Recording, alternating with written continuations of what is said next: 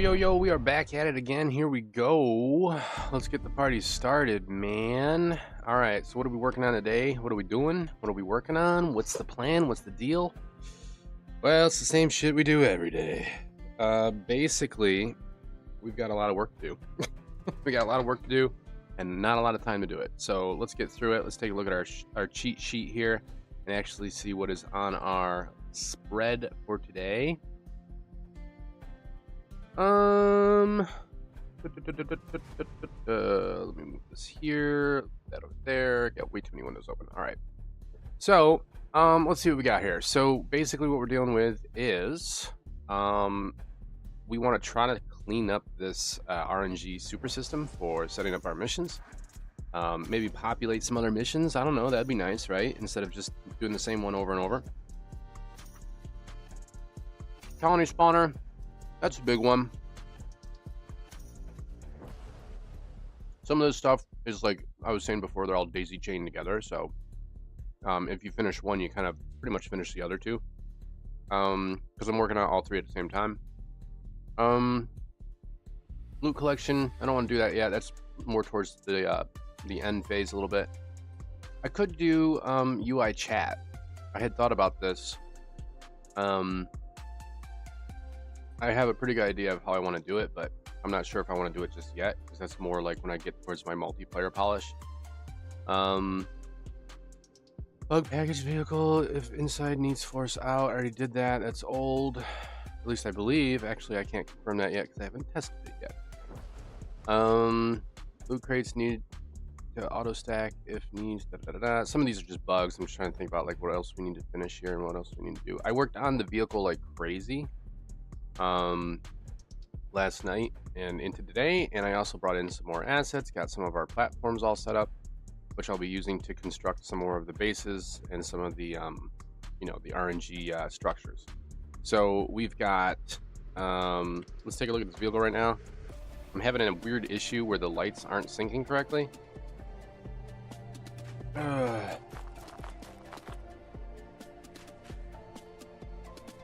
now they're working.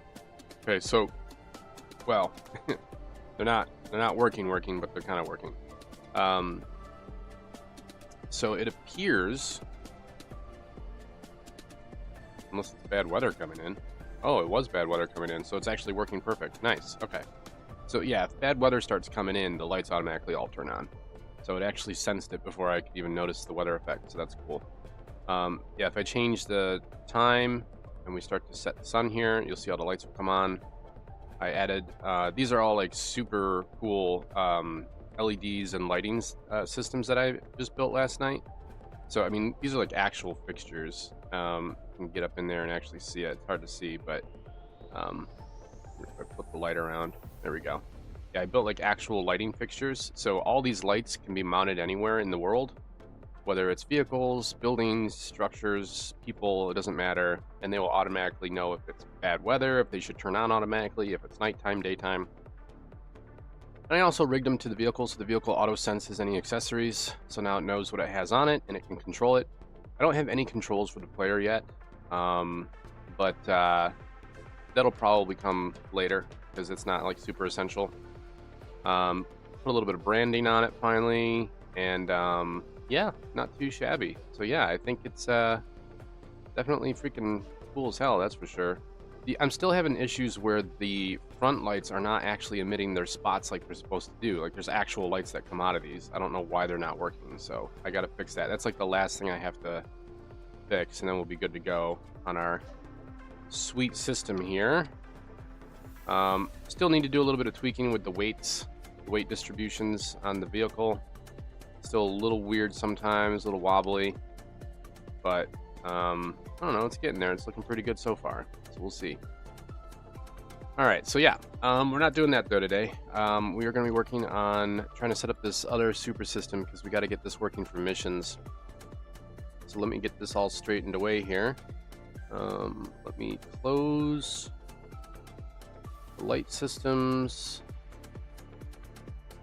There we go. I'm still like debating how much I should actually create on my own versus just have RNG populated. And if I learned anything from doing PCG setups for landscapes, I'm almost better off just doing it myself. Because sometimes the setup time is just too much. So,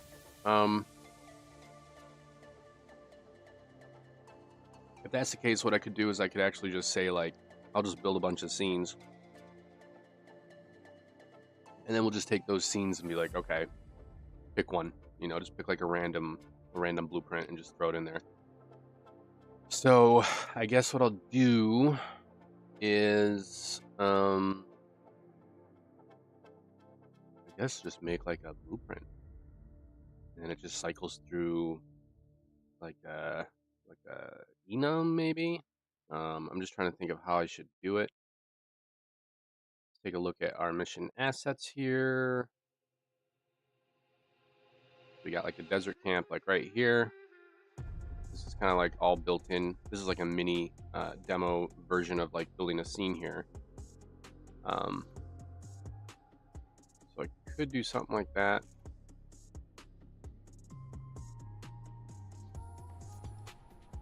Let's see here.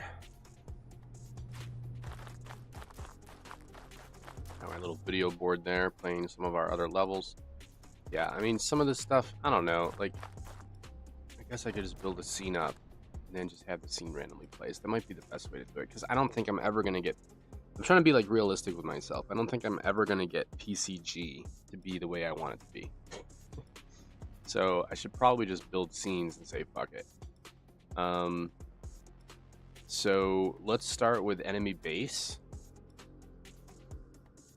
Let's take a look at this real quick. All right, so enemy base is straight up vanilla.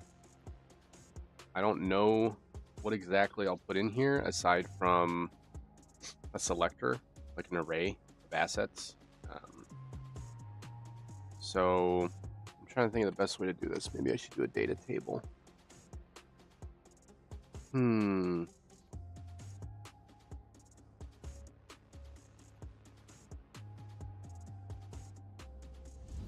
If I do a data table,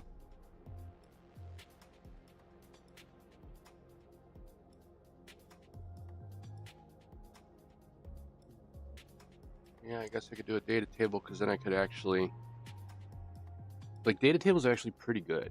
The problem with a data table, I don't know if it's actually going to be needed.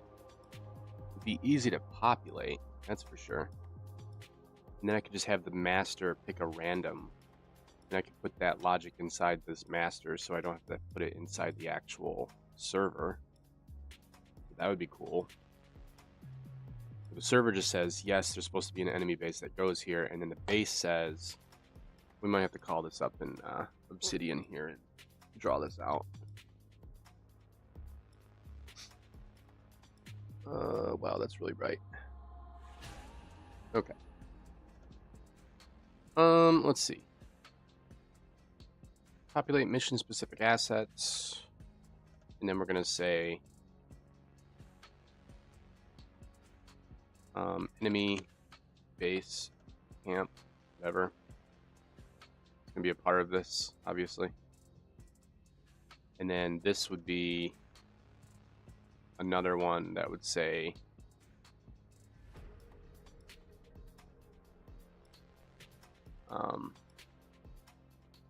set up individual parameters, features,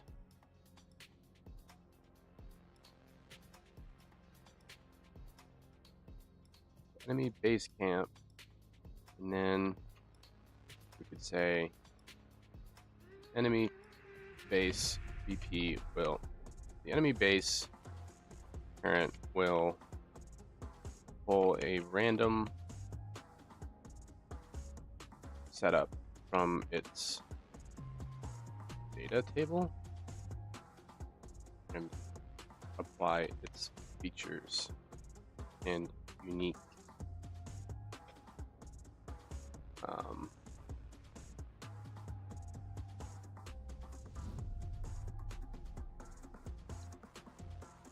Trying to see if this will work. So if it says populate mission specific assets, if one of those, see, this is also a part of non-mission assets, so I have to figure out how these are going to be mission versus non-mission.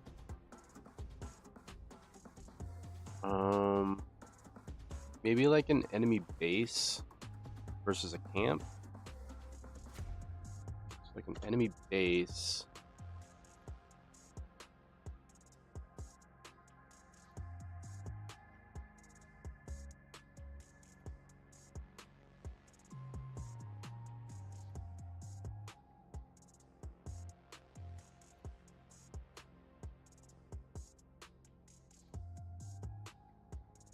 Alright, so this gets like that.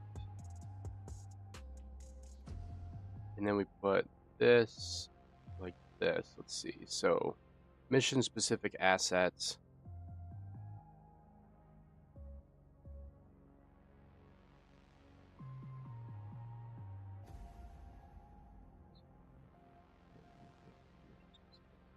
Trying to think of like the best way to do this. If we have the non-mission assets, these could be camps.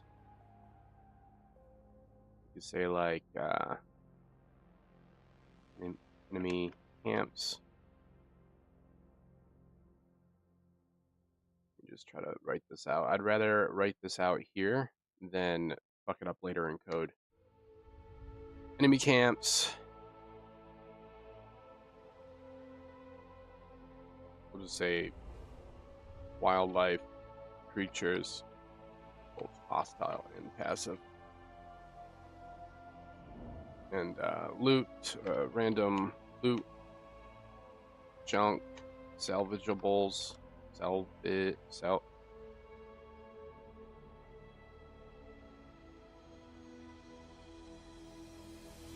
spelling.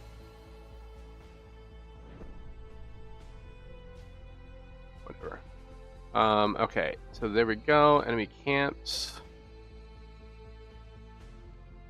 So that's gonna be like enemy camps and shit, but like I kind of want all of these. I want like enemy camps to also be a part of enemy base structures.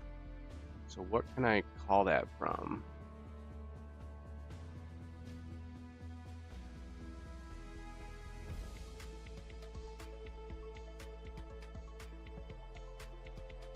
Make a data table for, let's say,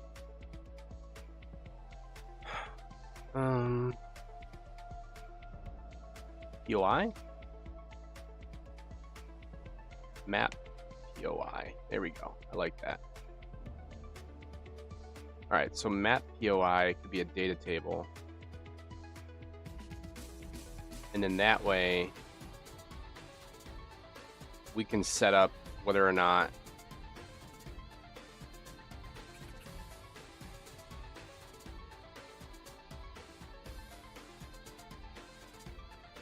it's native or if it's a mission version. Okay, so this can get used basically right here. And then that'll go to here, which will give us an enemy base setup. And all that data will just come from the POI data table. And then we can do the same thing for this, because both of these will come from the same source. And then inside the data table, I can just basically say, yeah, this is supposed to be there. No, this shouldn't be there, blah, blah, blah. Like based on which type it is.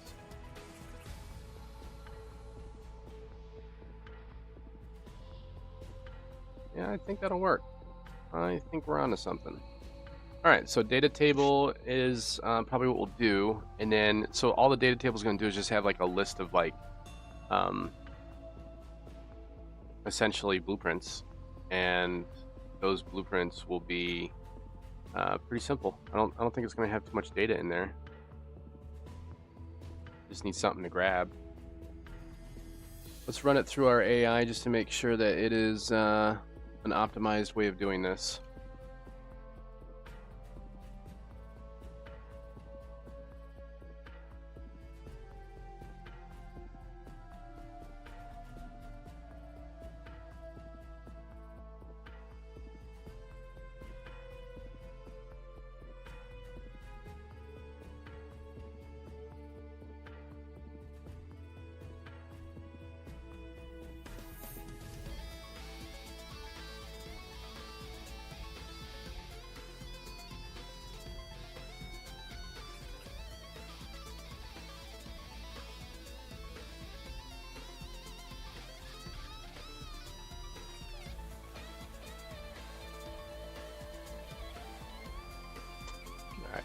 Let's see what Grockeroni says.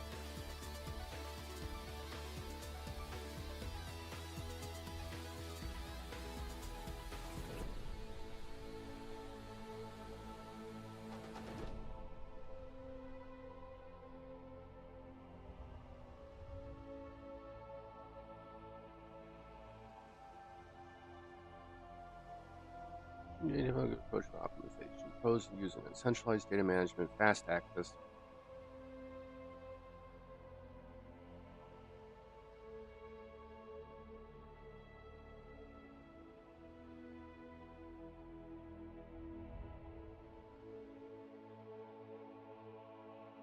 Yeah, this is what I'm worried about.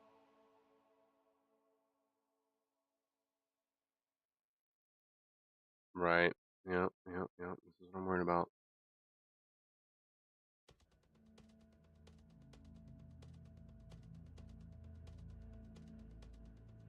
Oh, I could do soft class.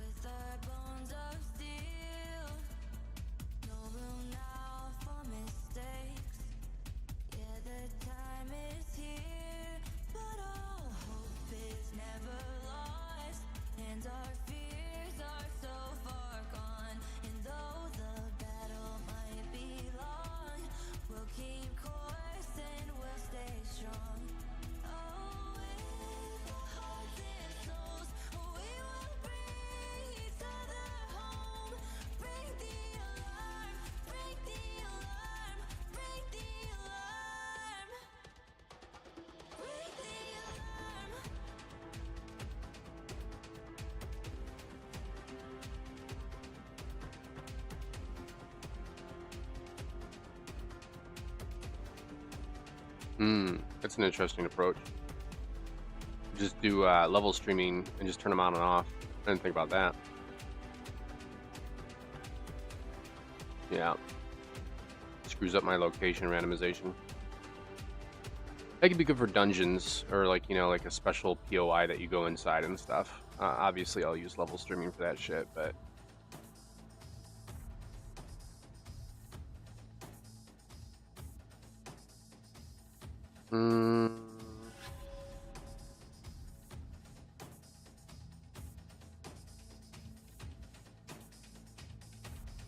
Okay, so it's pretty solid as long as I use soft references for the blueprint. Alright, let's go building.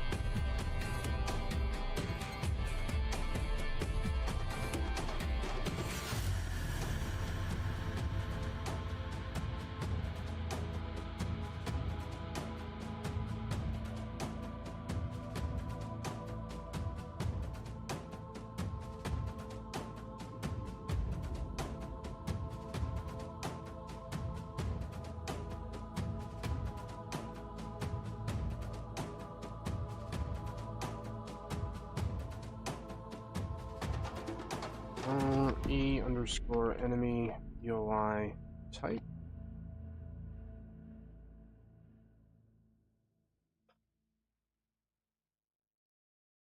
Okay.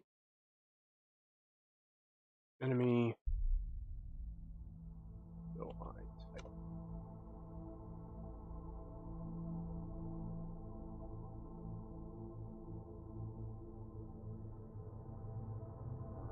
Okay, gotta add something.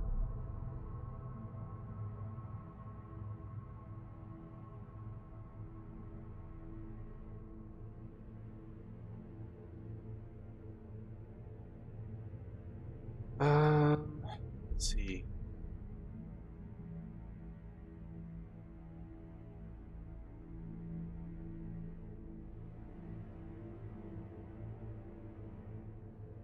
I gotta split this up first.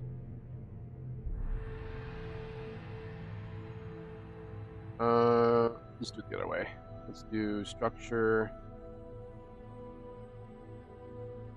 Boolean.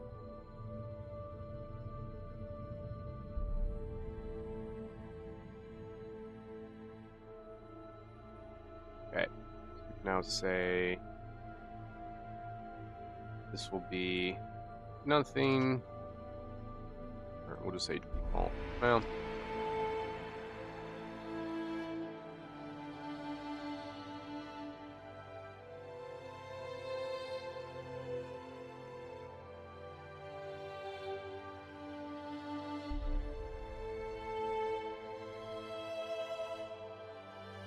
we'll just do it this way for now. We're just gonna say simple, medium, large, or small, medium, large. Really simple, just to kind of get a grasp on what we're doing here. Okay, first one is going to be called Junker's Junker Hut, I guess. Can't remember if names. Let me see here.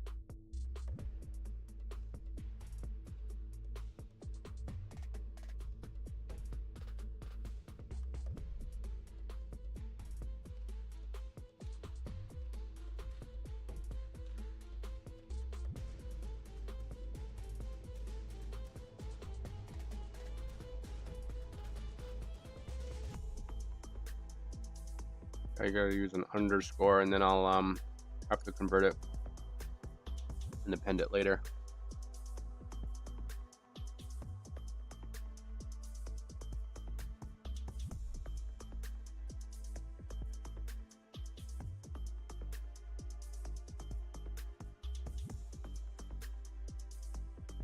Oh, you can use spaces. Sweet. Okay. All right. UI description.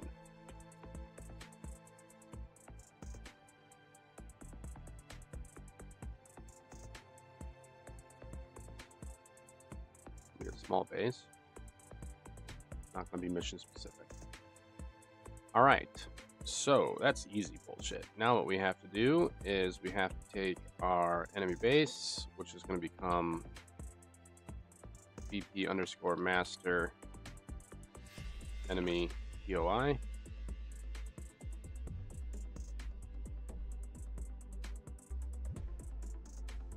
And we're going to make a child from that. And we're going to call this VP underscore Junker Hut. Start setting this up so it makes more sense.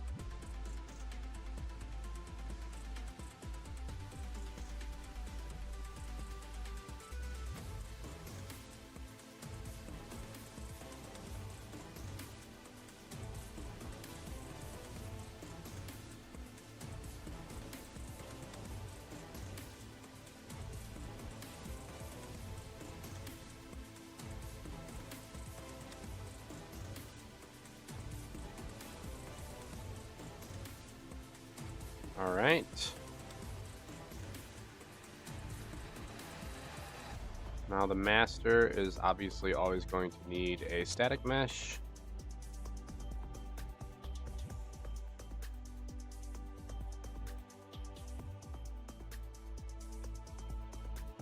It's going to be our root mesh.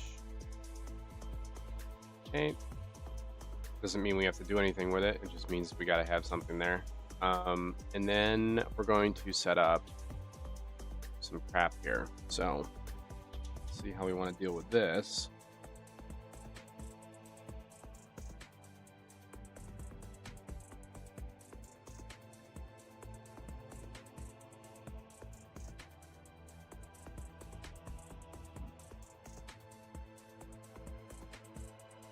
All right, so I'm gonna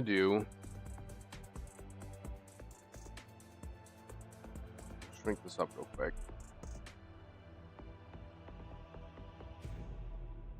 Gotta get in here. Okay, let's see. Let's do something really basic for now. Let's do mission assets. Walls. Now this is a junker hut, so it's nothing really fancy.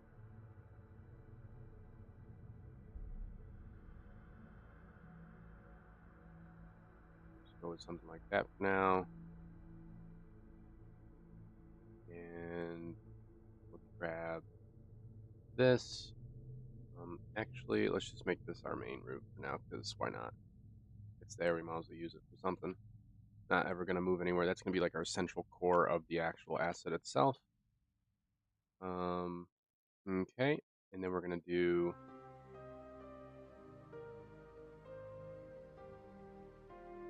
parts.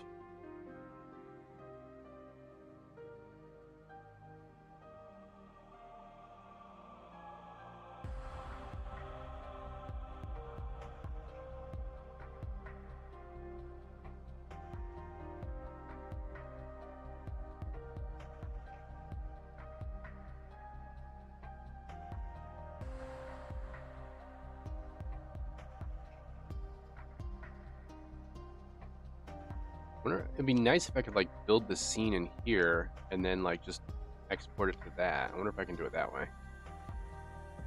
Probably can. Gotta fix this real quick.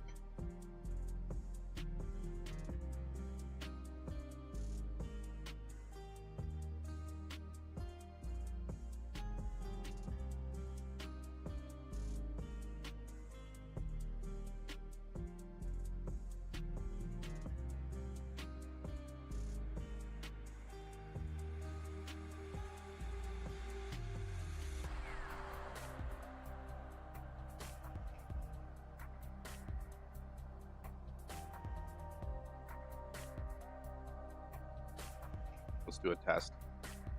Let's try doing it. So if I can build the scenes this way, I can actually move pretty fast. It's just a little hard when you're trying to like measure, you know, what's going on and shit. These are gonna get replaced. Devices, device 2. There we go. Okay, so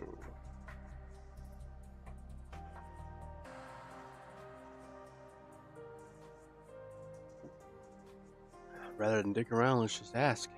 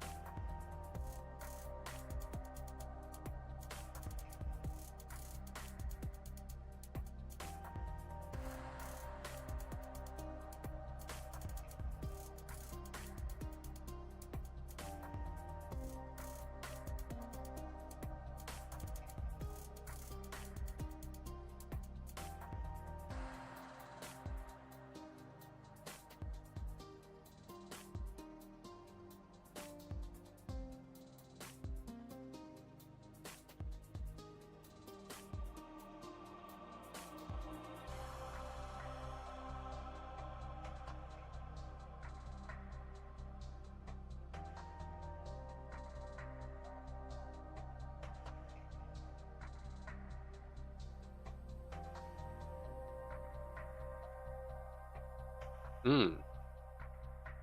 Oh yeah, that's for something else. Yeah.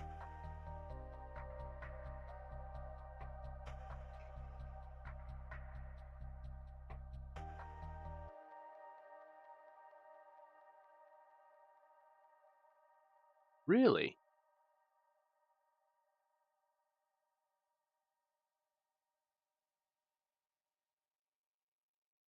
Wow. Okay. I didn't know you could do that.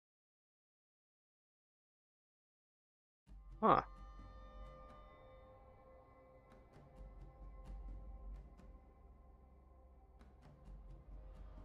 Okay, so there's a few different ways we could do this. We can build in the scene like this, or build in the actor itself, which is, to be honest, not terrible, but pretty slow for like small scenes. It's no big deal, but for large scenes, it's gonna be a total pain in the ass. Um, or what we can do is we can. I'm just gonna get rid of these for now. We can build our scene in the world, right? Like this. That needs to be fixed as well. And this would give us a lot more control.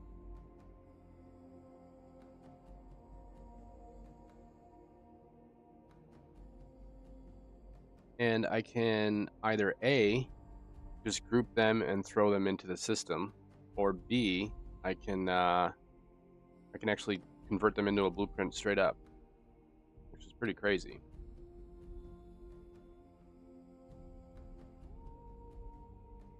I don't know what's going on with this pivot.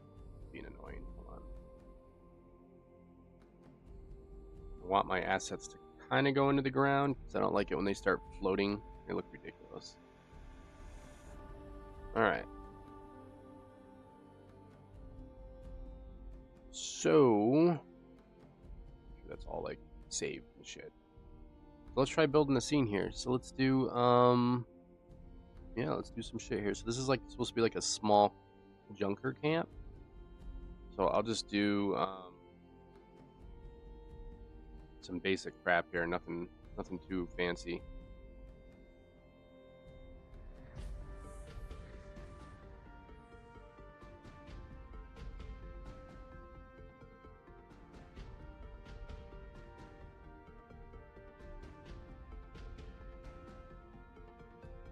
I'll probably make a PCG like spline system so I can generate like random shit in the area, like small stuff. But we can do that later. All right, so let's just do all the big ticket items. So we got this. Let's do like one little thing like right back here.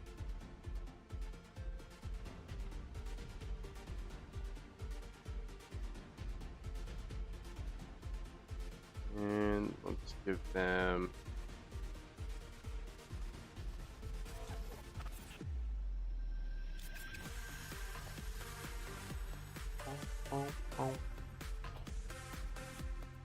change the size of this just to see if we can get away with doing that.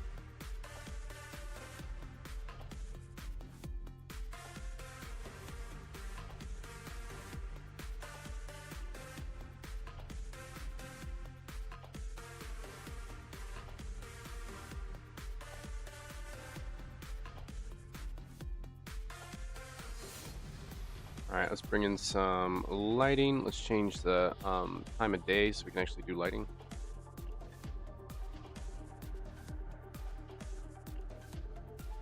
Bring the lights down, please. Bring the lights down. Let's do an LED here.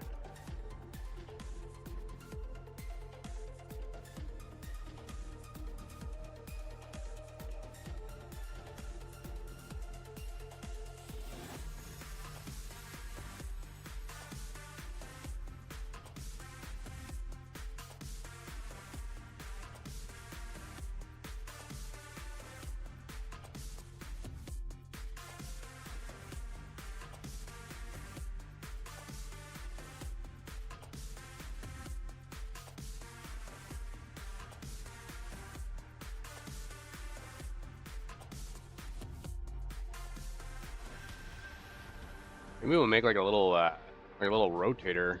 That'd be kind of cool, right? Like a little device that kind of like scans. That kind of be cool.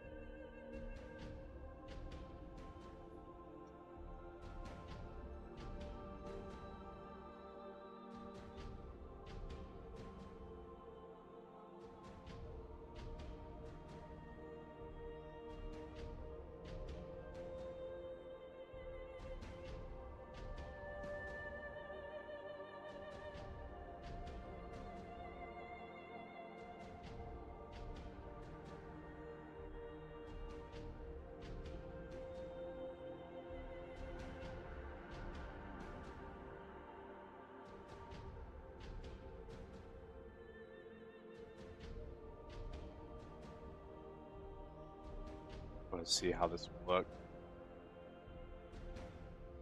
Something like that. Yeah, we could put a few of those up. Okay, let me think about this. So, rotator. So this will be an actor light mount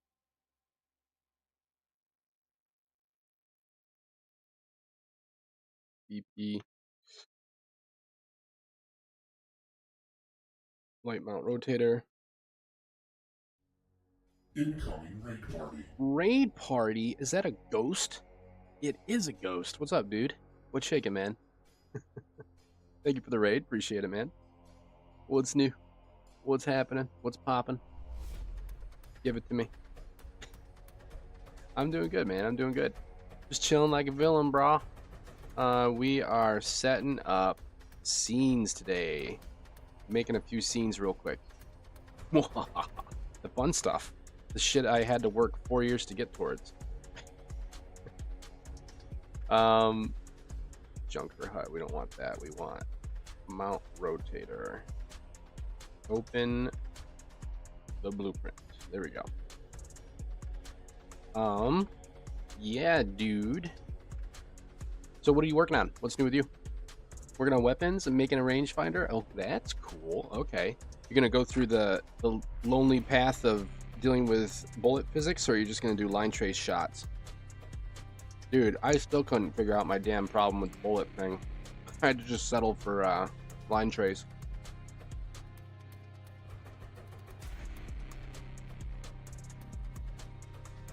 It's like I couldn't win with the damn bullets.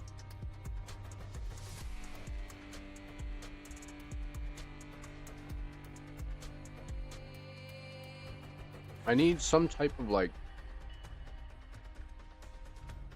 let's see, let's just grab like a part or something for now.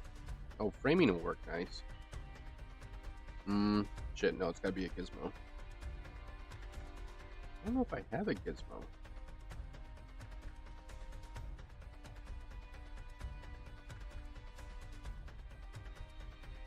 Oh, okay, gotcha. Yeah. That's the most common way to do it, man. That is the common way, sir.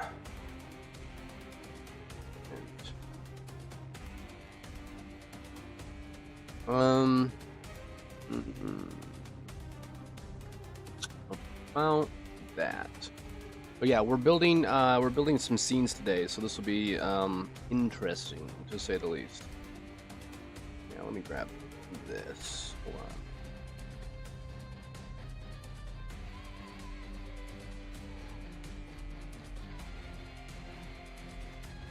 Yeah, multi-trace lines are probably like the best way to do it.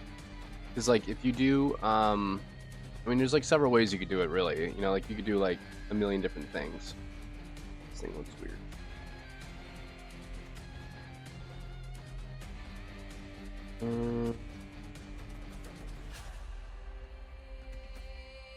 But as long as it works, right? It's very accurate. You're right. Exactly. As long as it works. Make it work first, then deal with it. Make it work first, brother. Okay.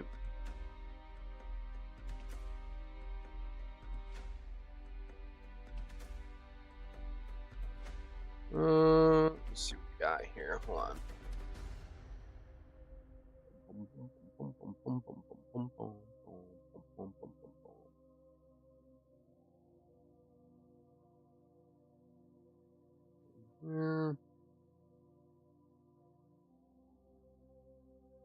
This. Okay. So I need to make something that's going to rotate. And it's basically just going to like turn around and like scan automatically. So that's kind of what we're working on right this minute, sir.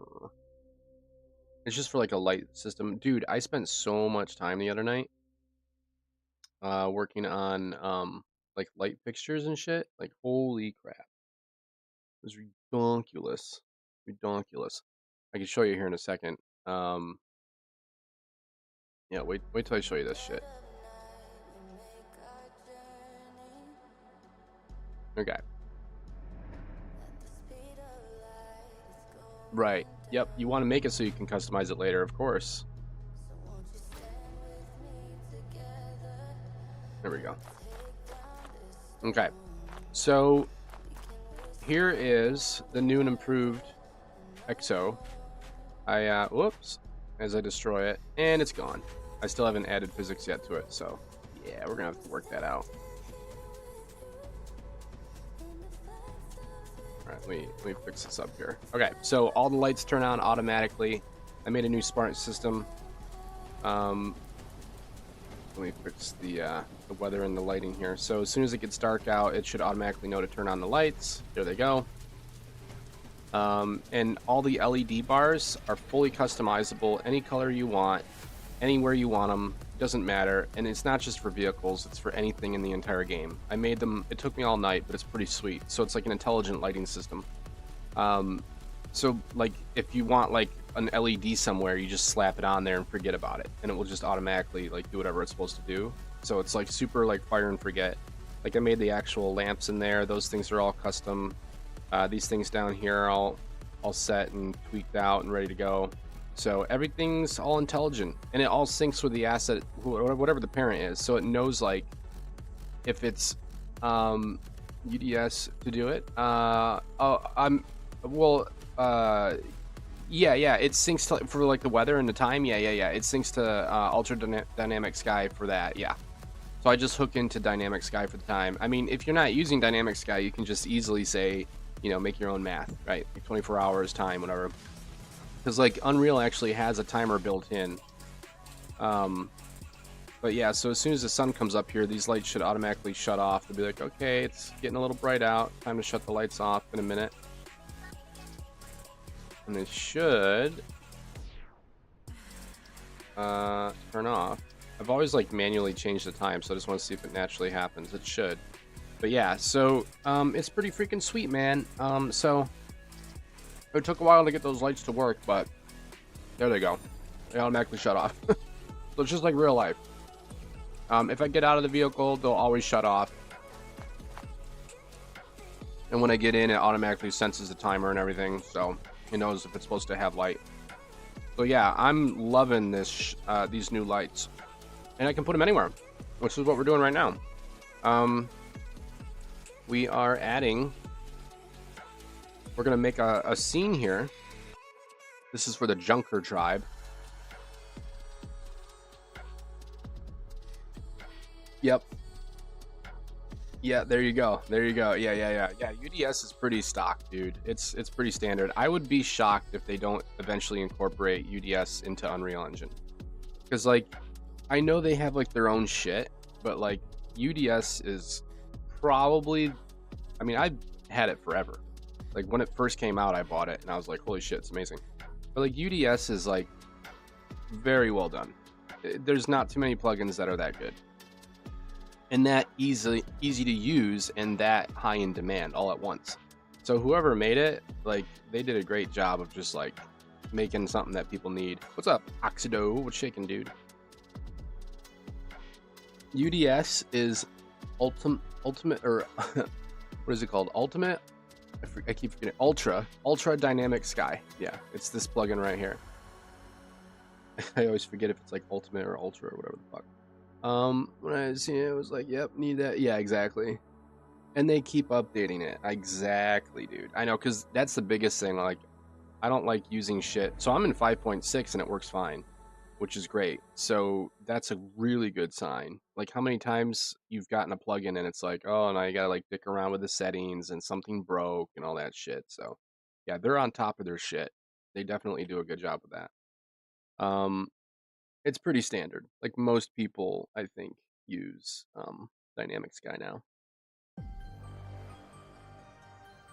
Okay, so here's what we're gonna do. We're gonna make a new lighting system right now, and this lighting system is going to essentially auto rotate for us, and it's gonna like scan basically. Like we're gonna make a few different modes, like full rotate mode. We're gonna make like scan mode, which will just go -45, +45, and you know we'll add it to our system here because why not?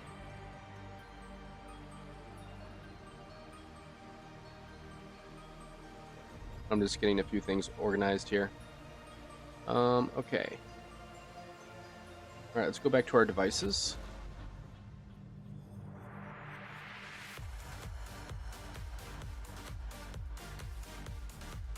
Open, open, open.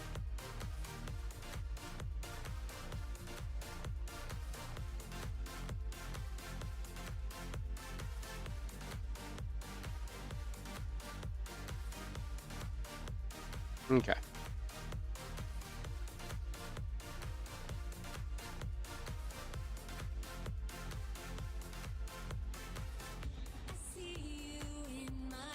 Just gotta change a few things here before we can get started.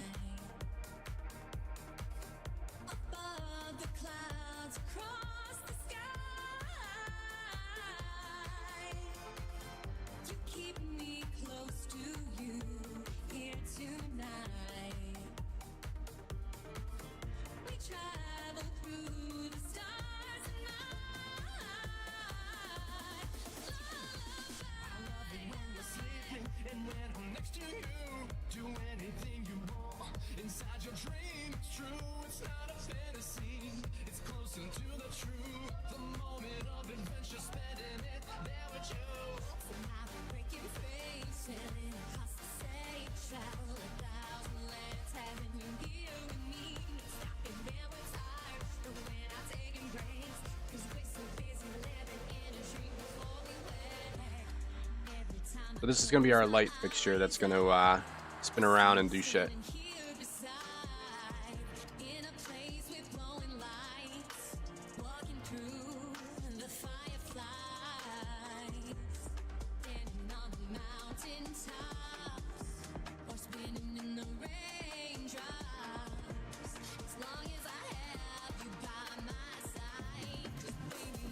Okay. All right, let's make our device.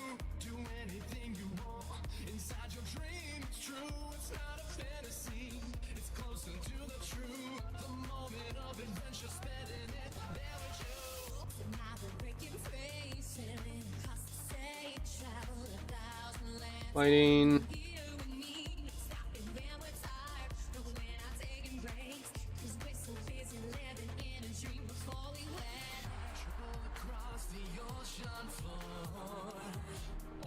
Now we can just take those smart lights and just plug them in. So that's going to be a big help.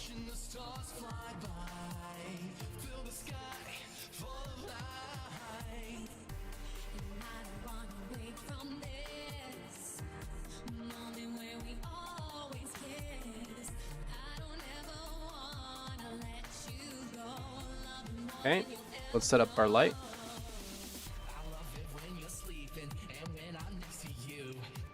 Facility.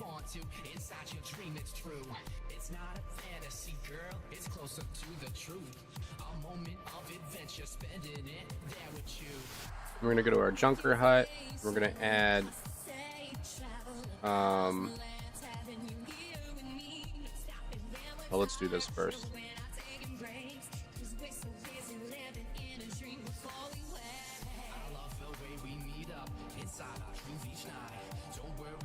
Okay. This is going to automatic.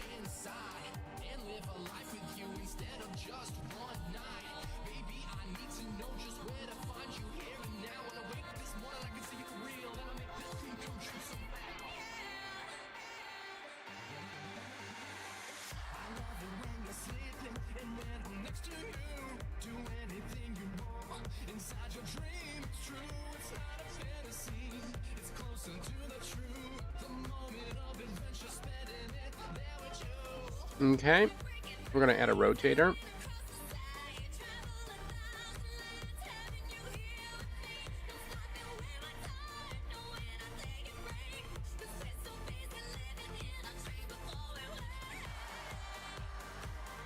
Over here, on begin play. We're gonna make sure that we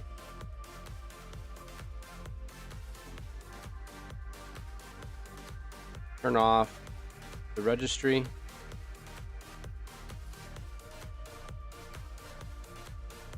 And then we need to update it here.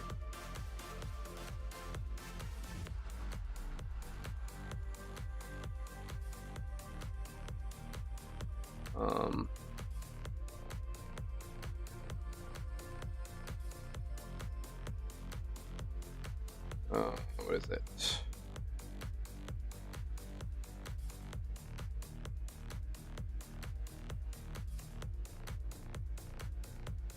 Remember what the fuck that damn node is.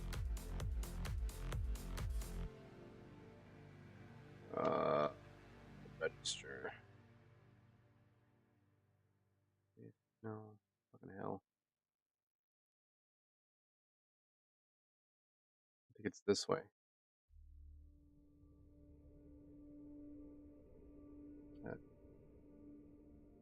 God damn it. Can't remember everything. Register. Fuck is that fucking node?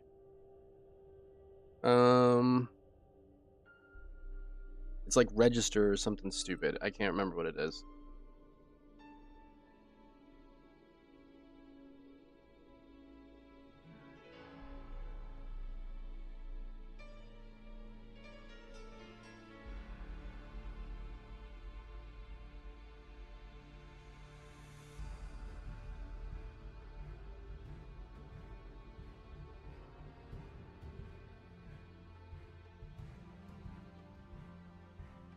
I can't remember. Let me look it up real quick.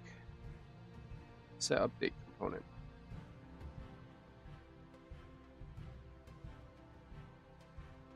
God forbid it actually has anything to do with rotation.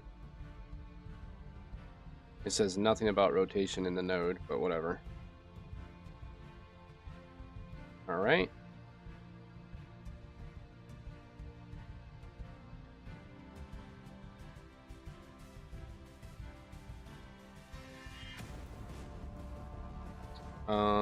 So that's at the end.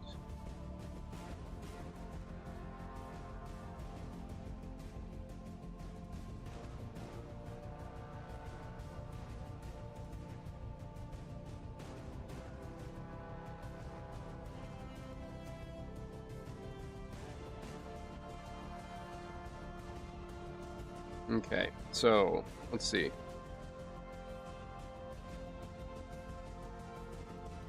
If I use the rotator component, I might get screwed here.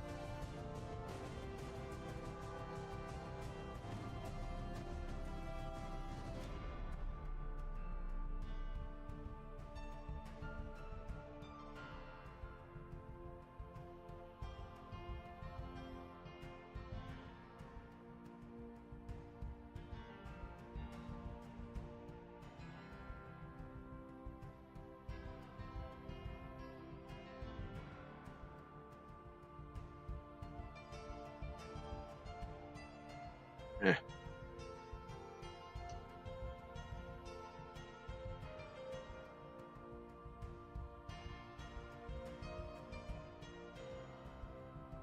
Greater or less than those two variables.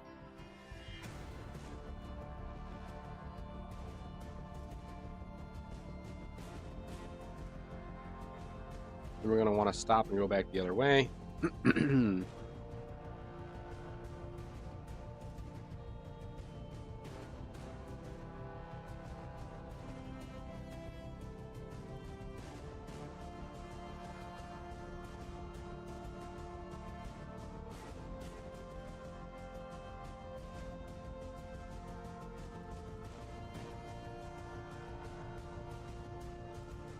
Which way's which? Let's see.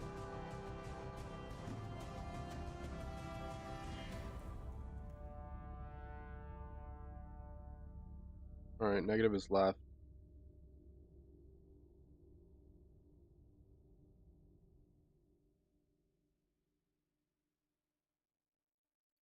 So if we are less than or equal to this, we're going to set this to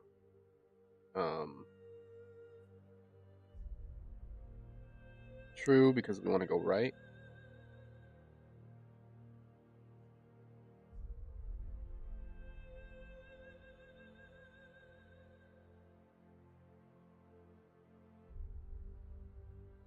Let's do it manually for now. Less than will be true. Turn right. Right will be set it that way. And then let's see. We need to do so set rotation rate. Be set to 0.5.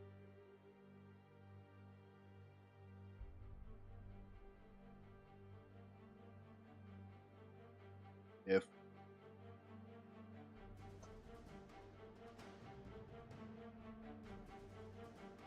this set to true, this will be 0.5. If not, this will be negative 0.5. Okay.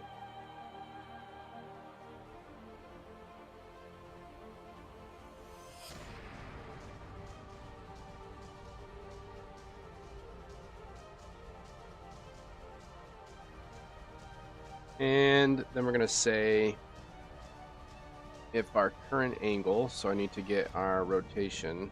Let's see, so let me think about that for a minute.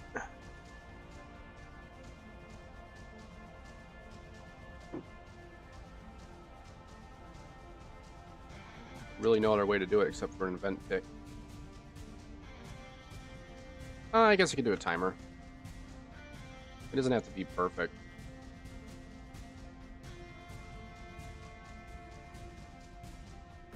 Save a little bit of memory, you know.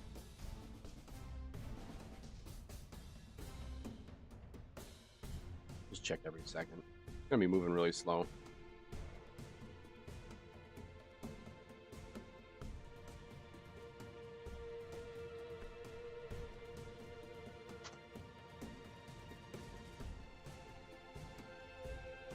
Okay. So what we're gonna do is we're gonna say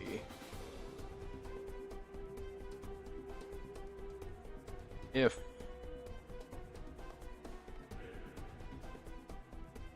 we are greater than 45, that means we've turned too far to the right, which means we need to start turning to the left. We set it there. If not, we have to do a separate check and ask ourselves the question, are we less than negative 45? If we are, turn back and start going the other way.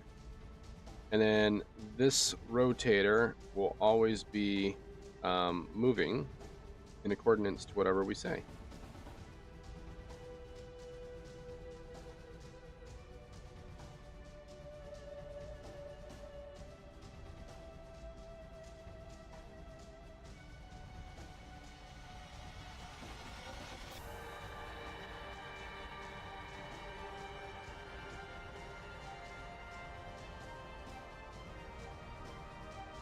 Okay.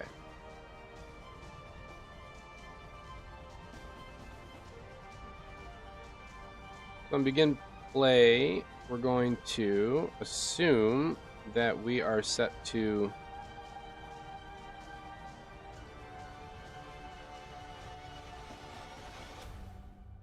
scan equals true. Let's see, hold on. Scan equals T 360 equals false. I'm trying to like make it really simple for my, I don't want to add another freaking enum because unless we have more scan options, there's really no point.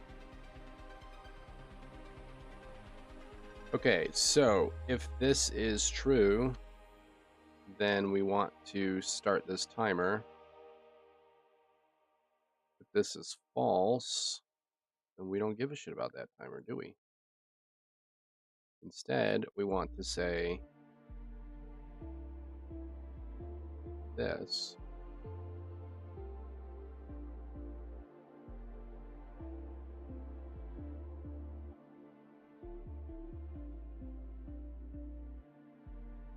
Update our component to match our rotating movement. All right.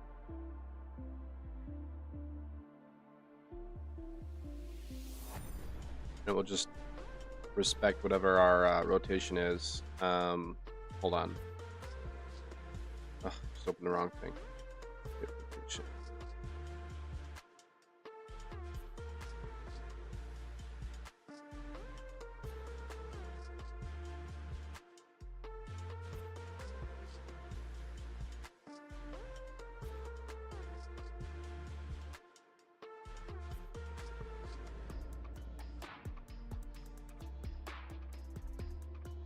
Rotation rate. Okay. And wrong one. This is going to be rotation rate. I'm not going to mess with that. That's going to just be manual. All right. So on begin play, this thing should know whether or not we're in scan mode. If we are in scan mode, it's going to go left to right by 45-degree angles, back and forth forever. If it's not, it's going to go in a full 360 over and over. Okay, so that should work. Let's take a look at how broken it probably is. Also, yeah, that should work. Okay, let's see, where are we? Junker Hut. Mount rotation, there it is. All right, let's just set this right now so we can set it up. Also,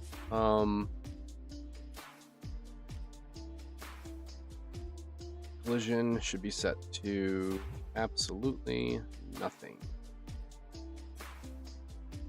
This is aesthetic stuff. It doesn't need to have collision. We can add collision later if we want, but right now I'm not going to deal with it. Okay.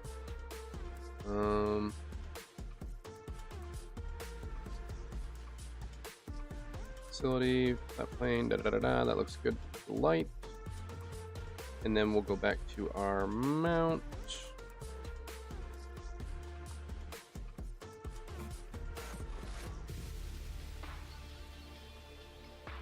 Scan equals true. Okay, let's turn on scan. Let's see what the hell happens here. Who knows?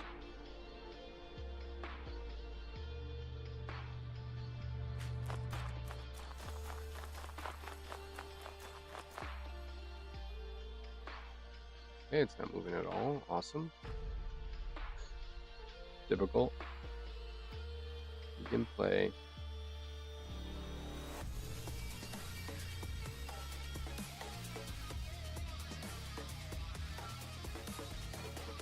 Oh, hold on.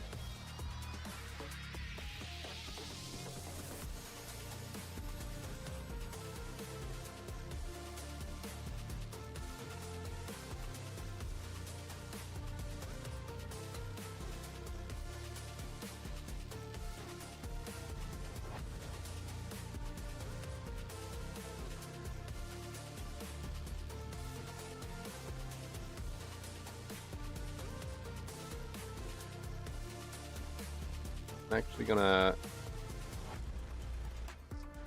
not do that.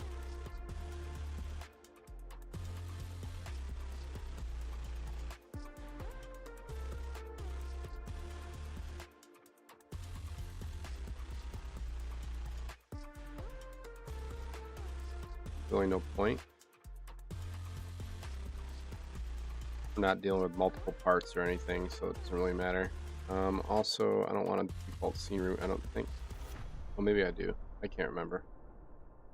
I don't know. Okay, I just saw something moving around.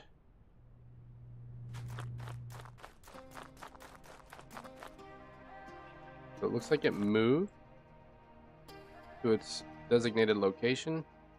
It went way too fast. And it didn't come back. So this needs to be equal to or greater than, I guess.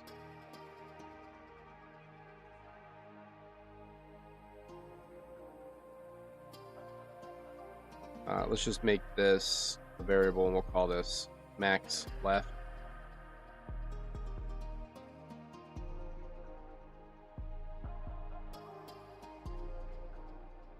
And we'll make another one called max right.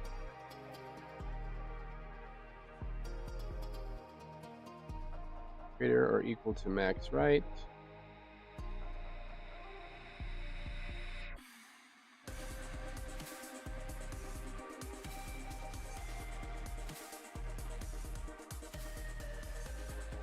Okay, max right will be 45. Max left is negative 45. Okay, so equal or greater to, that's awesome. Let's slow it way the fuck down because it's like super fast here.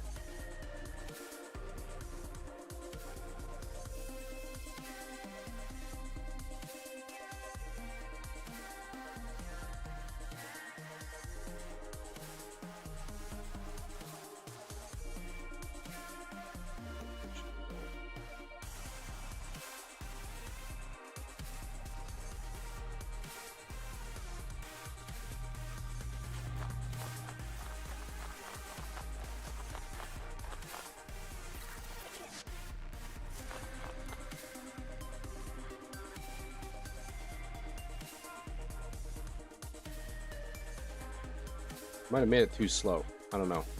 5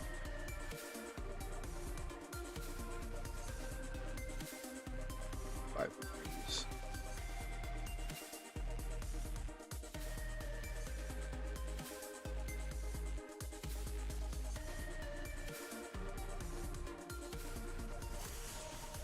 Okay, let's do -5 and 5. Let's see if I can get proper rotation.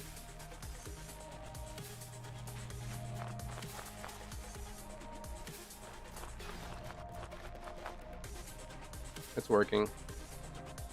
You can see it scanning right now.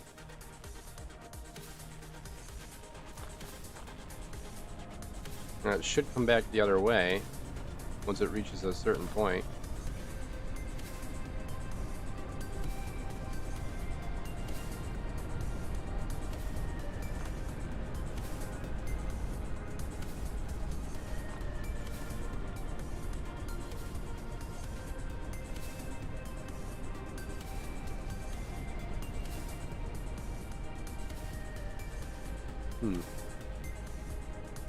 Still doing 360s.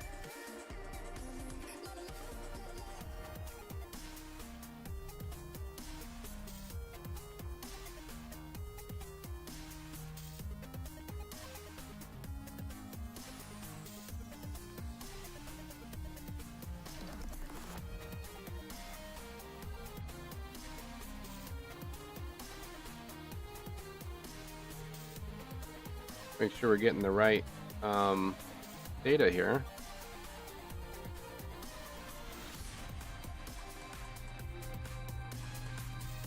I think we're pulling from the wrong source. Yeah, I need world rotation. I just realized that. Get world rotation.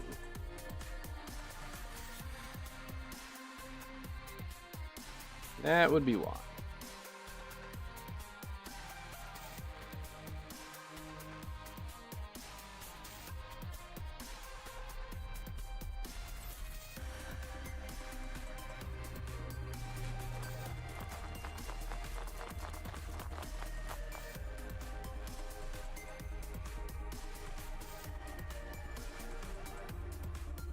I just saw it go back, so that's good.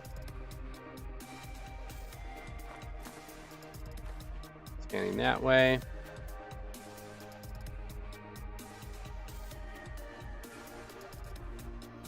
Perfect.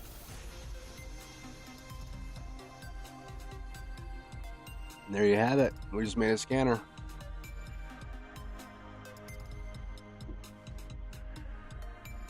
It's just a basic system, but now I can add those everywhere. We can change the mesh to whatever we want.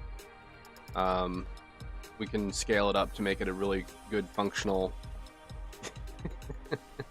Exactly. Scanning. Let's see here. None found. Yeah, exactly. So this is actually gonna be on construct. We're gonna say set static mesh. We want to make sure that we update the static mesh to whatever we want.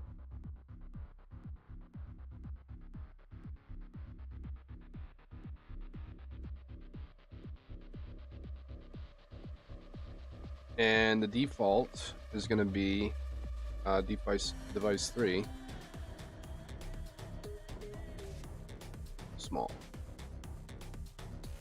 Okay, and then what we also want to do is probably, I mean, this is good for like small stuff. It gets really tricky when you're trying to like add more modularity to stuff, but for now, it should be pretty sweet. Now there is one little problem I foresee here. If I change this to 40 degrees, will it think that the world rotation is like, it's, you know what I'm saying? Like, is it only allowed to go to negative 45 or plus 45? So I think what we're going to have to do is we're going to have to say, if we kind of need to get relative rotation, to be honest. But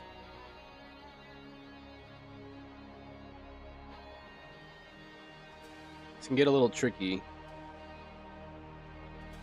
So we'll say if the relative rotation is always going to be like true, so like 0,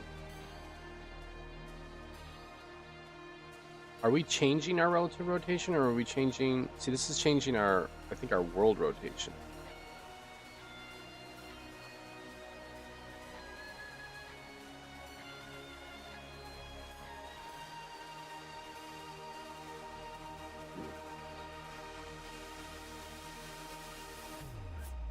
We do.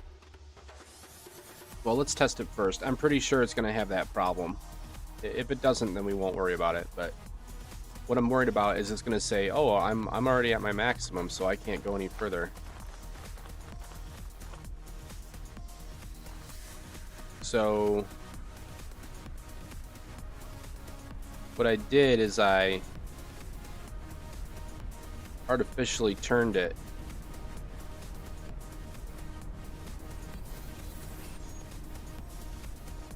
so that it's already at its maximum by almost 5 degrees.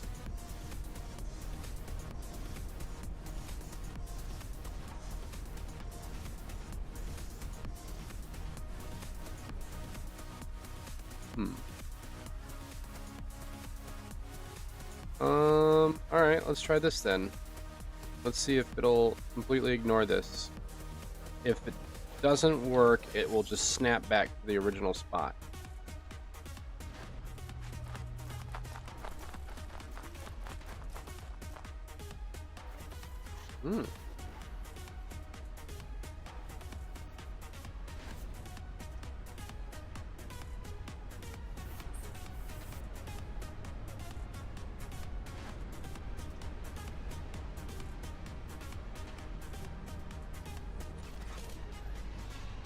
See, it tried to like naturally find that spot again. So what we're gonna have to do is we're gonna have to say the max right angle needs to be added to whatever the current rotation is. So we have to say max yaw plus max right, and then we got to say max yaw minus max left is our new total to look for. So basically, if I set this up, it's going to take our current world rotation and then add to or subtract from and make those the new maximums, which will be 45s. Okay, let's try it now. We don't want to see it, like, go all the way around like that.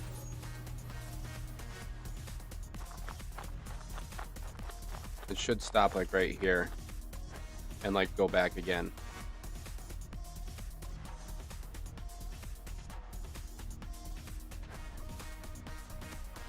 Uh-oh. A little farther, Clancy. Oh, boy.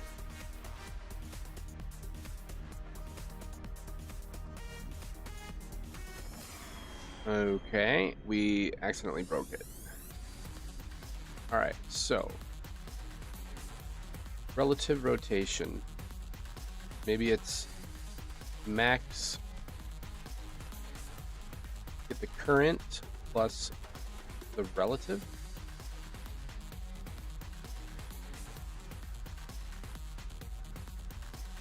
Is greater. Oh, I think I see what I did there. Hold on. I think I put these into the wrong area.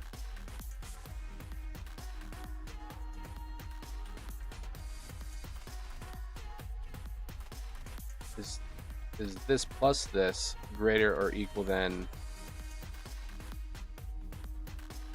the world's rotation?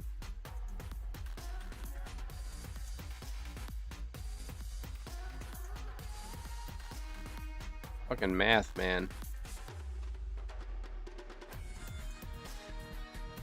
I think we might need to do something with like a snapshot, but I'm not entirely sure. So we're just gonna. It's part of the fun, right?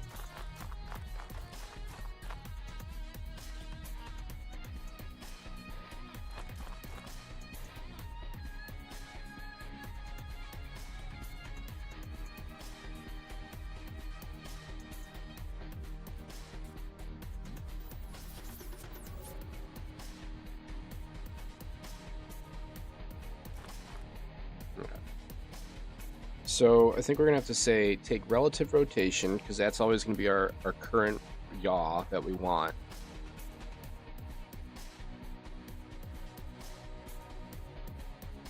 So if we take the maximum of this, this is our current world rotation. So if our current world rotation is like -90, then we probably want to say take this minus this. AI time. I'm over it.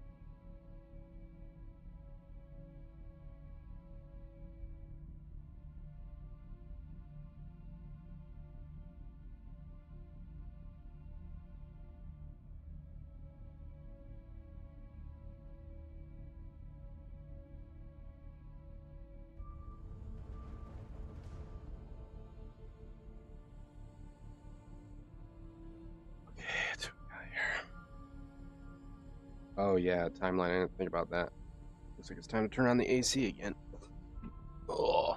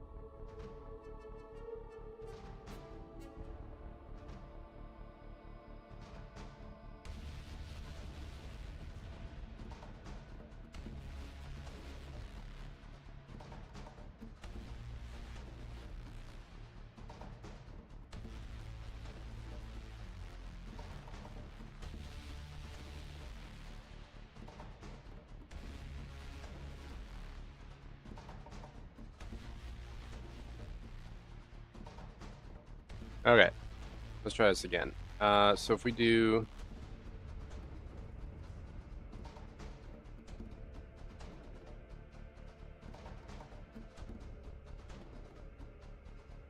this, I think it's because we're not moving the relative rotation. I don't know.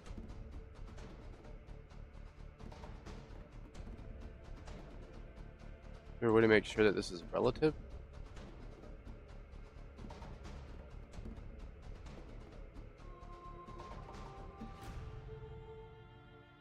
Rotate in local space. Whether rotation is applied in local or world space. Yeah, so it's set in local. Okay, that's what I want.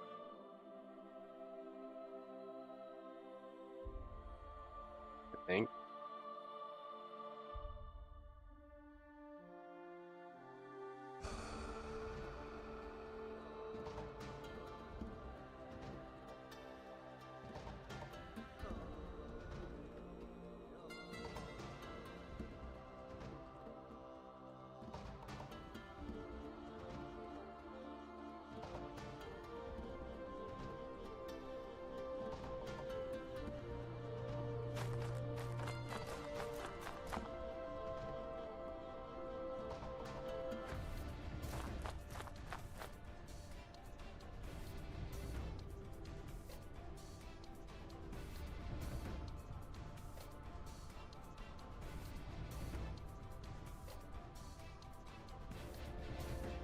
All right. So we need to get a snapshot, I guess, on begin play. I don't know how else to do it without a snapshot. So, fuck it.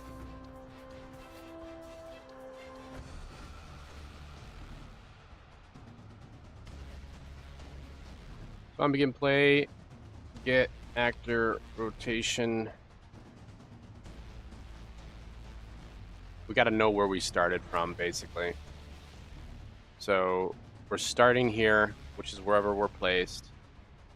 And then we're going to say when we start moving, we're going to take that local snapshot and say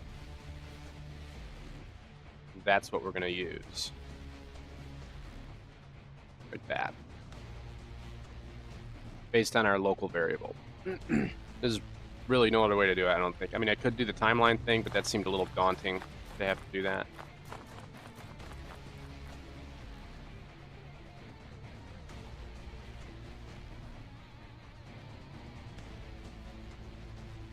Alright, should come back now.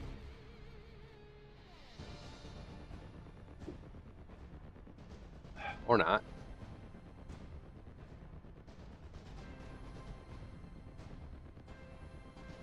Is it going to default back to the world one? The fuck? Bro. He's not set? 45, negative 45.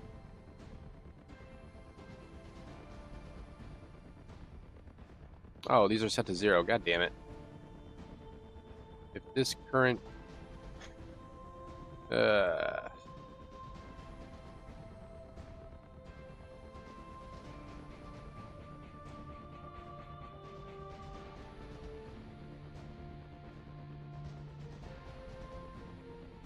I'm not the best with math.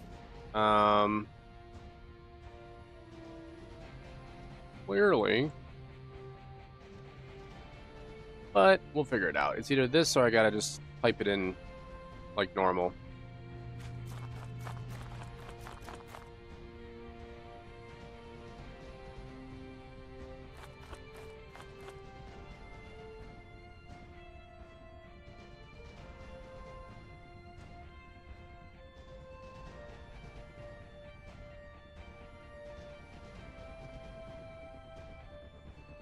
Yeah, shit me.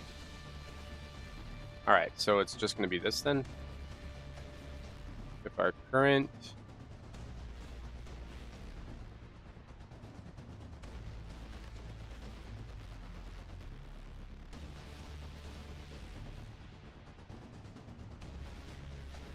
Our current rotation is greater than or less than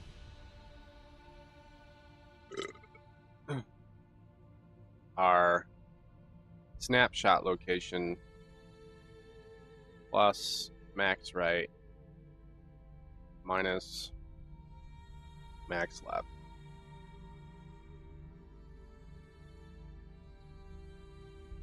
All right, let's try that. I don't think we were feeding it in correctly. I don't know. Sometimes I'm great at this stuff. Sometimes I stumble around like a maniac, but I don't really care. We'll get it working eventually. Oh. Uh-oh. I don't know what it's doing. It's acting like it found me. Let's see. Max left, negative 45. Max right, 45. Get the current yaw, or get our snapshot where we started, plus 45 degrees. Is our current rotation greater than this? True. And set the direction to turn left. And then the next one comes in, and it thinks it's no. Interesting. Okay. I see why the AI wanted to use a timeline. Let me turn off that false right there. See if that fixes it.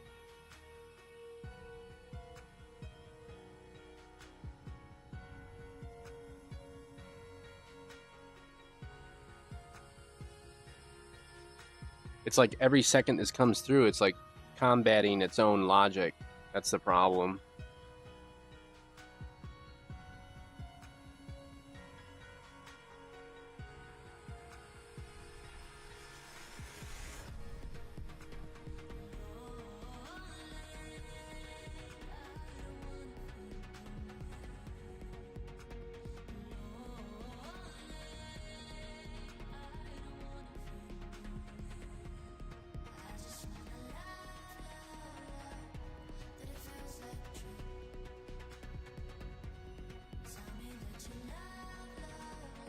The actor's rotation is greater or equal to the snapshot plus max right. Then we want to turn left, which is fine. So we start turning left. Then the next tick comes in and says, are we greater or equal to it? No. So then it like thinks we have to go back the other way.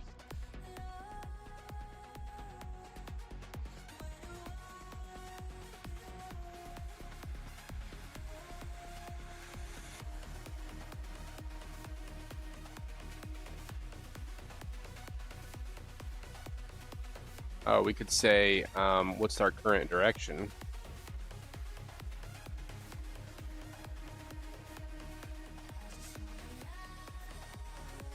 Could do it this way.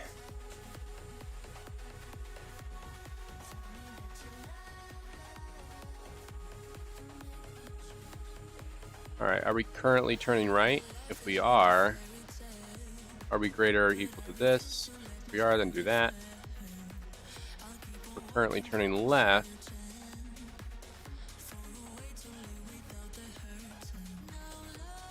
It's still going to do the same thing though.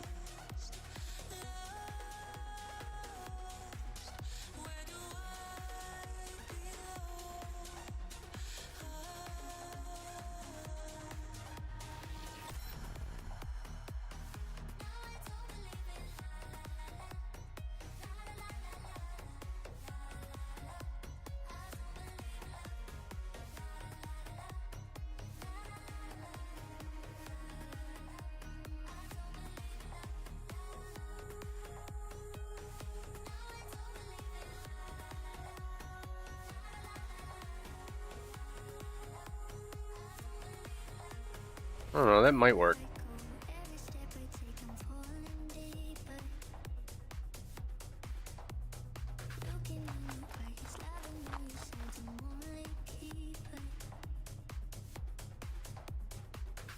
Nope, same problem. Fuck me, man. Fucking math, bro. Fucking math. I hate it. I hate it with a passion.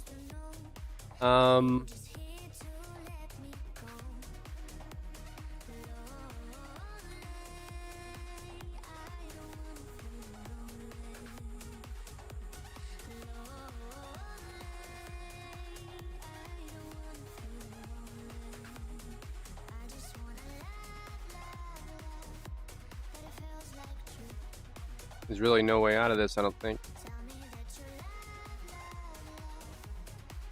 Because we're basically always going to have a problem of it's going to contradict itself unless we change like the amount of tick, like how long it takes in between each tick.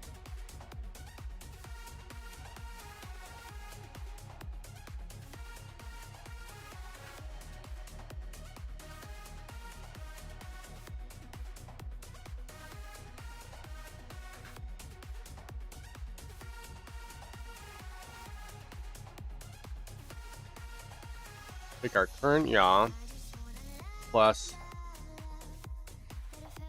our max right. That's our limit. Is our current yaw from our snapshot, is it greater than this? Well, of course it's going to say true, so it's going to turn this to left. And then the next time this comes through, it's going to say, are we going left? Yes, we are. Well, of course we're going to be less than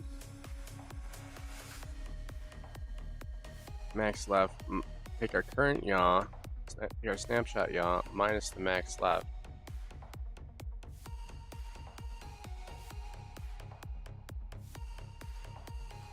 Our current yaw less than or equal to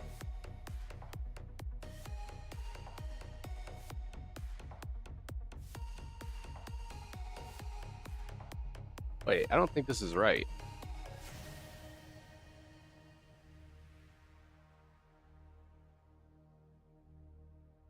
Well, clearly it's not right because it's not working. Oh.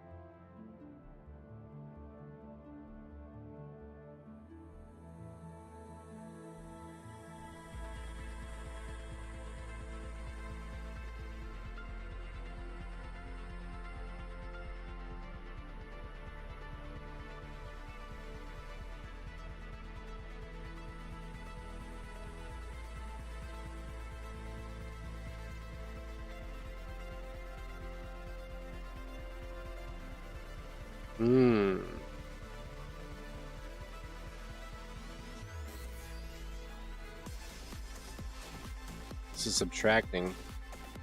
I have to add 2 negatives.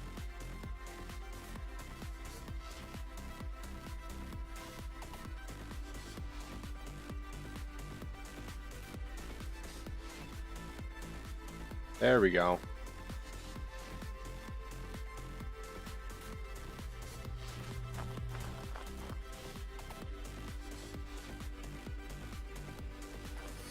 There we go. Okay. I was like, why does it keep resetting itself? All right, so now it's working. So now it takes the relative rotation into effect. So we can just put those lights wherever the fuck we want, and it should be like, oh, we hit our maximum. Yep. So it's always going to gauge within 45 degrees of wherever, however you place it, if it's in scan mode. All right, sweet. That took a little longer than expected, but it'll work for a million different assets, so that's good. All right, back to the fun stuff here. All right, so we're gonna add some lights. Let's do this.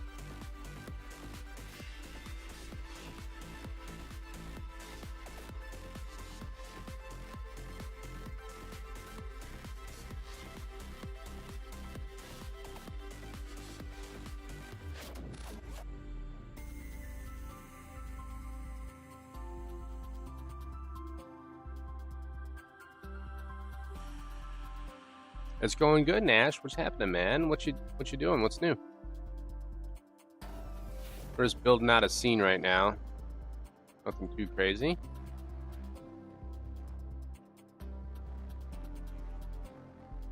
Okay. All right, so we got 2 lights up top. Pretty simple shit. Nothing crazy.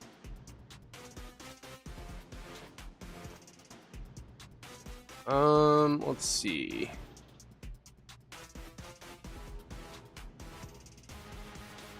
Set a mini light under here.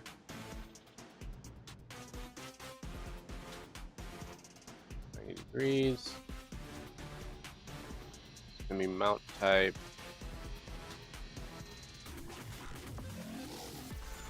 It's been a while since I did what type of game is going to be. I was watching for a bit.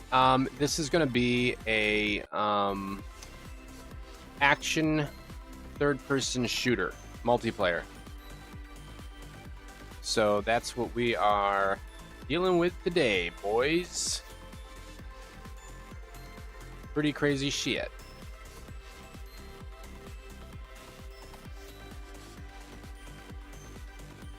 So yeah, it should be ready in about a week or so, hopefully, give or take. I'm kind of like scrambling as fast as I can. I mean, it's already out on Steam, but I'm redoing the whole game, so this new version will come out in about a week or two.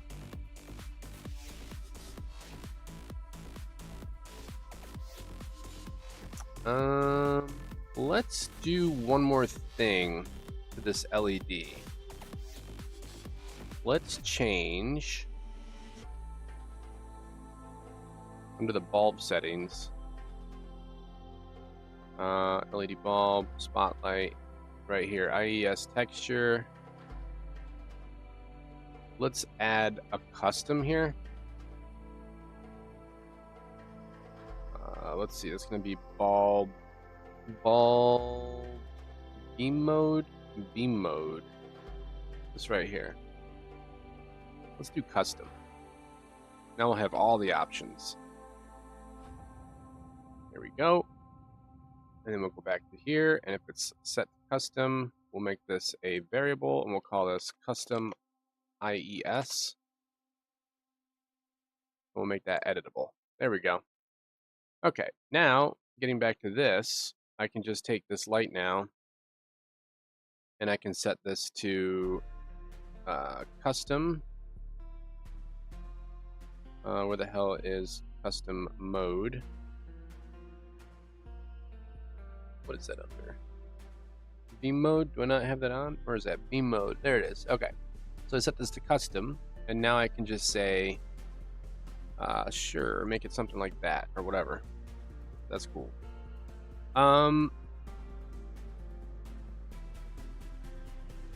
Yeah, the MMO idea was a little much.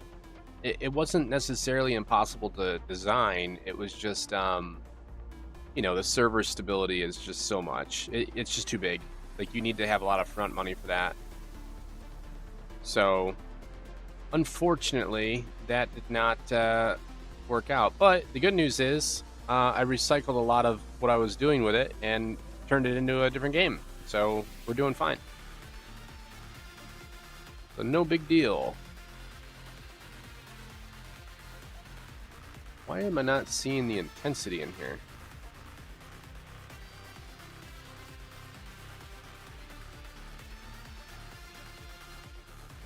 Because it's not editable, that's why. Alright, now it's editable.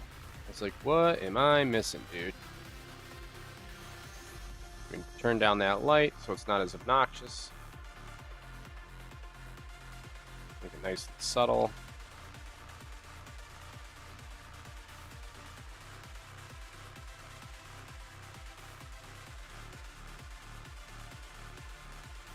Change that around a little bit as well.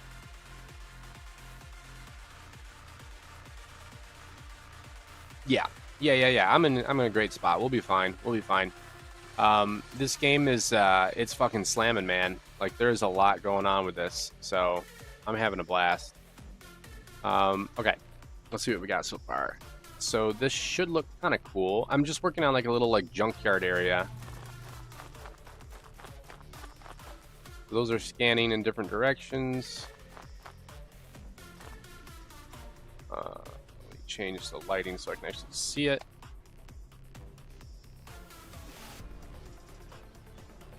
Yeah, cool. So those lights are kind of doing their thing, scanning. That's not too bad. Yeah, that's pretty cool. So it's supposed to kind of look like an old kind of like construction yard deal. I don't know why these are synced up all of a sudden. Is that natural?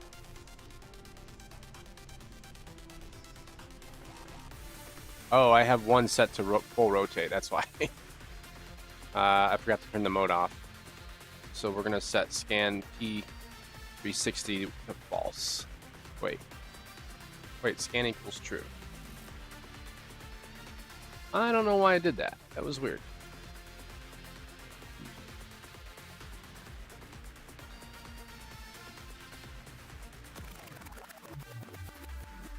Well, no. So the game that's out right now on Steam, this is old.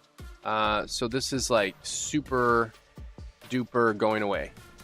Okay, so like this game right here, if you buy it, it's going to convert into this new game. Is what's going to happen. Because I can do whatever the fuck I want with it. So I was like, well, why make another game when I can just take the one that I was already working on? This is not the MMO one. So you're like way behind on catch up here. So like the MMO thing was a long time ago. And then I made an RTS tower defense game. That's what this is. Okay. So this RTS tower defense third person shooter weird hybrid thing, it's okay, like it's fun, but it didn't really turn out the way I wanted it to. So I'm now converting this into a new multiplayer. This is single player. So the new one that's coming out is going to be multiplayer, third person shooter, up to 4 players and stuff. So this is what all the hype is what's coming out soon, 2.0. This is like alpha 1.0 basically. So 2.0 is coming out in like a week or two, which will have all the latest and greatest shit. Vehicles and like actual clothes that you can wear finally. I mean, there's like an entire equipment locker that you can use now. None of this shit exists in the original game. So like 2.0 is effectively a brand new game, to say the least. Yeah, so you can like collect equipment, you can go out and go looting. You ever play Diablo? You know how like in Diablo, like you go into dungeons and you get like new gear and you like level up and stuff and blah blah blah. It's the same thing. Like I got like no loot, start like collecting stuff out on maps, start getting like rare loot, you bring this back to your main base, yeah, exactly. It's going to be very similar to like Diablo in a sci-fi term. So like you go to these different worlds, these different maps with your friends, and you got to do the mission, in order to get like the goods. But long story short, it's high intense action. Like you're going to be like fighting like on abandoned ships, on abandoned worlds, asteroid fields, like all sorts of crazy crap. So yeah, it's gonna be nuts. But right now I'm just trying to get this one scene built up. So there's nothing too major going on right this minute. But yeah, and you can like craft vehicles and you can bring them on your ship to like the maps and stuff. So like in Diablo, you would open a portal, right, or whatever. You would go with your buddies to like somewhere, or like Path of Exiles, whatever. You'd go to one of those maps, right? Well, in this game, you can not only just go to your maps, but you can also go with the gear that you have, and you can go with some extra stuff, which would be like big ticket items like vehicles or like special turrets and shit that'll help you while you're on the map. So think of it as like maybe bringing like a pet, if you will, in Diablo or something like that. I don't know. I'm just trying to make like a weird example, but yeah, so it's going to be pretty intense. It's going to be very similar to Helldivers, if you ever played that game. I haven't, but people tell me it's very similar. I watched it, and it is pretty similar. So it's going to be kind of like Helldivers, but more like quality, on the ground, explore, take your time. Like it's not going to be like too strict with the missions, so you can kind of like explore and like find other stuff. There's going to be like side missions you can find and shit like that. Like there's a whole level system. Like you can level up and shit.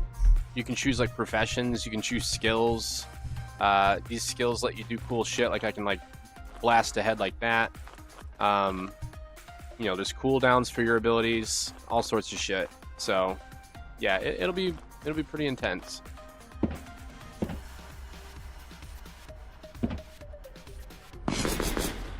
Okay, so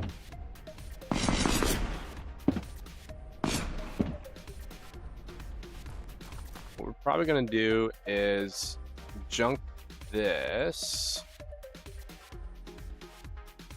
Just go with that one for now.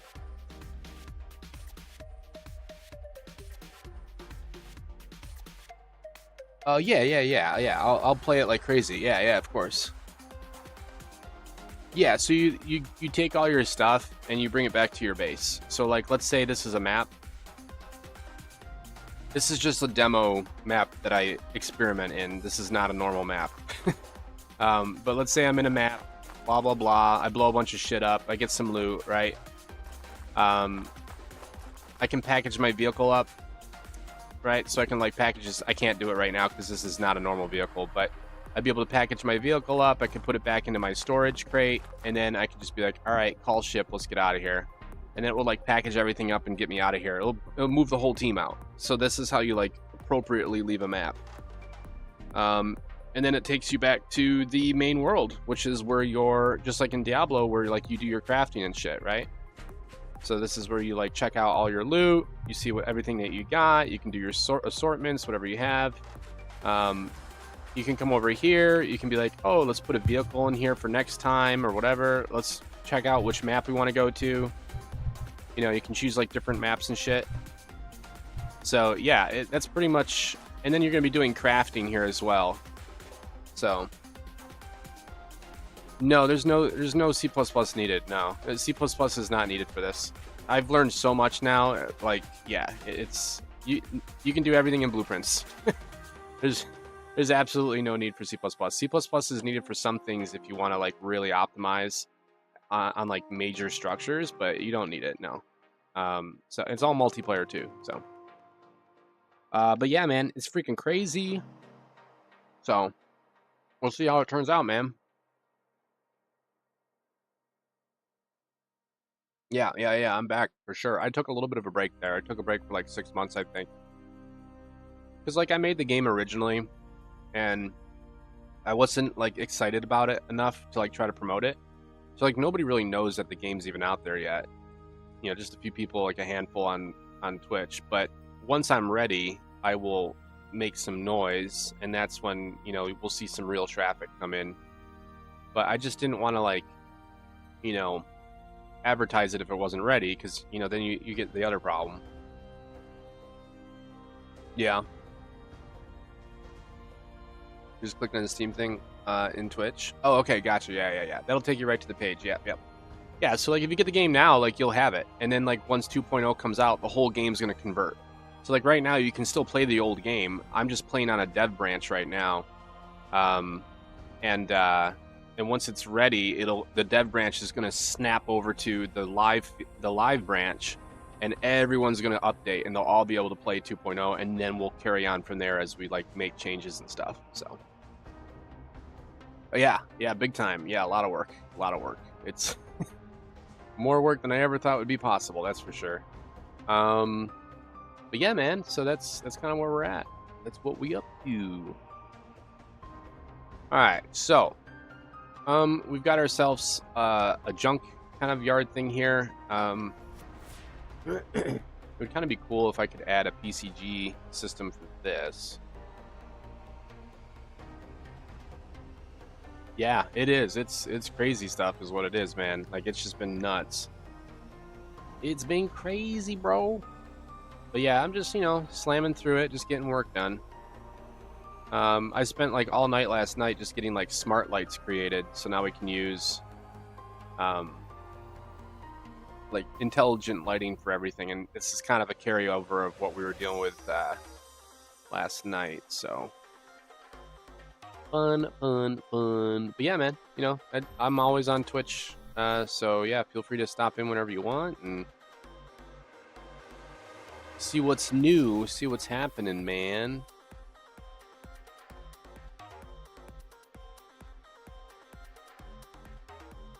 Gotta try to change these.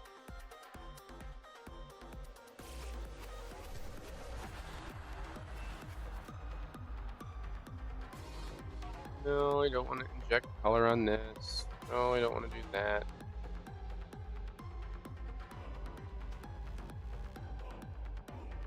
Leave that alone for now.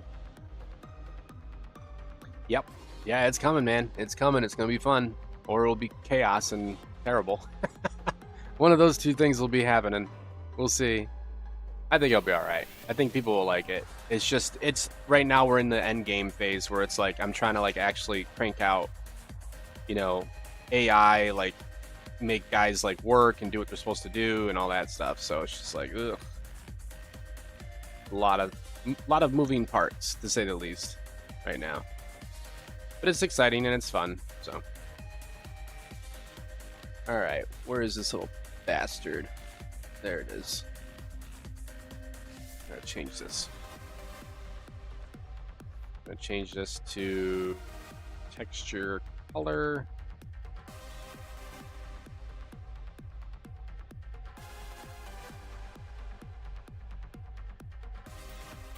Go. Default gray, much better. Much better.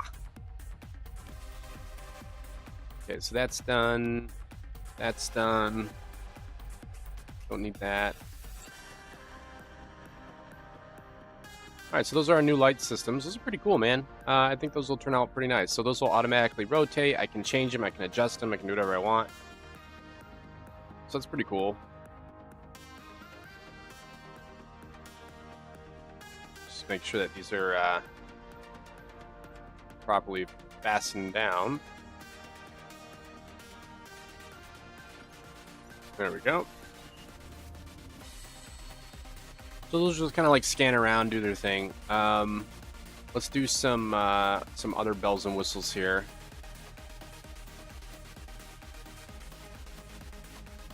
Move this back like that. Let's add a hut real quick. Someplace for them to live. And then we'll have to tell it to like spawn enemy units, which we haven't made yet, so that'll be fun. Let's see. No. I want platforms. Okay, we could put like some kind of like junk pile over here. Let's have this align a little bit, have it make sense.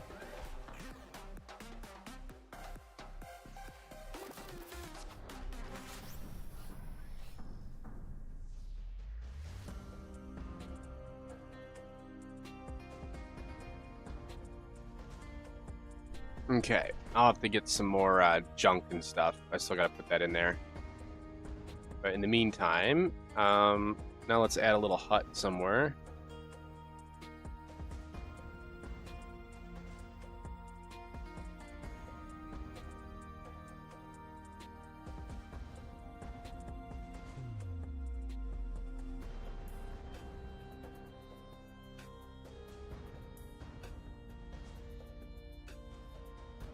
This is more like Diablo type of game. How will the now will the maps be pro-gen or are you handcrafting? Yeah, so the maps are a hybrid. The maps are basically going to be completely, so the actual landscape will be the same. Every time you play that map, the landscape will be the same. The things that are going to change will be things like the mission requirements, the amount of loot that you can randomly find, where the loot is placed, random native creatures, native assets, native loot, all the things that are like a part and essential to that type of biome, that type of area, that type of map, that'll all be RNG scrambled. So you may have a better run, you may have a weaker run. Yeah, it's gonna be total RNG. So you can run the same map numerous times to grind, yeah. It's just that the maps, each map will scale up in difficulty, and the higher difficulty you get, the better chances your loot will become better. So like, for example, if I'm playing on map 1, sure, it's going to be scaled to, there's a bunch of other stuff that scales into it in the math. So like it takes into account like what mastery you choose. So if like you're a healer, then it'll be like, okay, I should probably give you some missions that are more like better for a healer instead of like all these kill quests. So it knows what you are, what level you are, how many friends you're with, what their levels are, what their mastery types are. It scales the difficulty of coordinates to and balances it out automatically. And this is like all background stuff people won't even really notice too much. And then that actually can affect like what kind of creatures can spawn a little bit. Not entirely, but like a little bit, because it affects your difficulty. And then everything on top of that will scale in difficulty. So like, let's say there's 3 players in there, that's going to make all the monsters slightly harder. Whereas if there's only 1 player in there, it'll make everything scaled to like 1 player. So things kind of scale adaptively, you know, whatever, based on how many people there are. But that's still kind of like, that's a big sludge pile that we're moving around working on right now. So there's a lot of like things that are still being flushed out. So it's a lot. Yeah, you can play solo. Yeah. No, it doesn't matter. You can do whatever you want. Yeah, you can totally play solo the whole time. I'm just starting right now with like, I think there's going to be like in 2.0 there's only going to be like, I think however many maps you saw, like 6 or 7 or something. And those maps are going to be known as like the starter maps, the basic ones. And that's just to like make sure we get all the multiplayer working correctly. There's probably going to be bugs everywhere. There might even be some wipes. I don't know. Like, we're still in alpha, you know? So it's just something for players to kind of get their feet wet. And then I'm going to be aggressively adding more stuff as we go, especially if the sales are good, because people will be interested. So we'll see how it goes. But I would say like, so like probably like a week or 2 before that drops, so you guys will be in sync with like the latest version, which is like a new game. And then I would say probably about a month from that before we actually see like a lot of different systems, a lot of different like diverse maps and stuff like that. So, you know, because it's just one guy working on this. It's kind of a pain in the ass, but we'll get there. We'll get there. Okay. So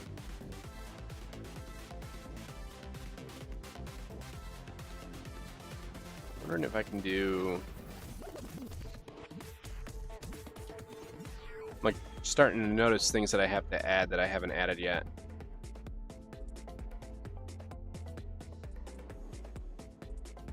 All right, let's add a tiny spot up here.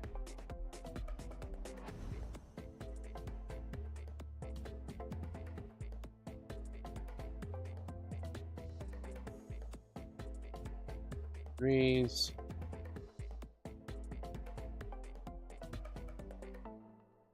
kind of hang this off on the side here. But yeah, right now I'm just handcrafting a lot of stuff. I'm gonna set up a bunch of different like potential mission target sites, and then I'll be incorporating PCG elements into it as we go. Square.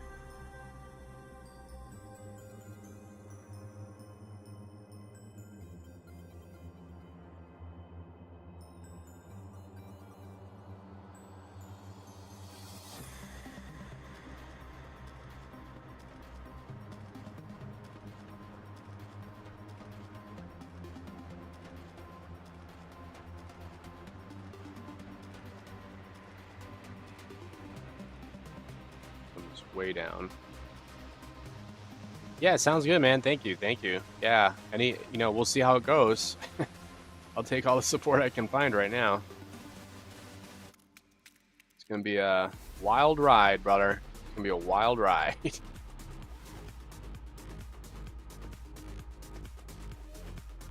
let's try to put this in here. But it's fun, so as long as you're having fun, then it's not work.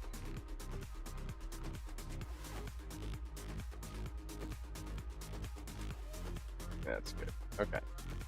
Got a light there, got a light there. Let's back you up a little bit.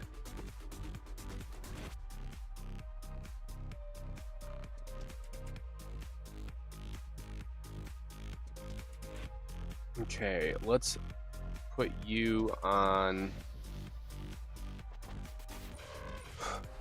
Let's see. Did I bring in any pillars yet? I don't know if I brought those in. Probably not.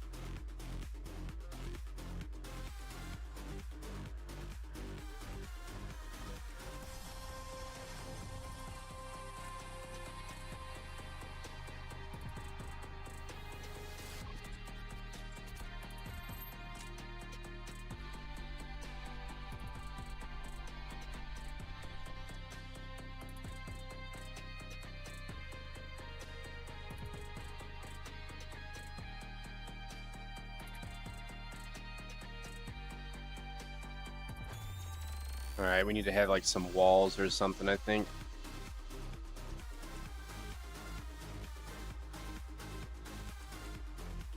Don't really have a lot of walls yet.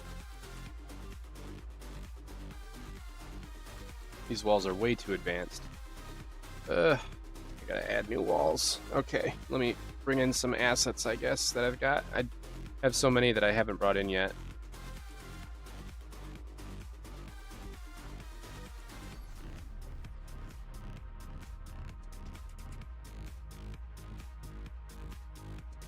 Blocks. Walls. Okay, let's do some like generic wall. About 19. That one's got to come in. This is a good one.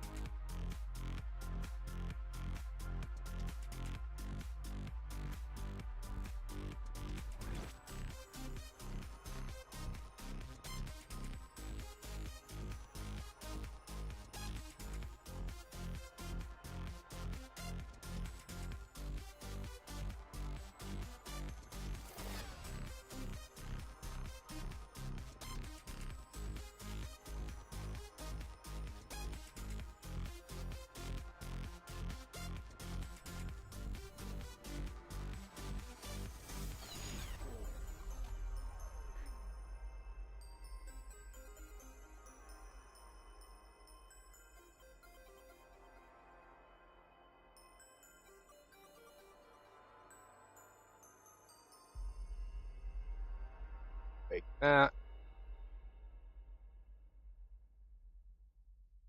It's like a generic wall.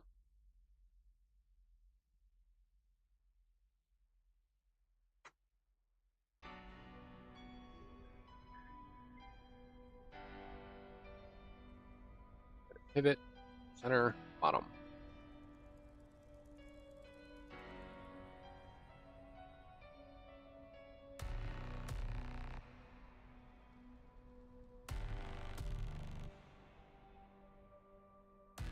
It's a constant like tug of war right now because I like code stuff, add stuff, code stuff, add stuff. It's just constant right now.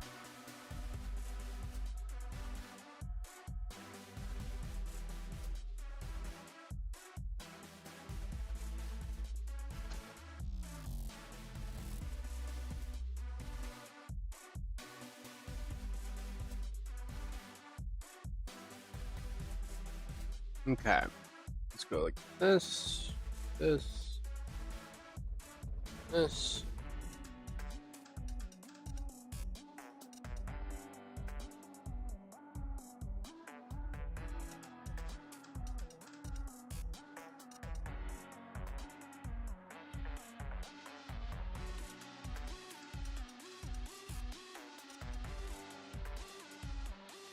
I never thought of using. I could use like walls as a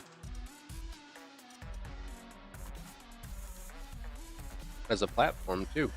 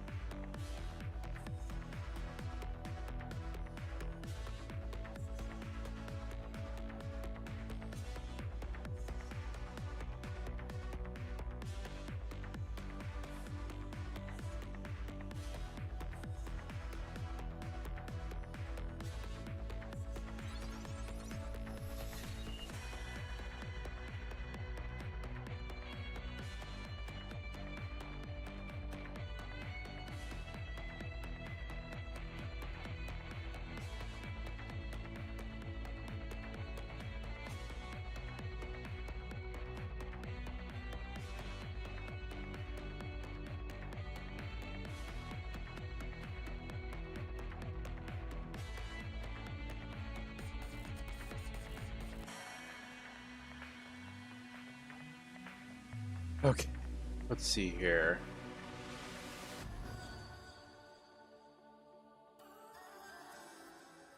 Let's do materials.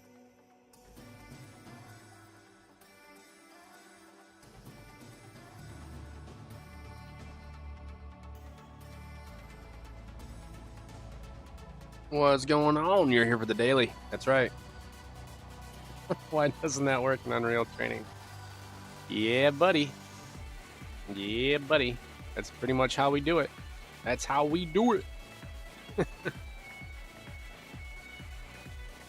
What's going on? What's happening, guys? What you up to?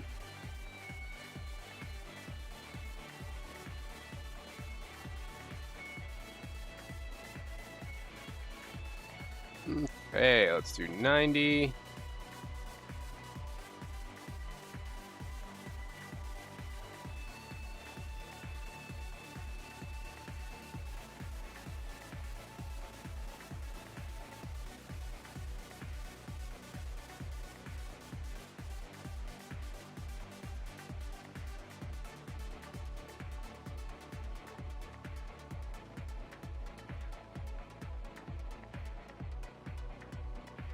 Okay.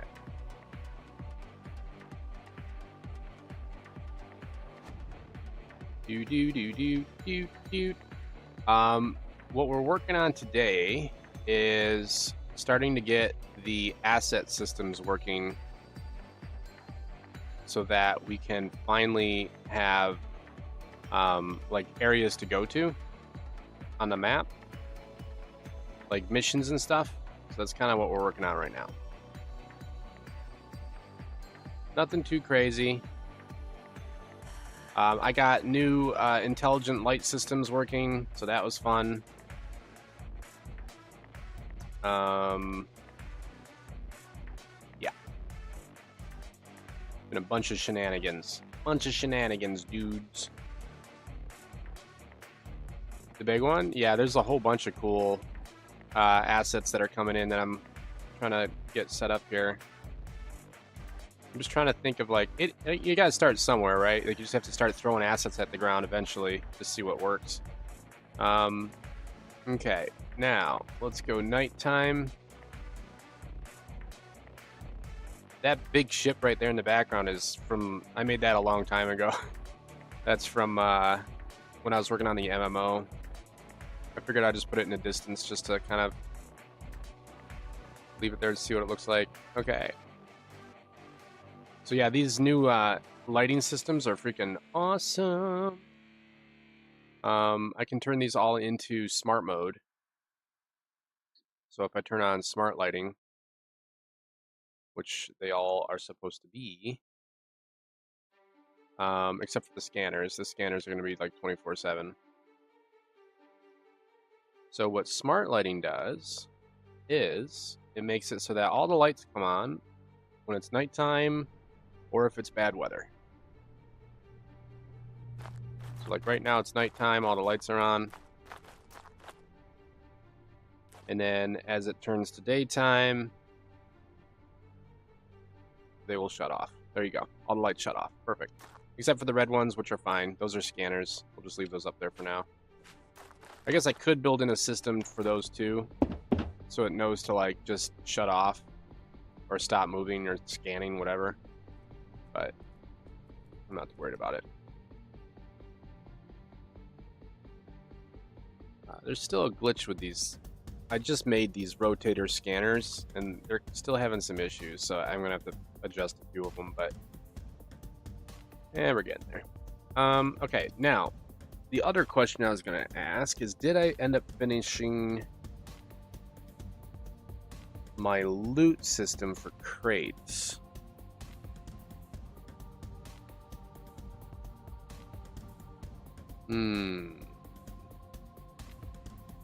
Okay, so it's set for randomized.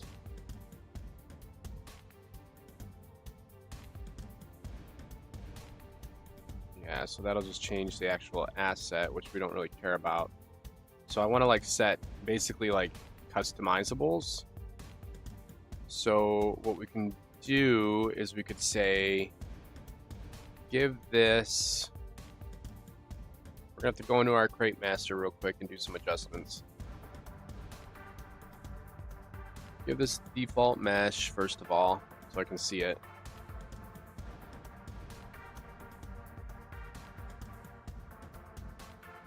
And then what we'll do is I could say on begin play, take whatever we have as our native asset.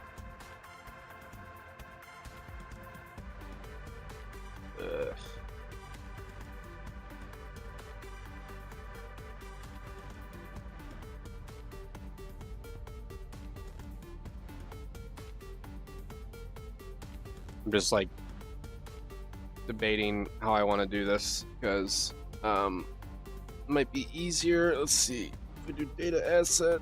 I want it to be random, you know, but I don't think these are really set up to be entirely random. I have a lot of the randomized crap happens on the server side. So we might have to make a different system altogether.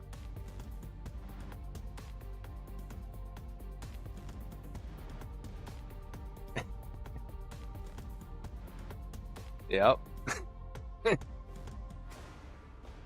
Member berries. Got that bug again where I can't delete something. Okay. All right. So let me think about that. So all this is going inside of a actor, and then we will be able to spawn this actor as is. So this is like a preset setup system.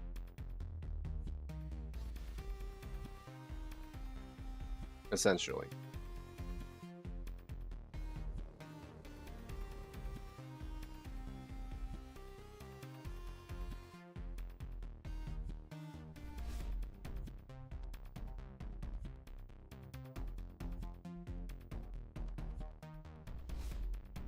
Okay, so let's see here. What do we want to bring in? I need something. This is just like a junkers camp, so it's like really nothing major. Why don't I do a platform like this?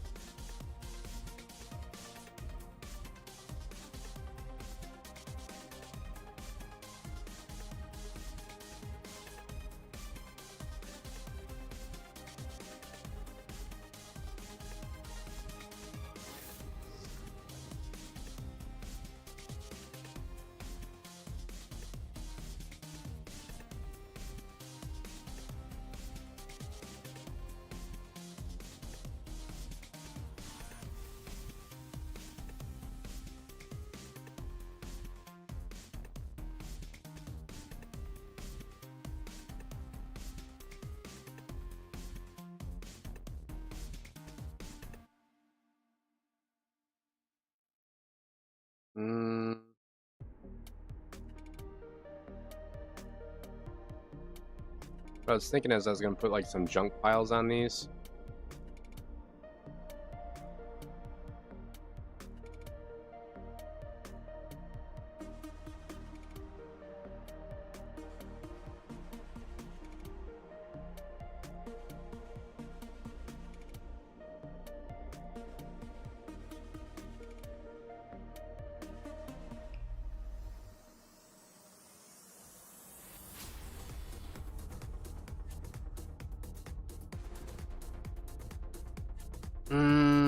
Let's see. Let me try doing parts,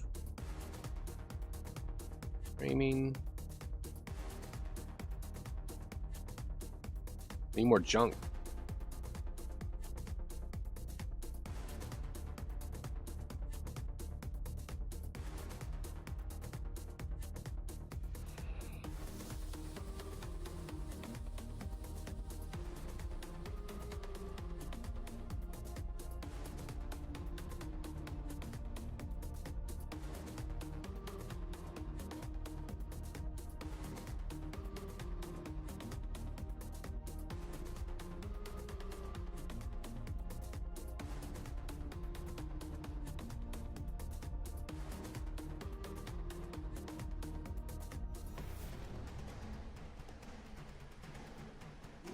The really cool thing, though, is with the new lighting system that I did, it includes light bars and lights, as well as rotator lights. So we can now essentially add whatever the fuck we want to anything. So let's put a light out here. Let's do a light bar here. So these are cool. I made like these little light bar systems. And these are freaking awesome, actually. They look so like simple, but they're incredibly complicated. So we can choose different styles. So let's do like medium. And they can just be added to anything that we want. Push them in, pull them out, do whatever we want here. Put it right on the side like that. Do close white. Ooh, a little bit of lag there. I'm gonna get rid of that big ass ship in the background. It's not needed. I was just fucking around with shit the other day. It's horribly unoptimized. Okay, so we got that there. Let's try to fit this inside that little nook.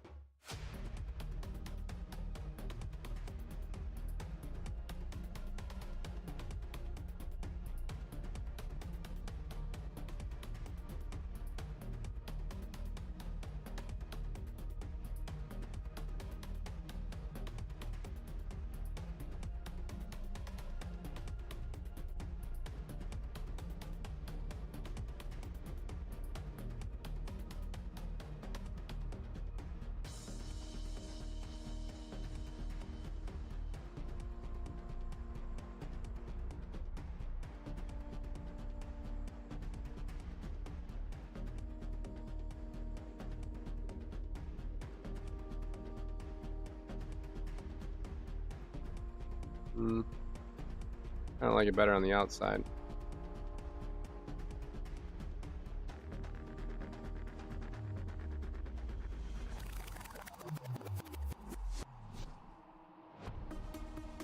And what's nice about these little strips that we're playing with here is they will automatically sense daytime, nighttime, anything that we need, it will do.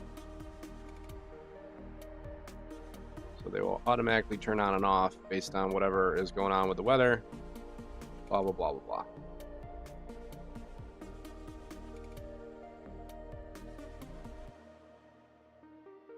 Let's do something weird here. Let's do like a... Remember, it's supposed to be like a junker kind of area, so it needs to be like kind of odd.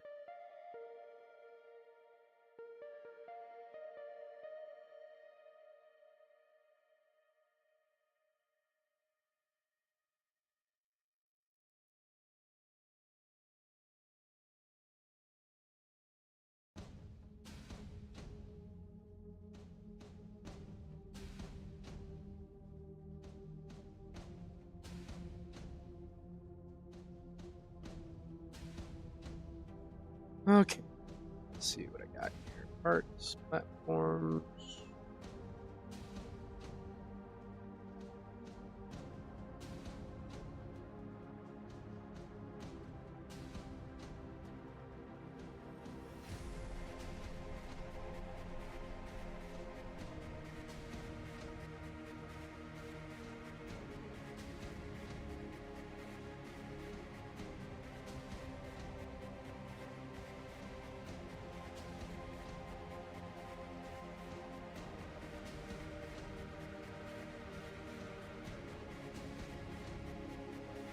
A little crowded in there. I don't know.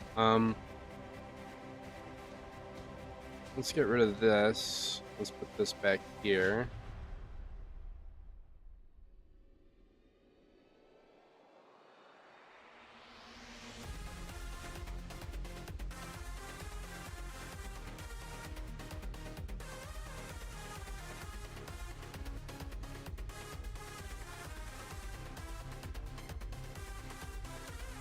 Get rid of these.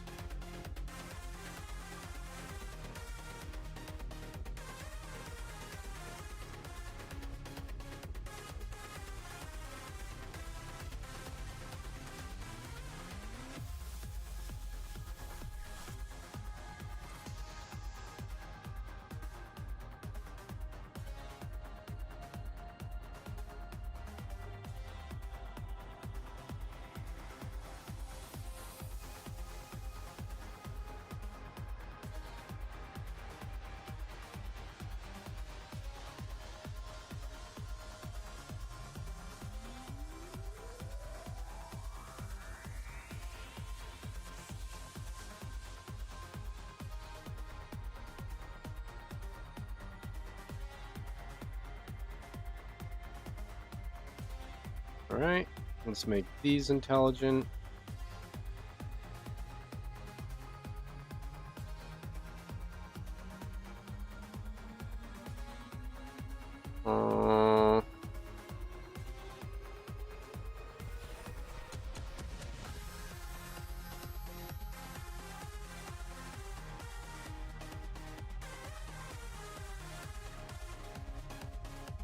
Can't remember if these are the new ones or not.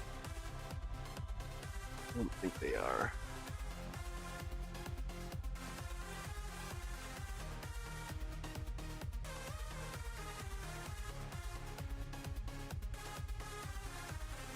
What can we bring in? 17, 16, 15. Let's do 15. I was like up all night doing the lighting, and then I was doing the, I was trying to bring in more of these damn assets.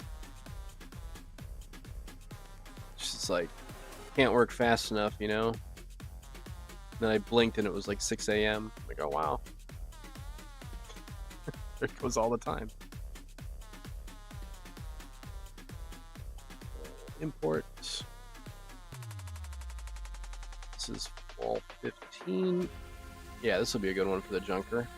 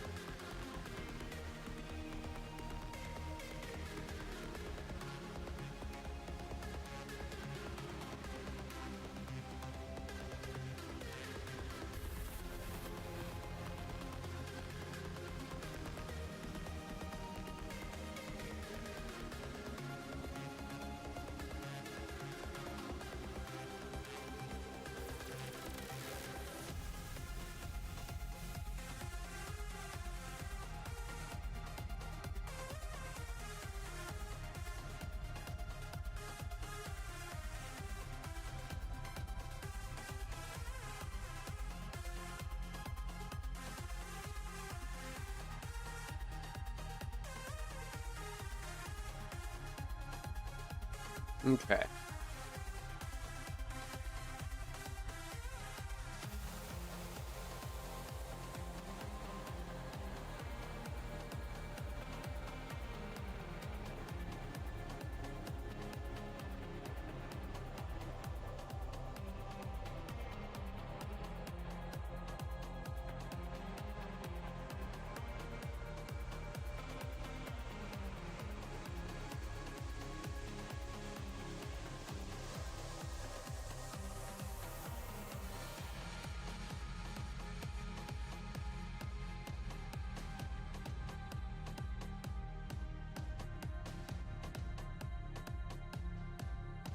Mm.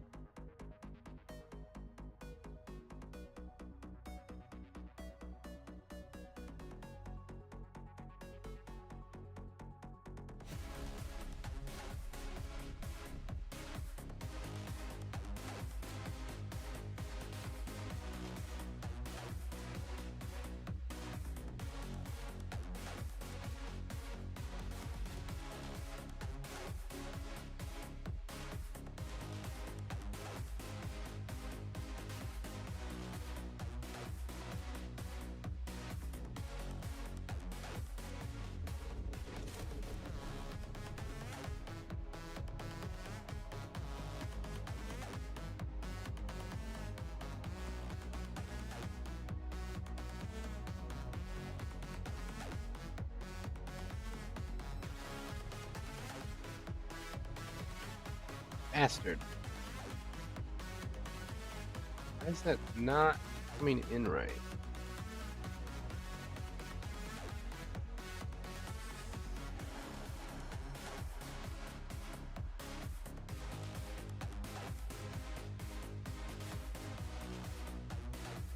It's like inverted.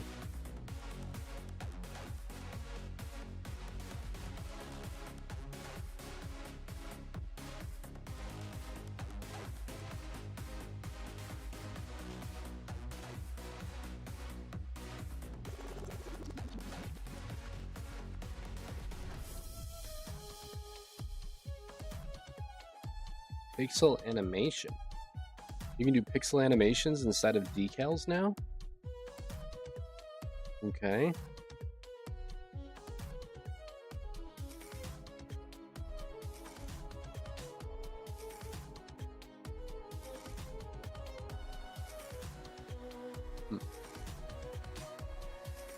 Alright, well I cannot get the damn thing to be right side up.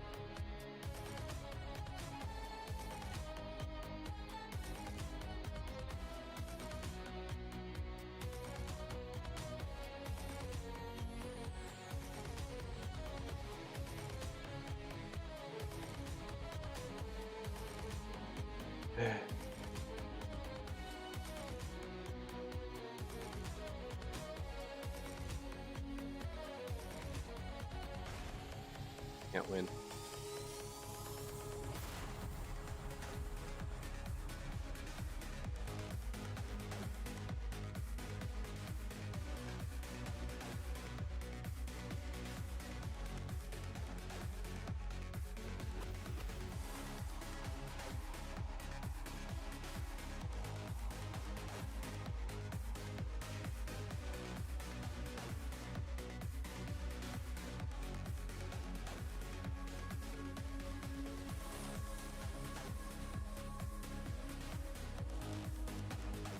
Blend mode. Not letting me do that.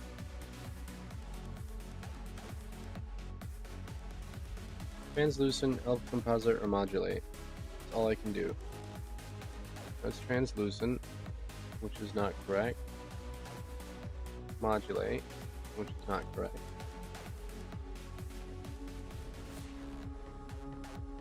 Or alpha, which is correct, but it comes with the damn white background, which is ridiculous.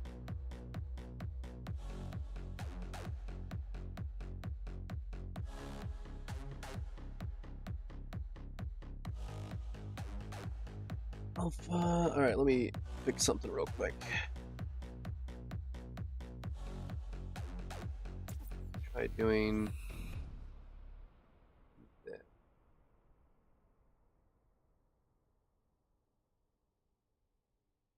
I could just snap the alpha channel.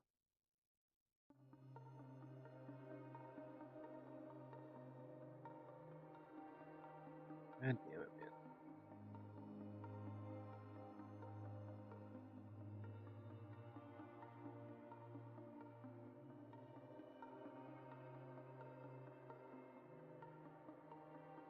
Please color tint. Please, I have my tint on.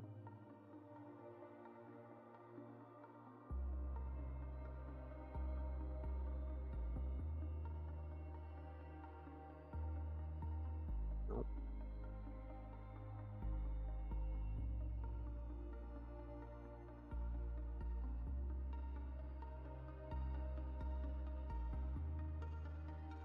Oh. Capacity override.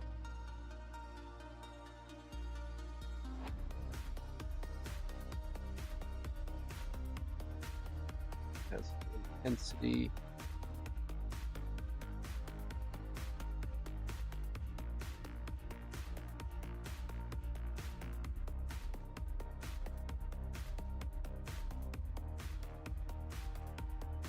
Can't get it to work. Just cannot get it to work.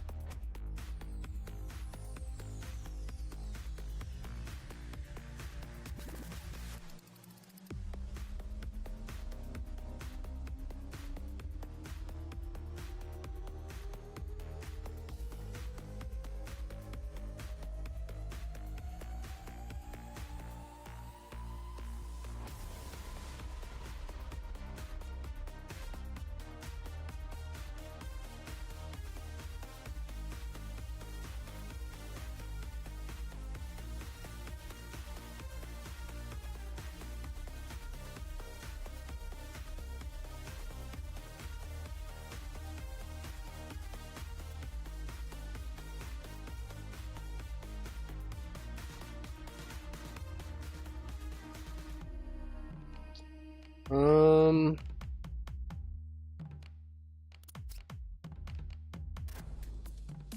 This is really weird. Like, I had more options. Now I don't have more options.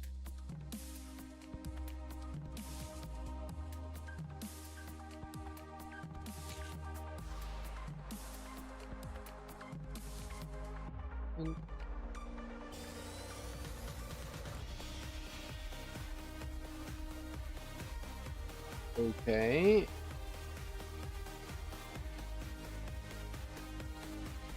How? Like, how do I not have settings?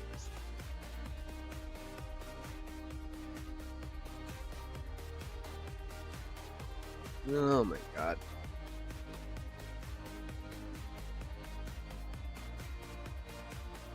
I had like more options here just a minute ago, and now they just like disappeared.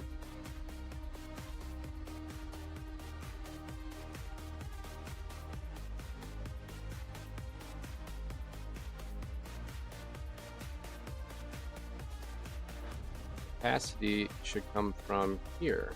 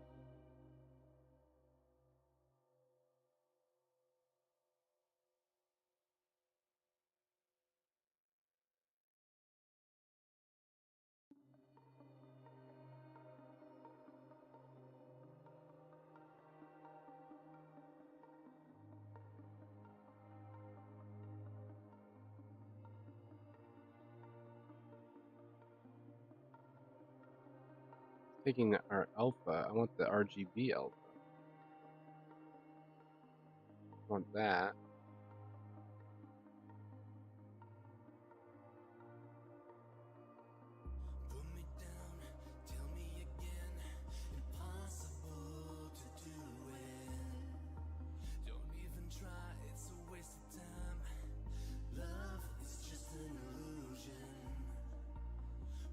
Hmm.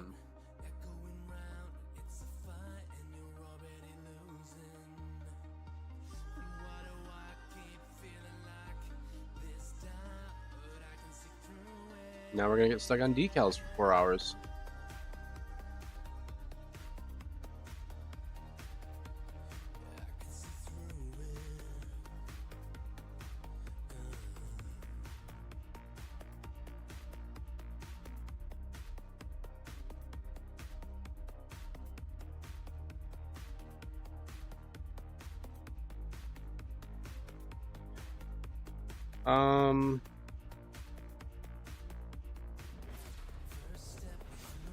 Yeah, I probably fucked that one up too, yeah. Of course.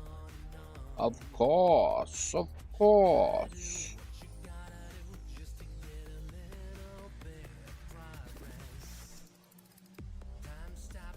That has to be set to alpha. And the image is just gonna be fucking inverted? Like, what the fuck? What's up, time, Miria? What you doing?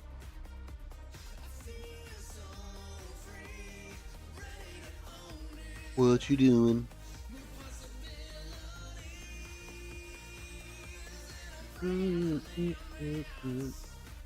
Nothing much. Did you get a chance to look at that game? No, you did not. I think it would be fun. Just saying. Coco even has it. What? Coco even has it. Shut the front door.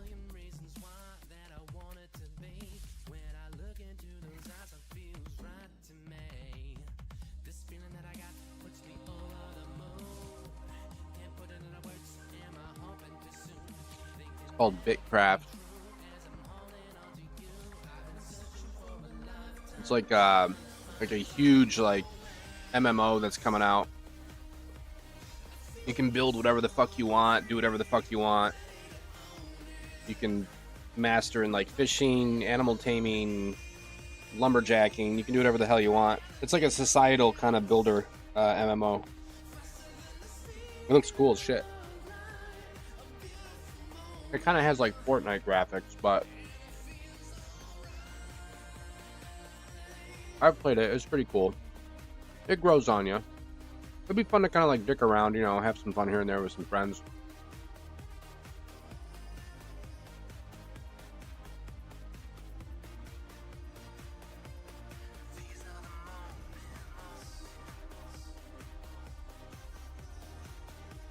All right, let's grab this. Let's grab this. And let's grab our decal. We're gonna group them together, boys.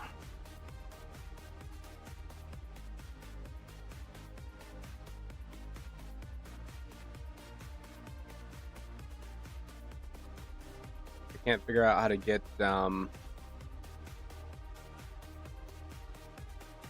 that decal to flip, but we're gonna have to figure that out.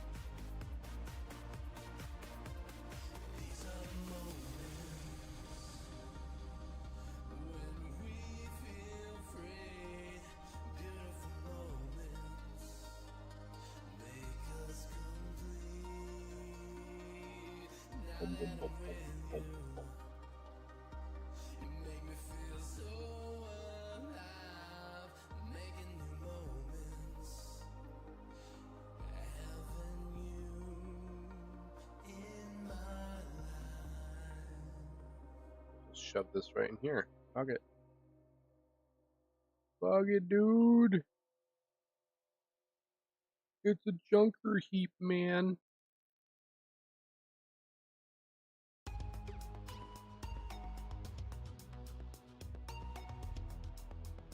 Okay. Let's move this here.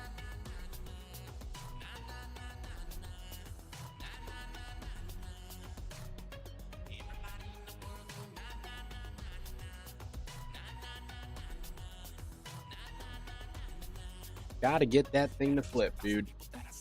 Gotta get that thing to flip. Gotta flip that shit. Gotta flip that shit.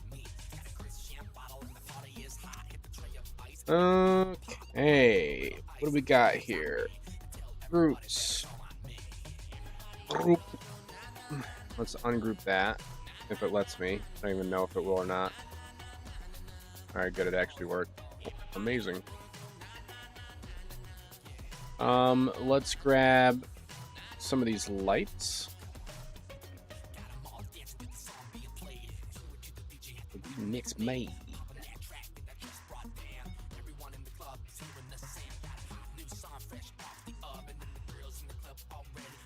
Okay, we're gonna go light, light.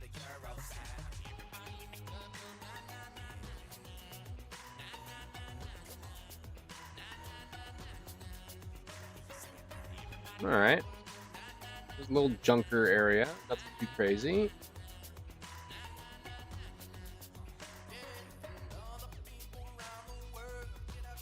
I was gonna get rid of that. All right, so I'll have to put like piles of junk here, and then basically, we'll put like 2 people will spawn in and around this area. That will be junker drones or something. I don't know. We'll put something in here. We'll figure out how it will operate, and then I don't know how the hell to flip this decal. It's not letting me invert it.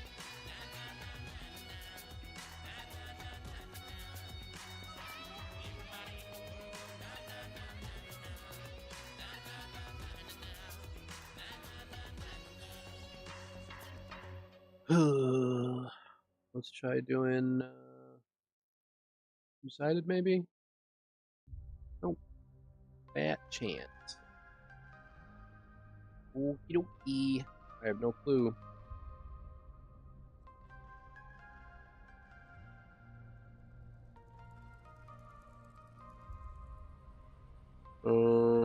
There's not many other options here.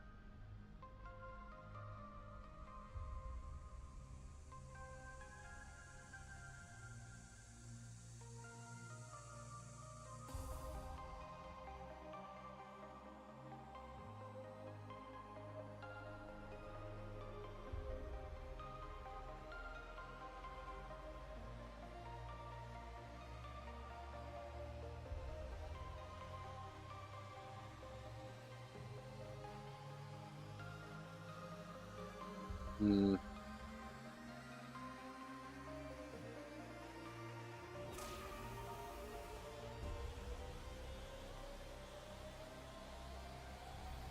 Well, shit.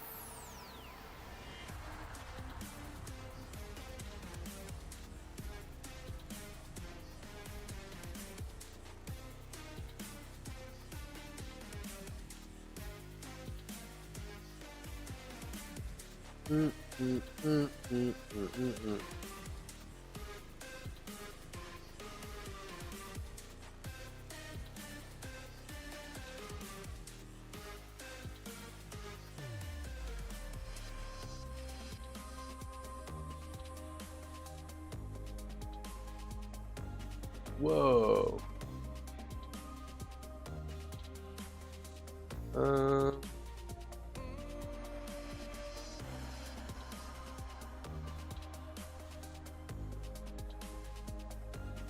Hmm.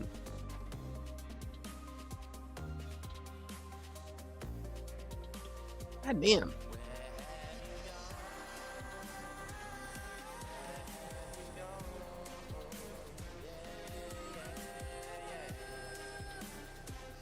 I don't understand why they would make it so dumb where if you bring in a logo that reads like normal, like this, which I made a while back in Photoshop, why it doesn't let, like, what the fuck?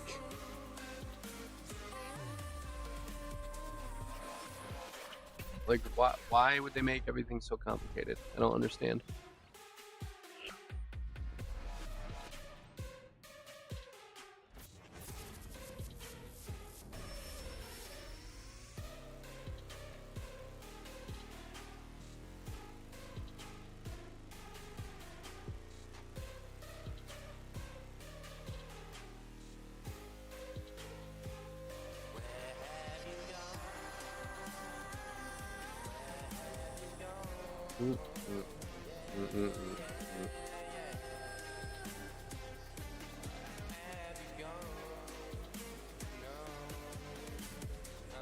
Okay, I guess we're just gonna have to fucking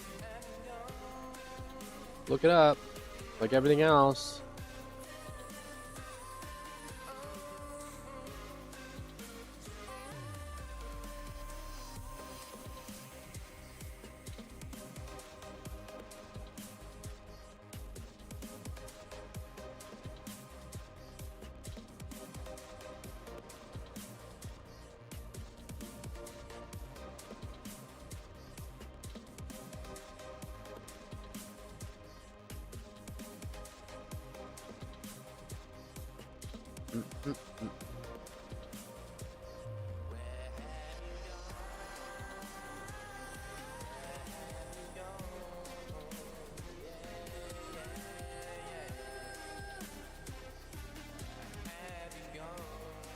One.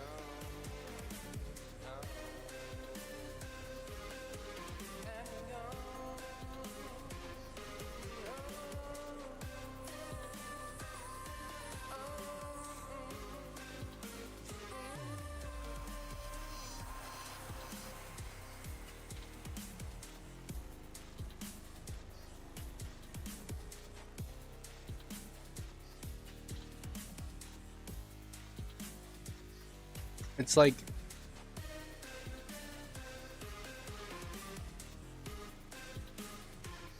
Oh, wrong one.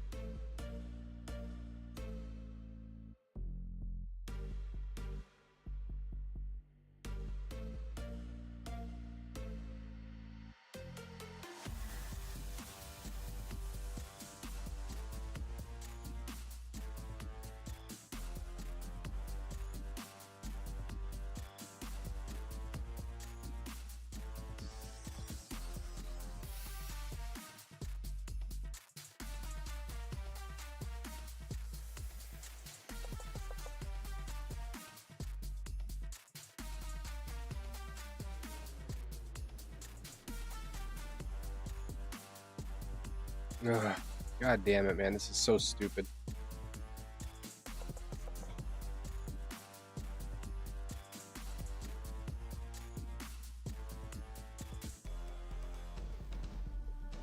This is like everything how it's been for the last week and a half with me on Unreal Engine. It's like you can get A, but you can't get this other stuff you want. But you can get B, or you can do B, but you can't get that stuff that you want. It's like one or the other. Like, why is this showing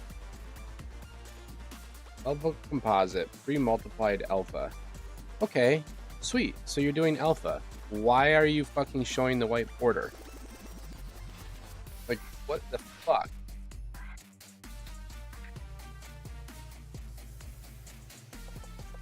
I want to get the damn white border to go away, or I want to get the damn thing to show correctly. Yeah, it's one of those two things.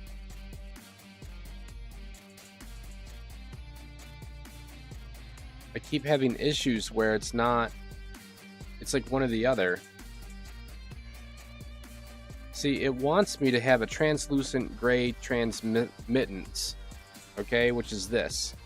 And that's how it's supposed to look. Because if it's not, then it becomes inverted like this.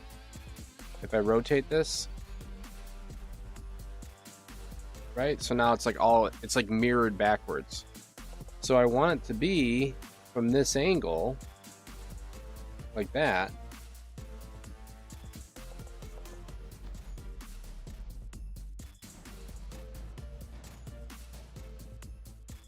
An outliner, make X scale.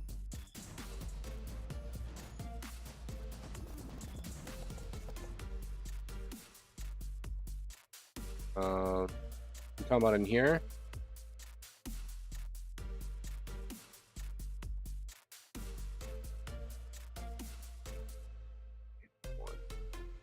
Outliner. What outliner? Like straight up in here? Like the normal outliner? X scale -1. -1. Oh.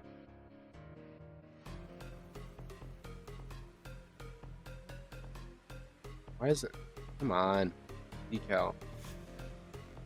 -1. I don't understand what. Wait, so like opposite what this is? 0.16. Oh. Why is it coming in backwards?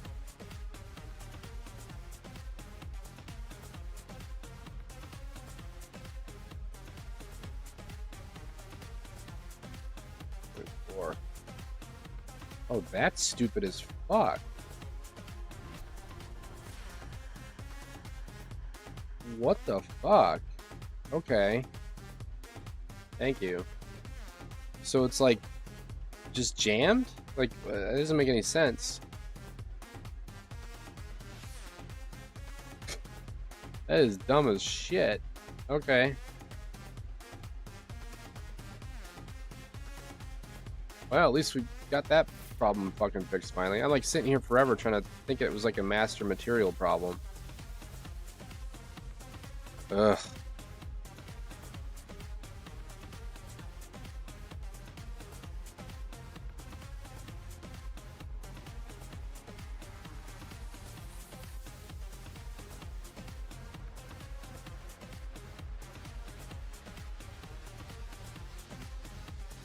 Keeps like slipping. I keep clicking on it and then it's like it slips off. Yeah, decals are a little funky, man.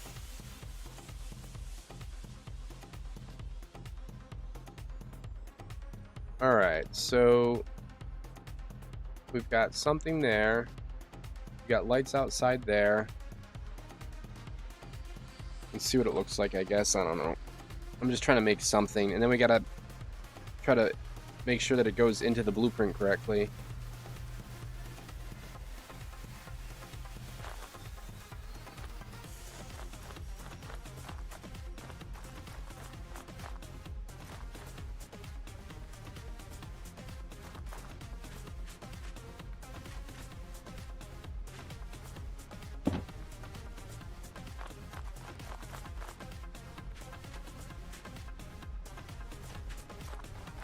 Some junk piles here or something. I don't know.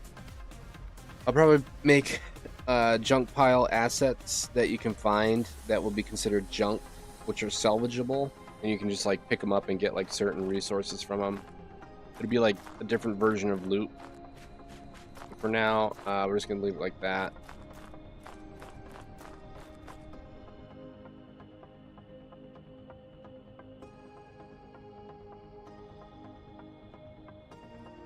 Click. There we go. All right, let's see what it looks like at nighttime.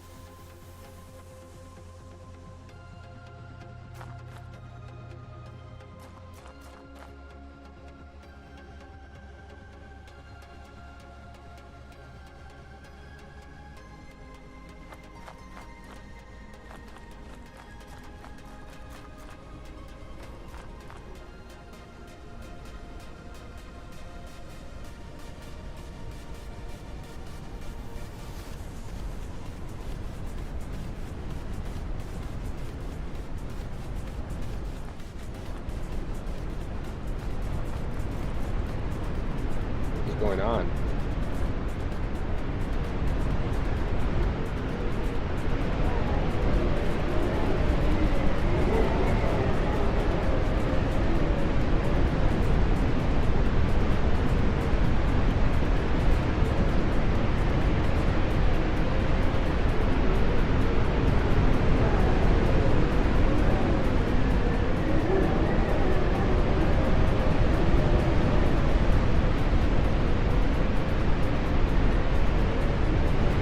Carnage.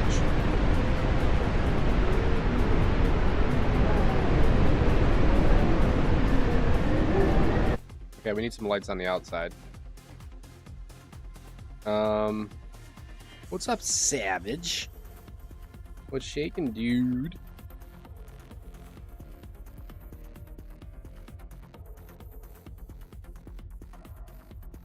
Hey, man. What's new, dude? Flip this around, 180. Put little bug lights everywhere. I'll liven it up a little bit. Just chilling. Nice, nice, nice, nice. It's always good. Okay, so, we've got ourselves something. Now we need to make that something actually work. So, about that.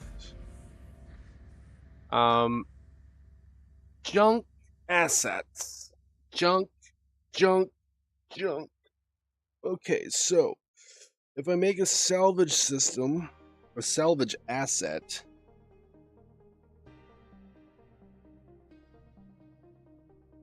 hmm.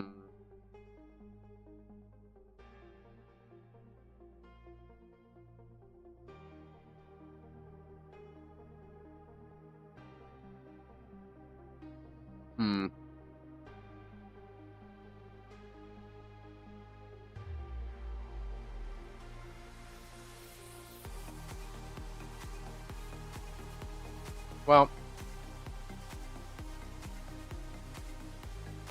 let's do this because we've been meaning to do this for a while. So let's grab everything in here.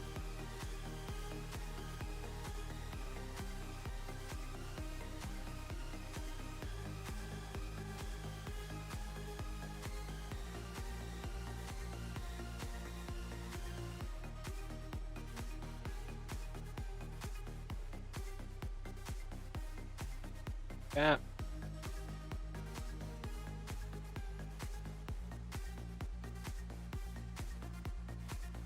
And we do not want this. Oh my god.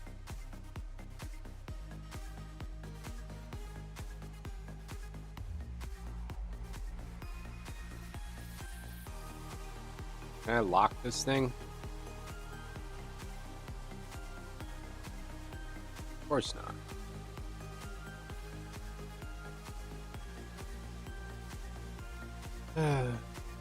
Top down, select all, back to perspective. Oh my god, man. Turn off landscape. There we go. Turn off those two things. Okay. Copy. Junker Hut. Paste.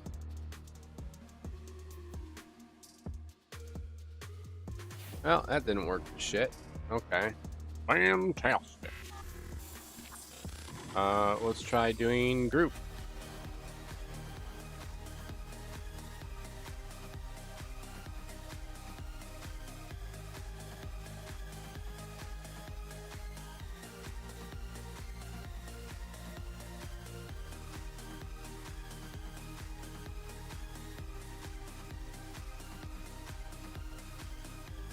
Cool, so that doesn't work at all. Okay.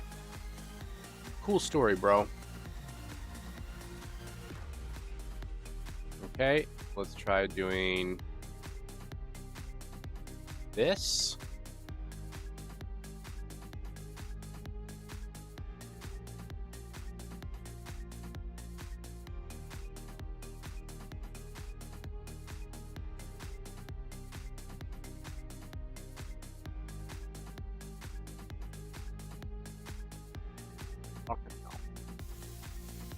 I'm trying to get this shit to just go inside an actor.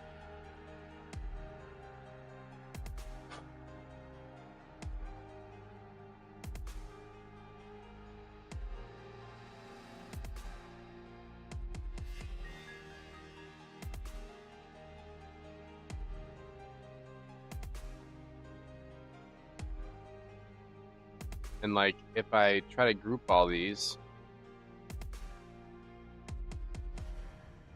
ungroup all, group. Now it's like one big happy group.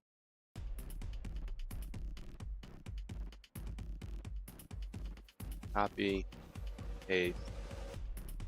Comes in looking like this, which is ridiculous.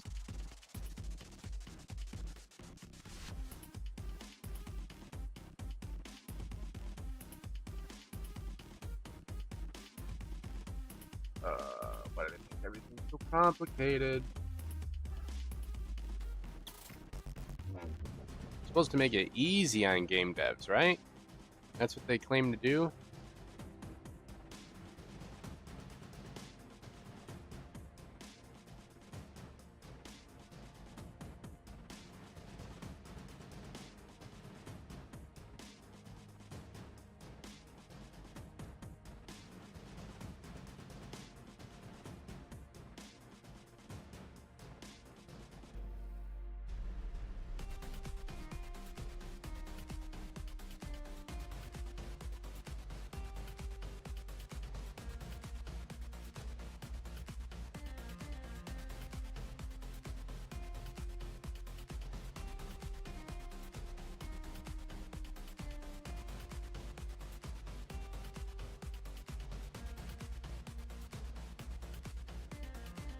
Hmm.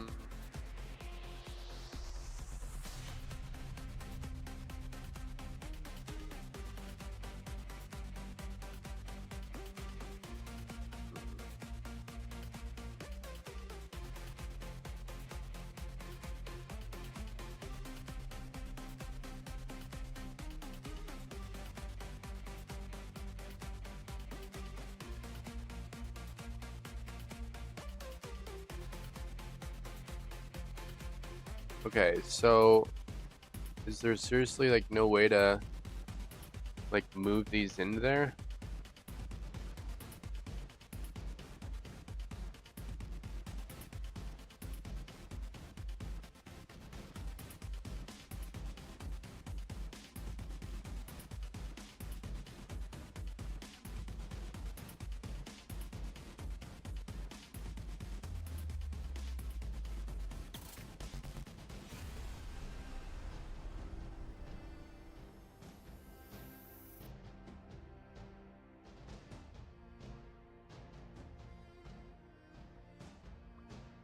Okay.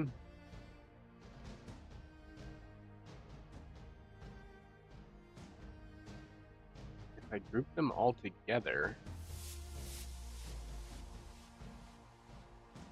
how's it going to remember where the local location is? I guess if it's grouped, it wouldn't matter. So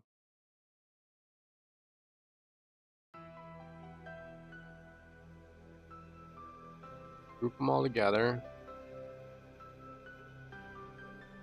Now, where's that freaking group?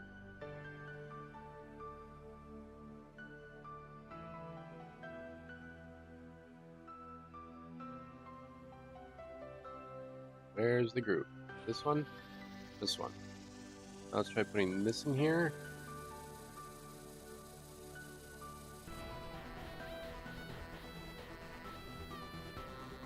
God damn it.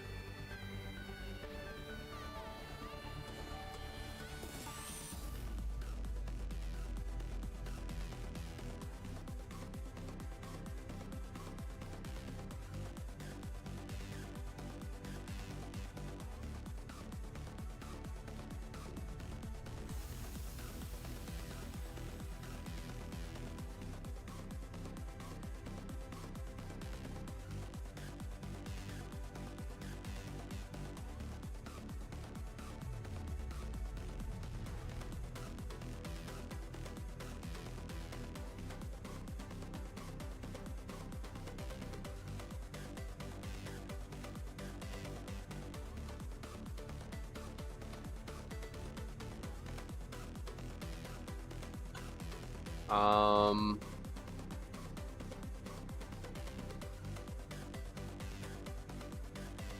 I don't know how. Like, I don't know why AI said this was possible if it's not. Like, I don't understand. Um, if we group it, if we did. I mean, all I can do is like fucking. What's this? Batch the source actor of the components to use instancing as much as possible. Generate an actor with instant static mesh component. Fine. I don't fucking know. Whatever.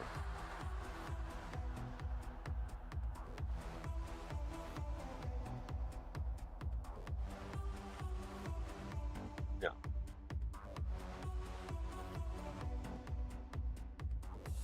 Why are those invisible? What the hell?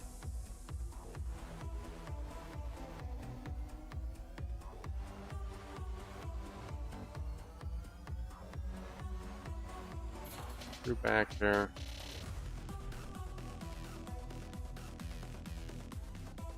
Oh, it didn't even like group everything? Like what? Oh fuck?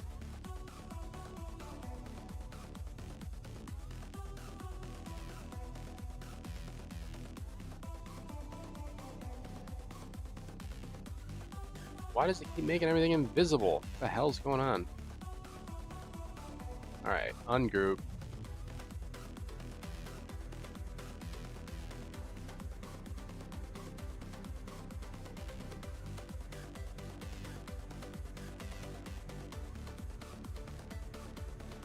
What the fuck?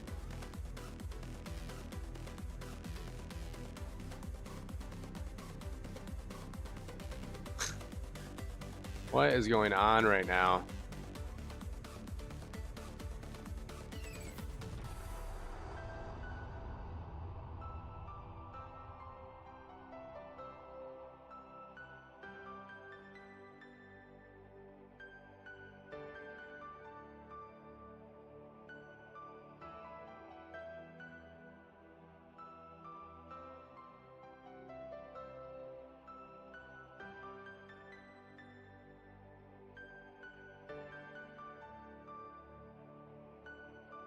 Jesus Christ.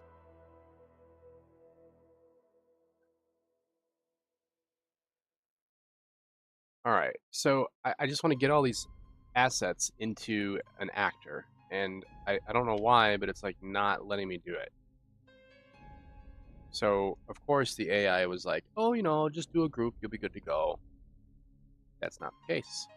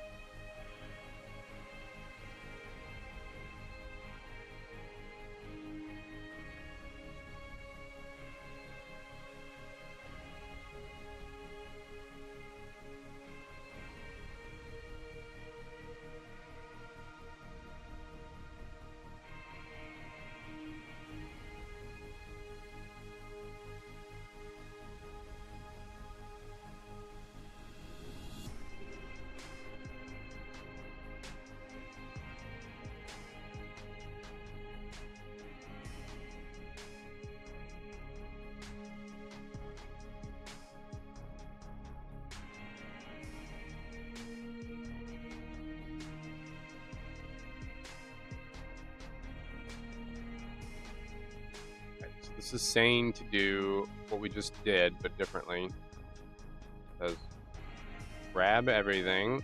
Okay.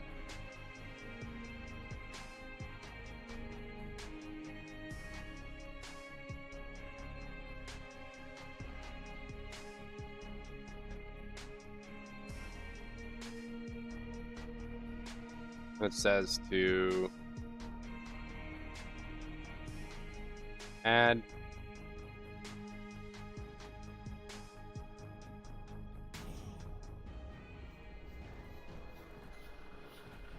an actor.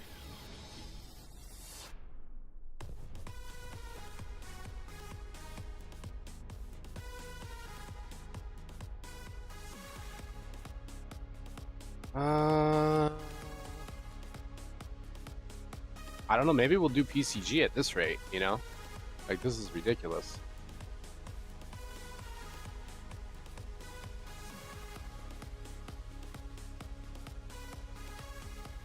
I'm never gonna have time to make anything at this rate. Turn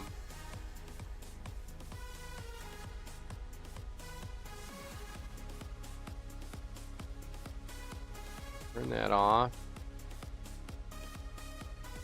Turn that off.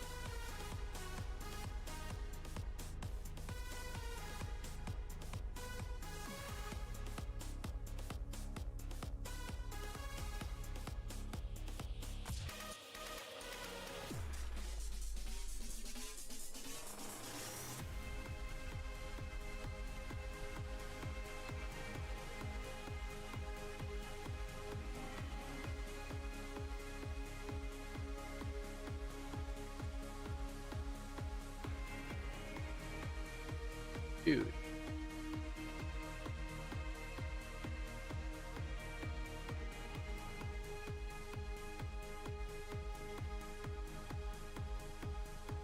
That literally does not work.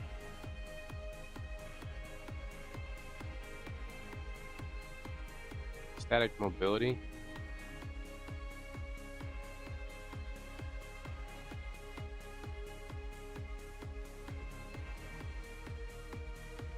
See me right now.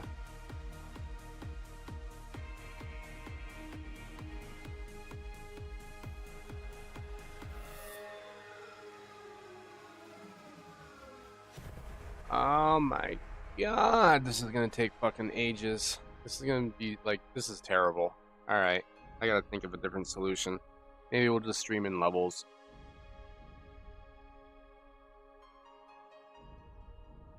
I'll just build it in a separate map. And then...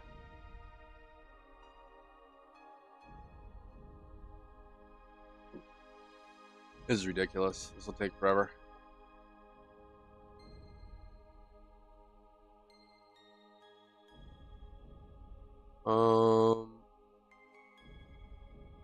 Landscape. Copy. Go to maps. I don't know how I'm gonna choose a fucking random map. That'll be fun.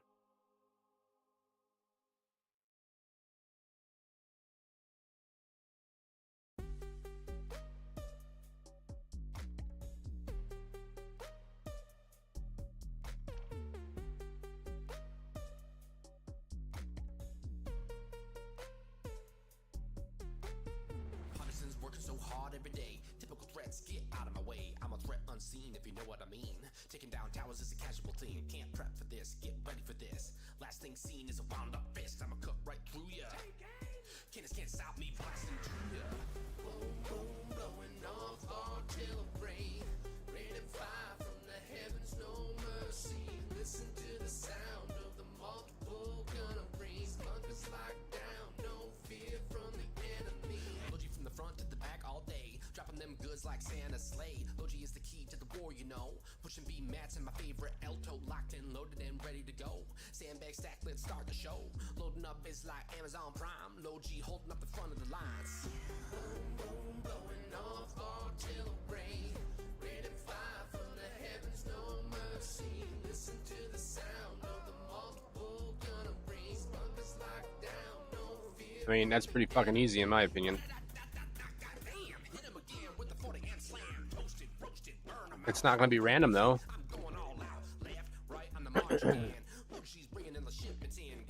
Enemy POI.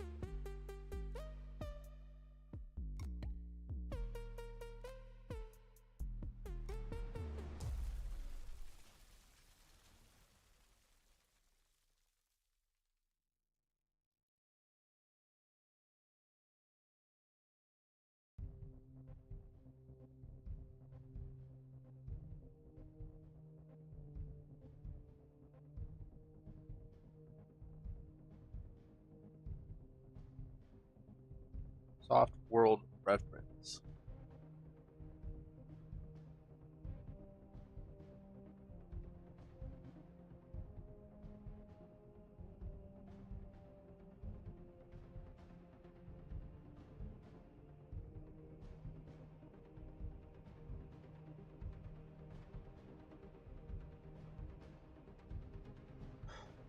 Okay.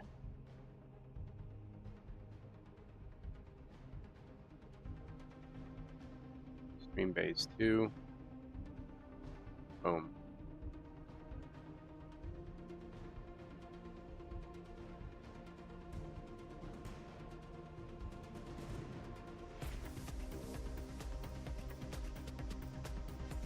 one.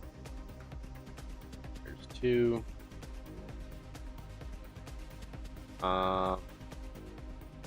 Okay, and now we'll say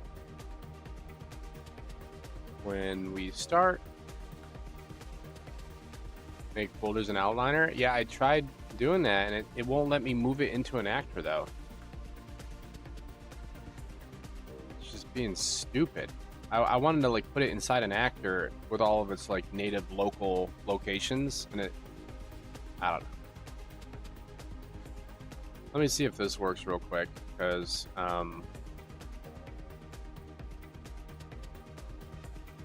if this works, we'll just use this instead.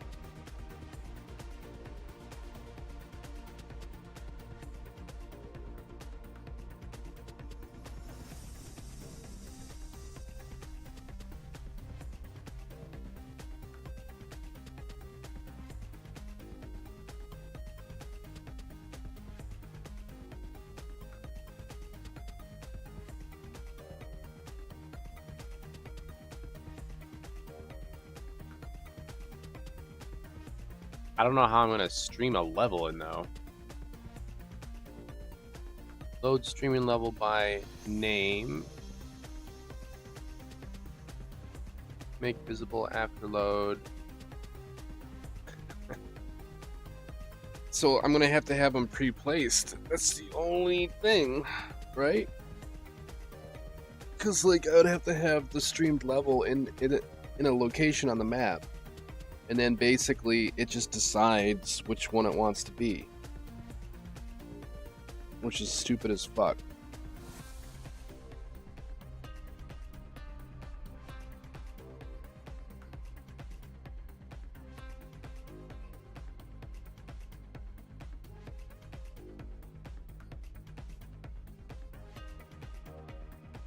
I don't even know where the location would be.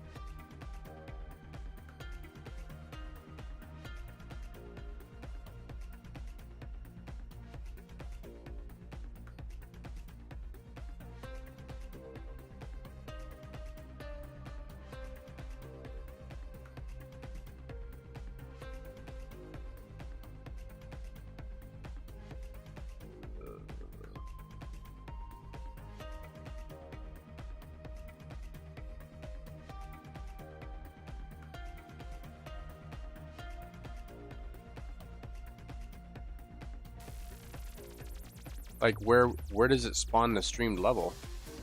I can't do that.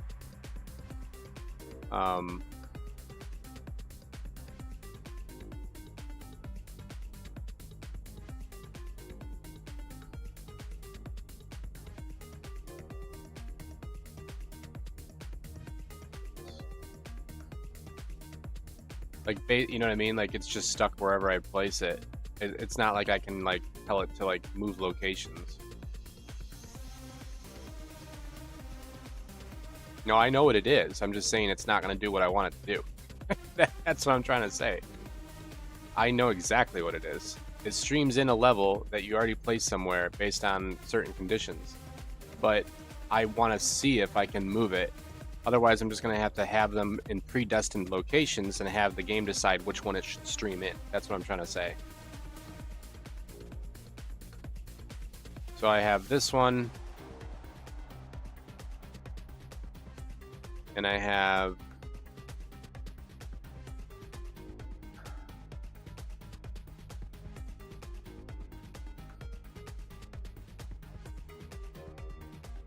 this one.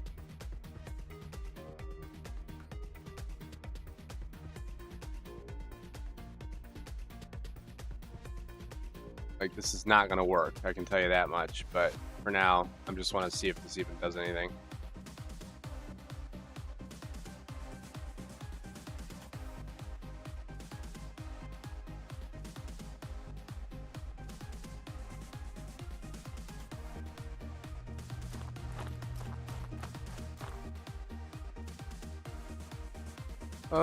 Probably gotta tell these to be not streamed in, which means I gotta go in here and do a bunch of bullshit that I don't want to do.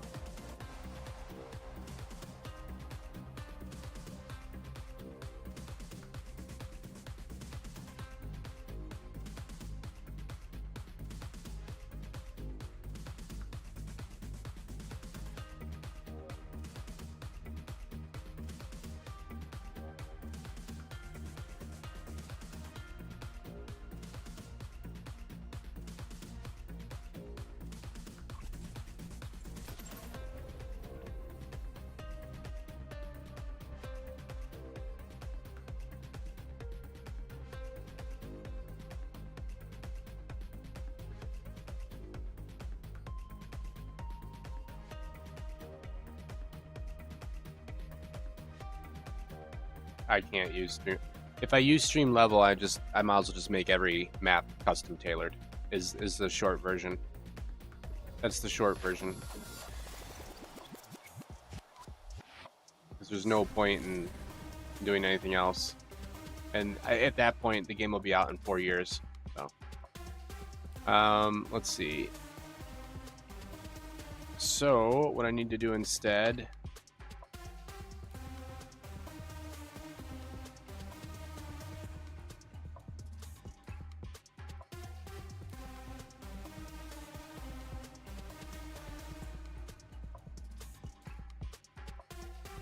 What's up there, Hangerman? What's shaking, dude? What are you doing?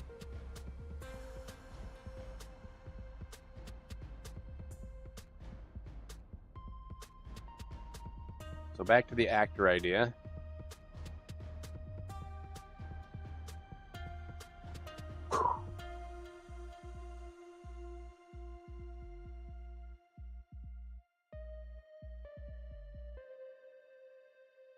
VPOI.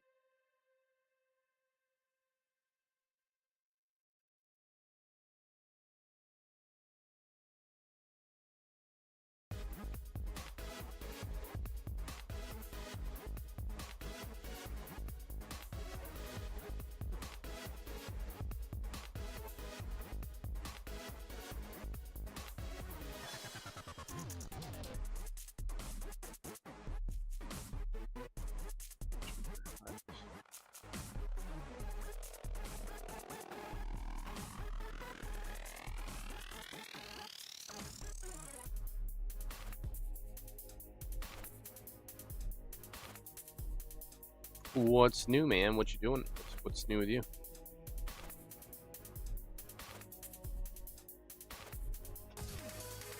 That's your enemy POI.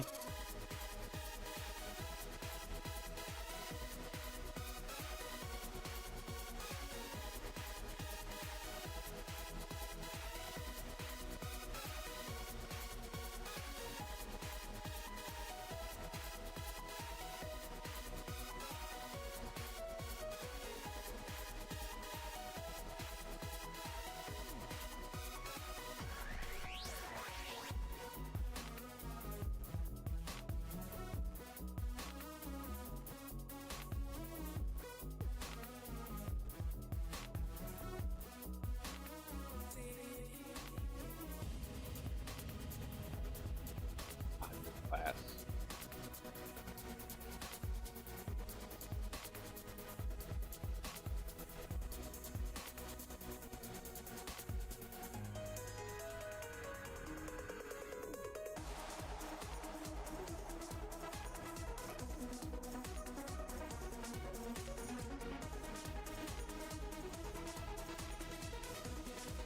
Oh, there's an ad? Okay. Maybe you got hung up on ads. Freaking ads. Just constant. What's new with you, Coco? I didn't even realize you were in here. You see a new bitchin' vehicle that I made? I think you would like it.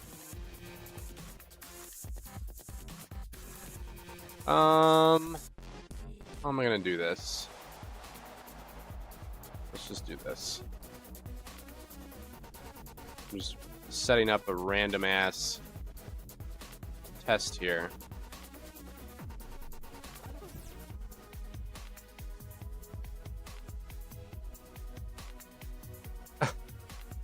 Okay, ads are gone. Now I can ask what's going on, Hanger. Okay, so if we come in here like this, we're gonna say async load enemy base and then plop it down. Enemy base 1 is this, which is the Junker Hut, and then the Junker Hut we now have to have do something. But just to see if this even fucking works, I'm just gonna grab anything.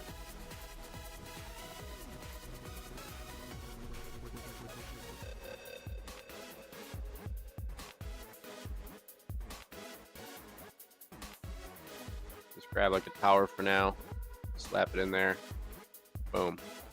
So this is an actor known as Junker Hut. Okay, it doesn't exist anywhere on the map. If I hit play, it should create it. It should place it somewhere on this fucking map. It probably will not work. Nope, it did not work. Could be one of a million reasons, honestly. Well, since I'm playing, I might as well show you the new car. New vehicle.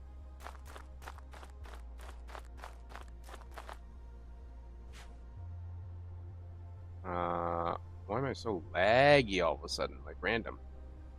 Anyways, so yeah, this is a new vehicle that I got rolling here. All the lights on it are smart. So when I kill the freaking environment lights, all the lights turn on. So she's ready to go. Fully drivable for a Coco. And yes, eventually you will be able to like customize it and stuff and like put all sorts of like change the color of the lights and the logos or whatever you want to do. But for now, it's just kind of like temporary. It's the stock version. So yeah, not bad. Indestructible? No. It can get permanently destroyed. So yeah, you craft these vehicles at your home base. So like you would go out here in the world on like a map and you would try to mine a bunch of shit to get lucky and find these rare drops. Like you grab some of this crap and then you take this back to your base, you start using this stuff to craft stuff with. Oh, I have your stone is right here. The Quartrine. Where is it? There it is, new and improved Quartrine. It actually looks freaking awesome.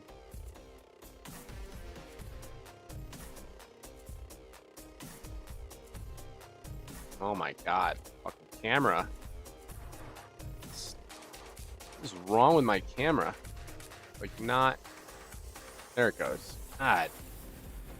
Yeah, there it is right here. That's the new Quartrine rock. I think it turned out pretty good. Pretty good. Of course, I made it purple.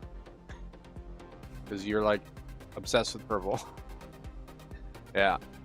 Some of these turned out pretty good. This looks like cotton candy or bubble gum. So yeah, these are like new stones and stuff. Pretty cool.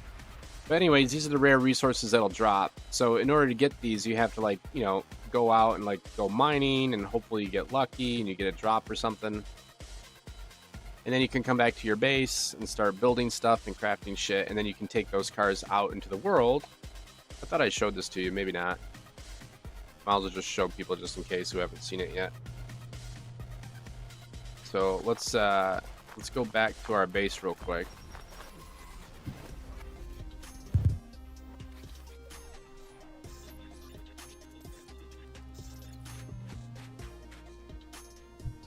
Let's go to this map here.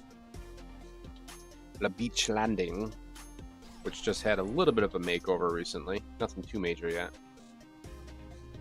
Okay, so we're in the Beach Landing map, and now all we have to do, we're still loading shaders. There it goes.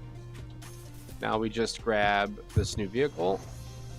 We just brought one back, so like you would have crafted this and brought it with you from your base. And there you go. So now we've got our vehicle in the game. Oh, it's bad weather out, so the lights should automatically turn on, I think. Unless it's a generic storm.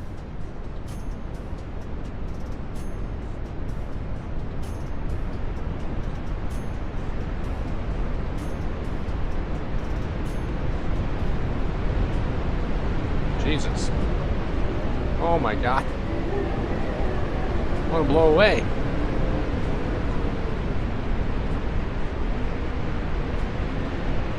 Goodness gracious. Alright, let's take it down a notch. Good God.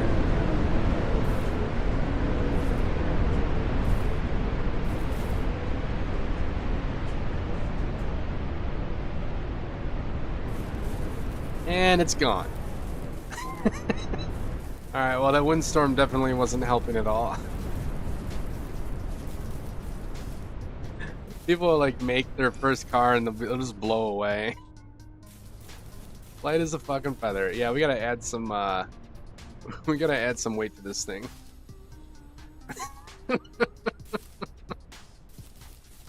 Yeah. Fucking hot air balloon vehicles. I can't even get it, whatever. Anyways. Yeah. Now it fixes itself, of course. Stupid. Good God, man. That was nuts. Yeah, I gotta fix... I don't know why it is so lightweight. Oh my goodness, dude. Oh my goodness gracious. Okay, we can't go over like 4 miles an hour right now, or we'll roll over. Yeah. We got low gravity here, that's why. Think. Like 0 gravity. Alright, so we're gonna have to fix that. But anyways, yeah, so it's the car's cool and it does a lot of cool shit, but there's still like a million tests I have to do. Meanwhile, back at the ranch. Alright. Is this thing actually getting what it needs? What is this? Async load. I don't trust this async load shit. Like, this stuff never works correctly. Ever. I can never get async to load. I don't know why, it just never works. Oh, do I not have it on completed? That's probably why. Completed. Yeah, that might make a difference. I want to see if this is talking to it correctly. Nope, failed. Get fucked. Alright, cool story. Cool story, man.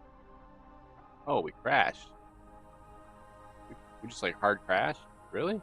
Really? It wasn't even that big of a task. It was just like, hey, like spawn this.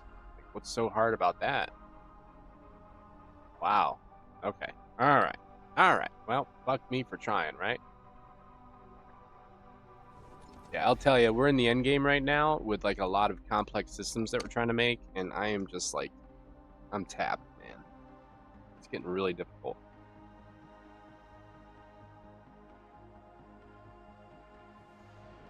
It's just so much in every category, you know? Like the vehicles themselves, just like, oh, let's just add vehicles. Like, that is a monumental task. It's just been constant tailoring and tweaking and trying to adjust things. Yeah, so I don't know. I haven't even gotten to like adjusting humanoid AI yet, or even setting up the creature AI completely yet. So that's fun. No threats. We finally fixed all of the harvesting situations yesterday. That took all day. I don't know. Just nonstop. Anyways, today is what? Monday? So I'm expecting to today have some form of this system started so that we can actually like have random bases spawn in accordance to what kind of mission you're on or whatever. And then I mean, all this week we're just going to be basically doing this, which is, it's like a 3-part system. We're doing mission setups, which is a part of what we're doing right now.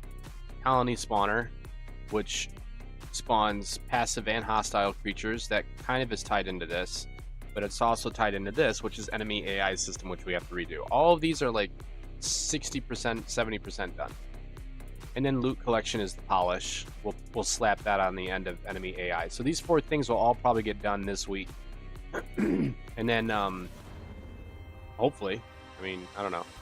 And then I gotta test a million things with multiplayer. So, fun stuff, fun stuff. I also changed, right now nobody has dev branch access anymore because we're about to convert over to the main. It's gonna go to the main branch pretty soon, so it'll all be public. Plus, nobody tested anyway, so what's the point? Alright, so if we have Junker Hut. Why did that crash? Is my question. Like, what is so unfathomable that it can't load a soft reference?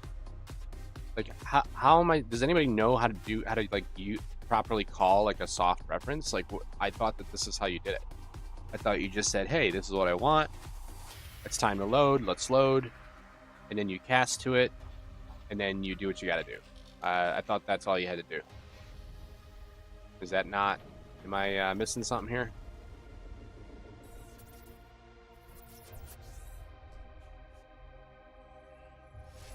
Let's change this to a radius of like 15,000. Maybe there's some weird bug with the distance right now.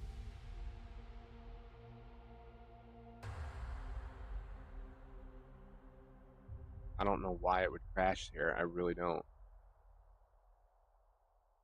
What is the problem? Like, it's even waiting until it's completed first.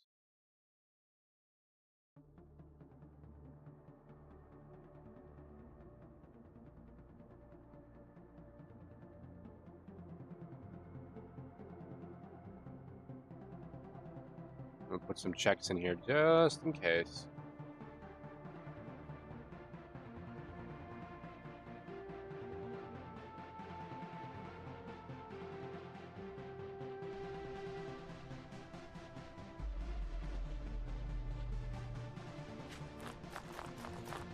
Okay, so obviously, oh, it did work. Okay. So we just must have had like a random crash then. I don't know.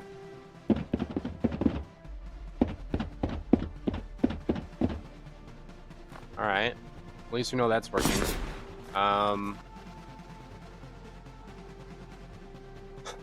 Okay, so with that data, now what we can do is we can basically start populating these. So is there any way to put like a stream level in here? That would be amazing, man. All right, so I'm gonna have to grab all of the assets. We got to figure this part out next.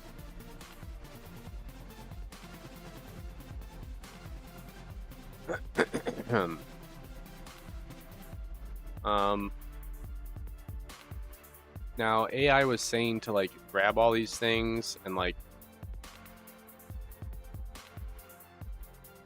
put them in an actor, which would be like this one, and then bring actor into here, but I can't do that, so I don't know why I would in the first place.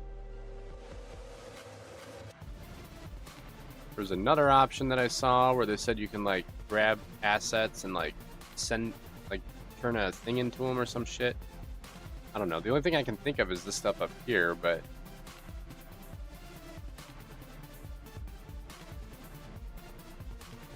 merge actors, simplify, merge source actors, no. Merge source actor components to generate a single mesh. I don't want to do that. Level.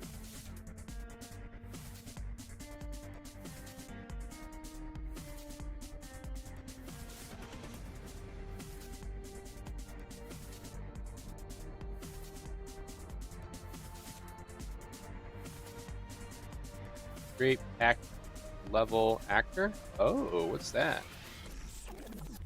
Create level instance. Oh, so it will let you make a level instance straight up from selecting stuff. Okay. I mean, I don't care, but it's interesting. So let's try getting a packed level actor. Let's do that right now.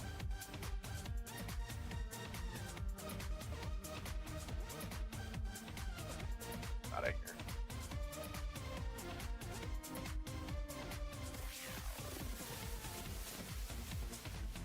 Okay. All right, so we're gonna go perspective, top down, select all, unselect the landscape. Apparently I moved it all somehow, I don't know.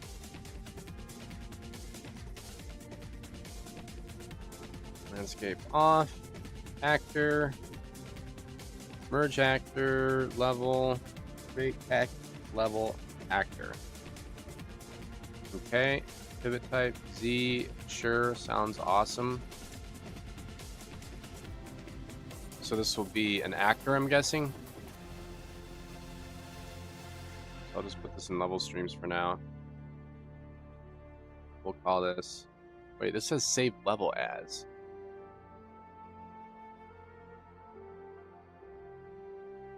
I don't want to save a level.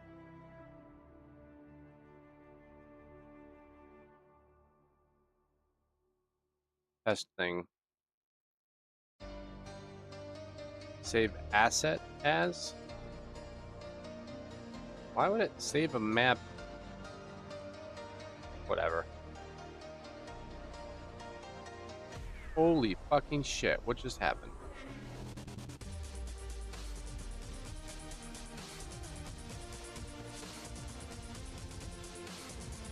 Did it just take everything? Oh my god. So it took everything that was selected and it put it into... Okay. Very funny. Ha ha ha. Very funny. And it's destructive. Of course it's destructive. Of course it is.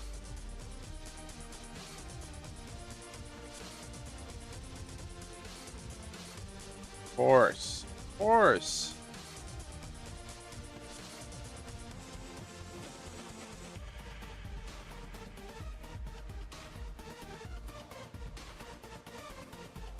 I need a test map for my test map. That's how bad it's getting. Deleting assets. Hopefully it's not permanent. That'd be a fun one.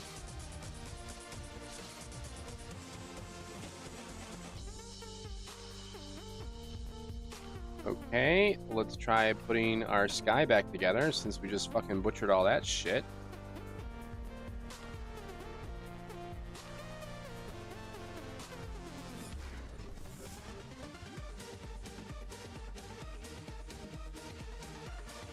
And it's gone.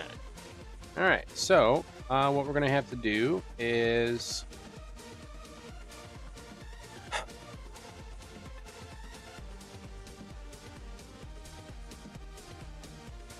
go to our level stream that we made, thank God, as a backup. Just in case something like that happens. Copy that. Go back to here. Man, we're learning the hard way today, folks. Just like rip everything right out of my fucking level. Like, why is it so destructive?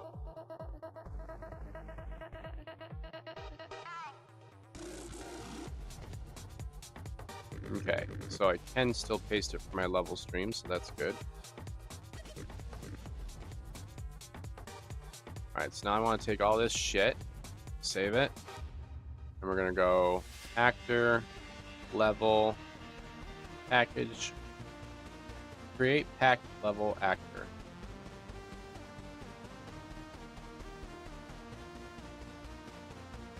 I don't know why it wants me to save a level. It's like doing two things in one, but whatever. Test, thing, map. And then this should be BPP enemy base 1.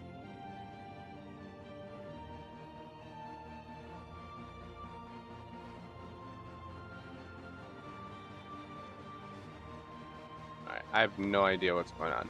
Let's see. So now we have an actor that's a BPP. Okay. I don't know why it moved the transform all over the place, but okay.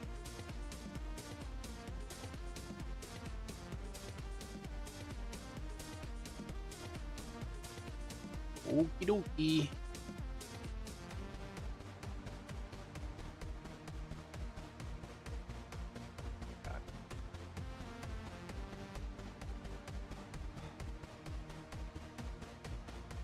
Why would it do that?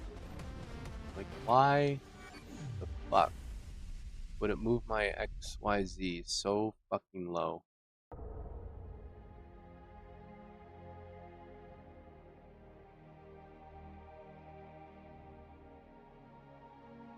Gotta go in here, grab everything. Another problem I'm noticing is it turned everything into instant static meshes, which is not what we want.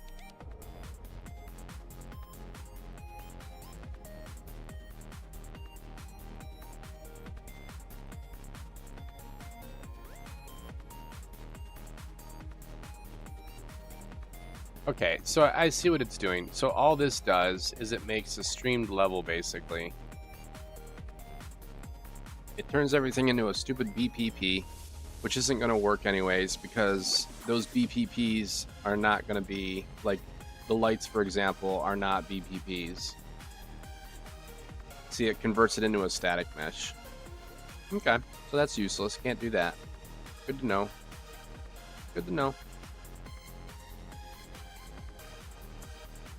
I guess we'll just have to build them manually. I don't know.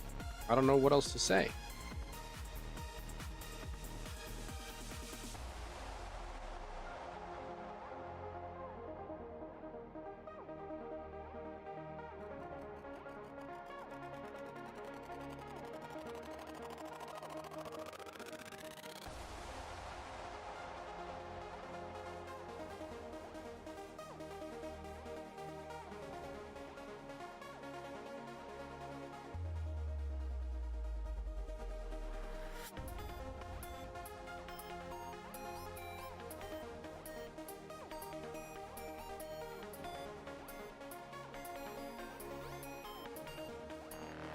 No, I don't want to. Whatever.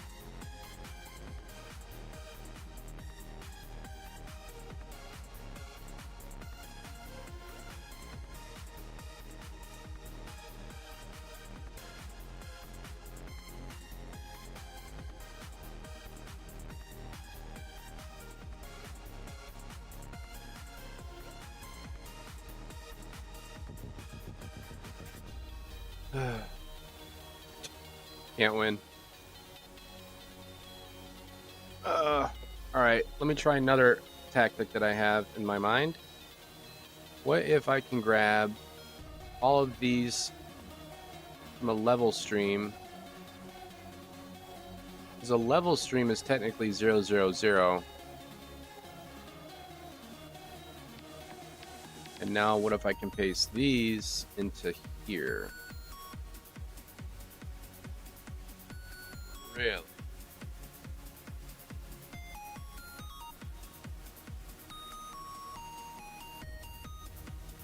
Come into the scene? Really?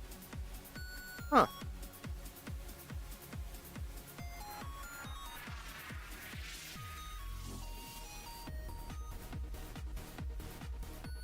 What? Why is it showing like no actor? Like, what the hell?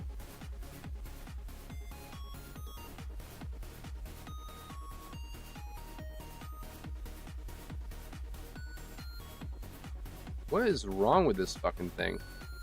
So, if I want to drag in, if I want to copy and paste stuff that's perfectly fine in a stream level, it won't remember.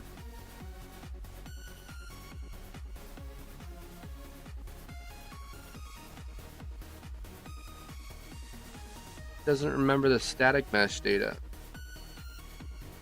but it remembers the actors.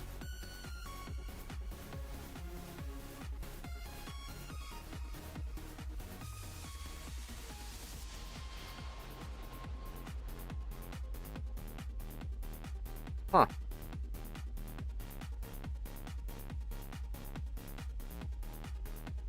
Alright, whatever. I guess I'll just have to make all the actors by myself then.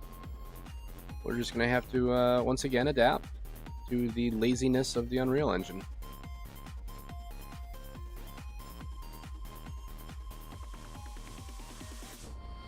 It is what it is, right? It is what it is.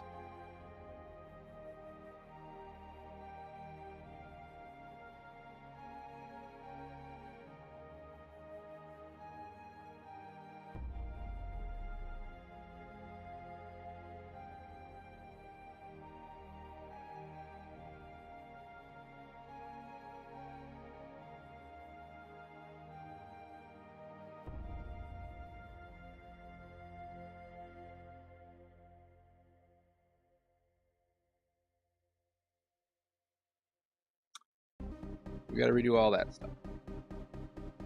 Everything you saw me waste 4 hours on was worthless, essentially, because it just won't let me copy the data over. That is bizarre. That's really bizarre shit, man.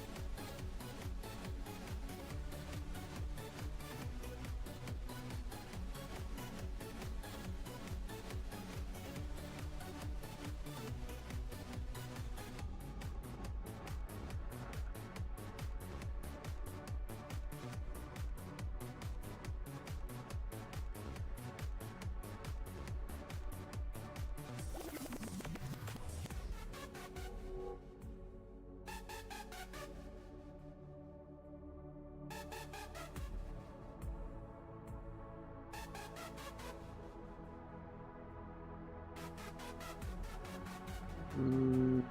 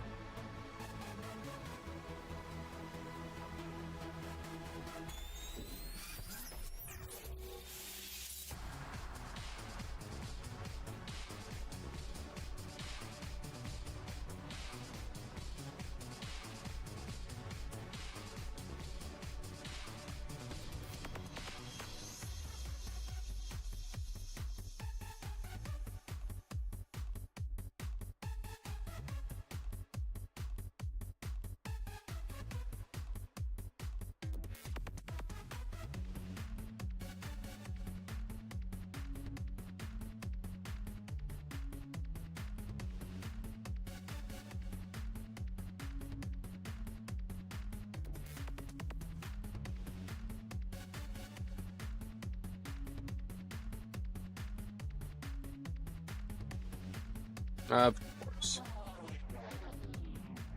Wait, it is in there.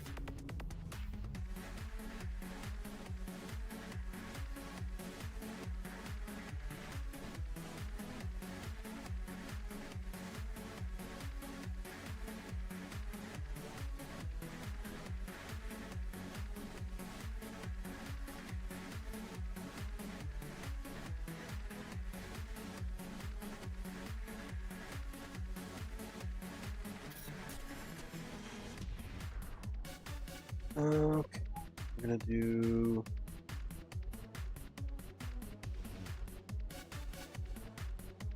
this.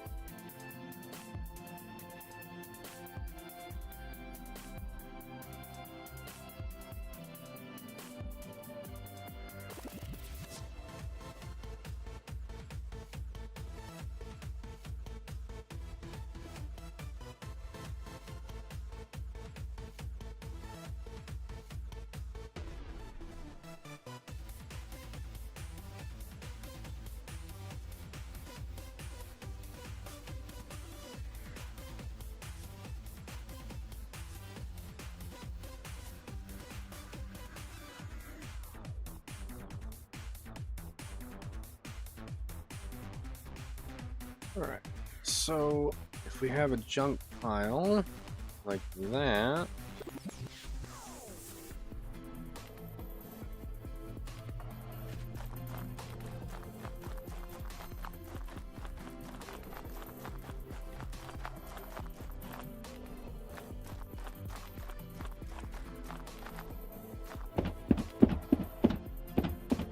I set up collisions.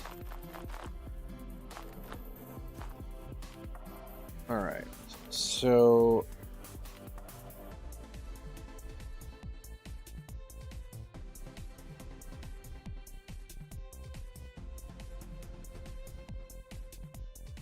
edit all these. Ugh. So what I'll do, I'm thinking like this is like the shit that'll be around the POI to give it some more oomph.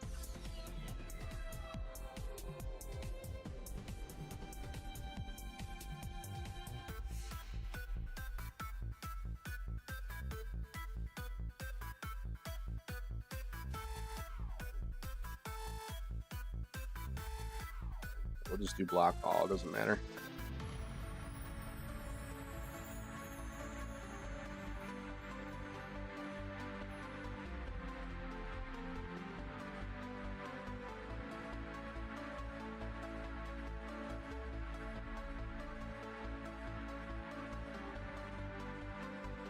I made these a while back. That's a good thing about like junk assets is you can still use them for anything as long as they look good.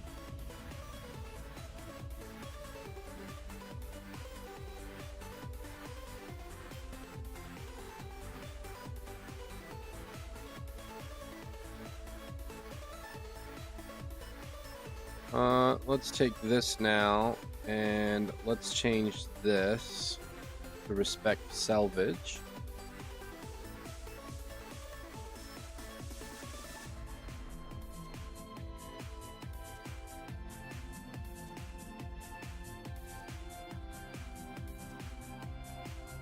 Well, that's fine. They're still going to be the same, so we don't have to touch that.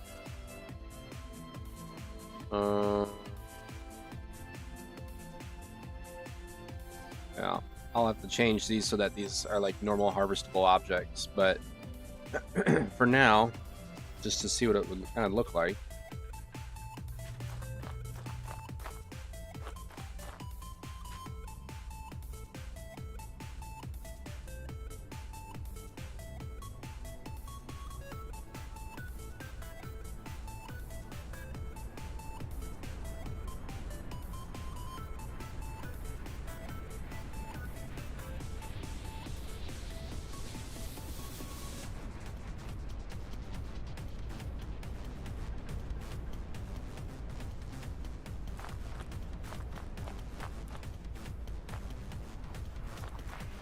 Oh, are these not? These must be ISM, so these have to get updated. Forgot about that. In the ass. Yeah, so we would take this. And then I would hit break link. Go move it somewhere else for now. Then take this.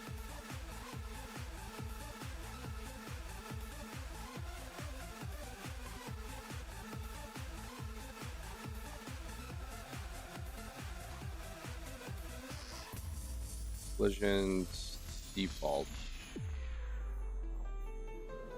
Won't let me do it. I guess we could set them to harvestable.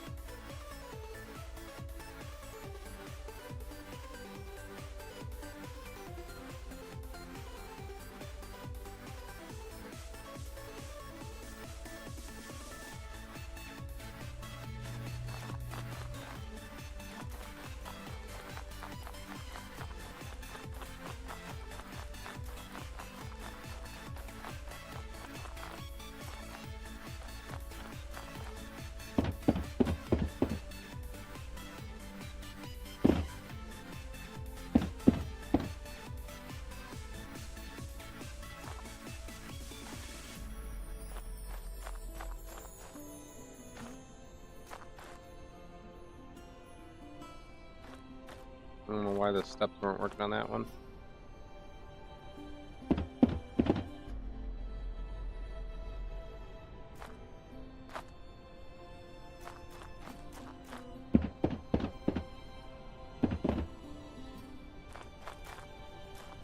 Huh. Well, that might work. I'm going to have to make a scatter update system, so it's going to suck. Basically, I need a PCG system that correlates to the blueprint system and knows that once it's been created, it then takes all the assets that have been created and will turn them into their designated respected physics types, which is a nightmare.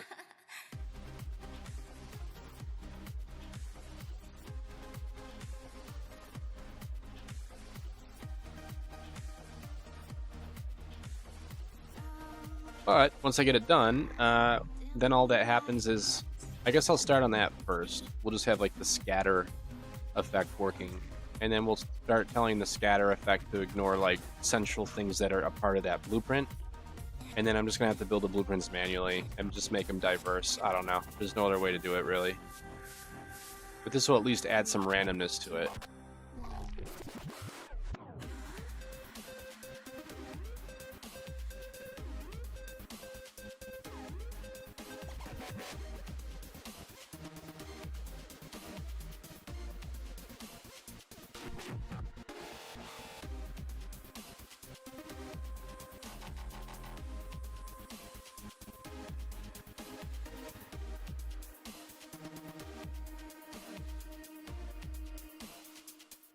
Don't stop.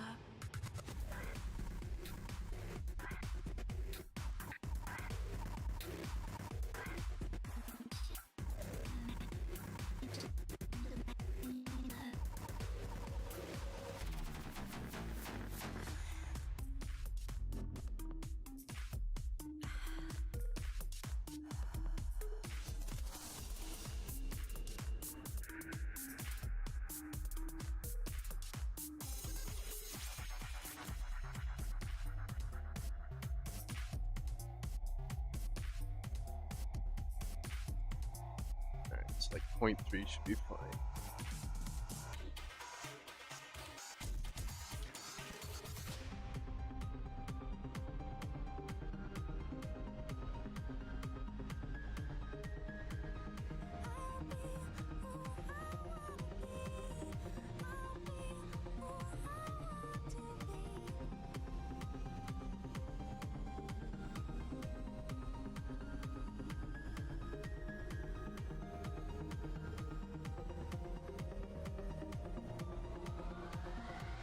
She looks like an angel.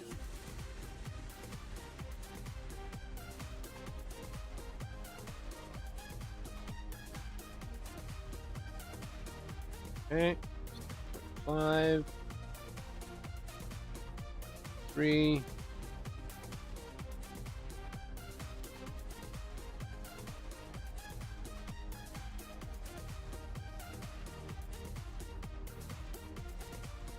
I'm updating all the assets right now just so they're not as shiny.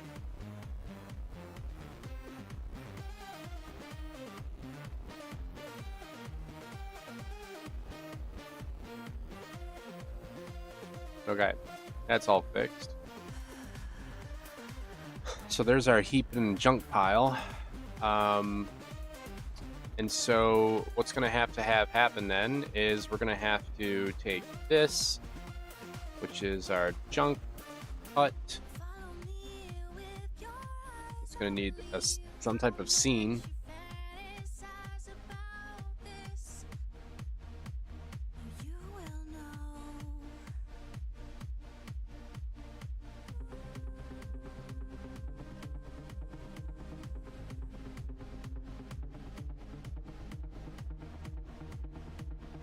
What is this? Oh yeah, I forgot about that. pretty cool effect that I made.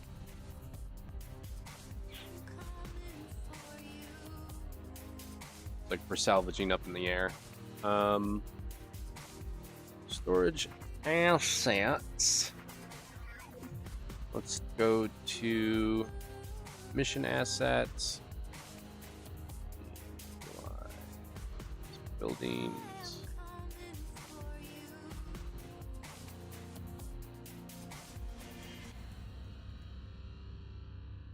Okay, so this one right here is what we want.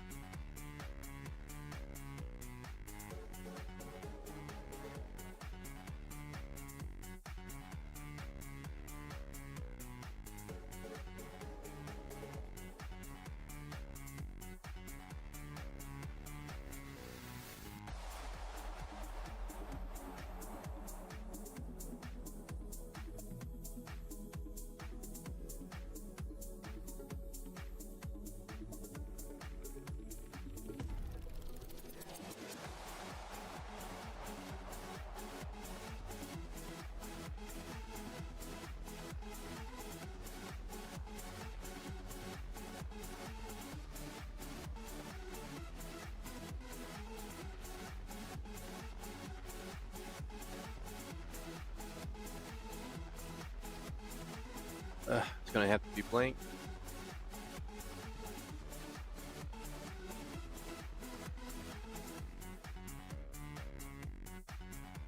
That is ridiculously huge.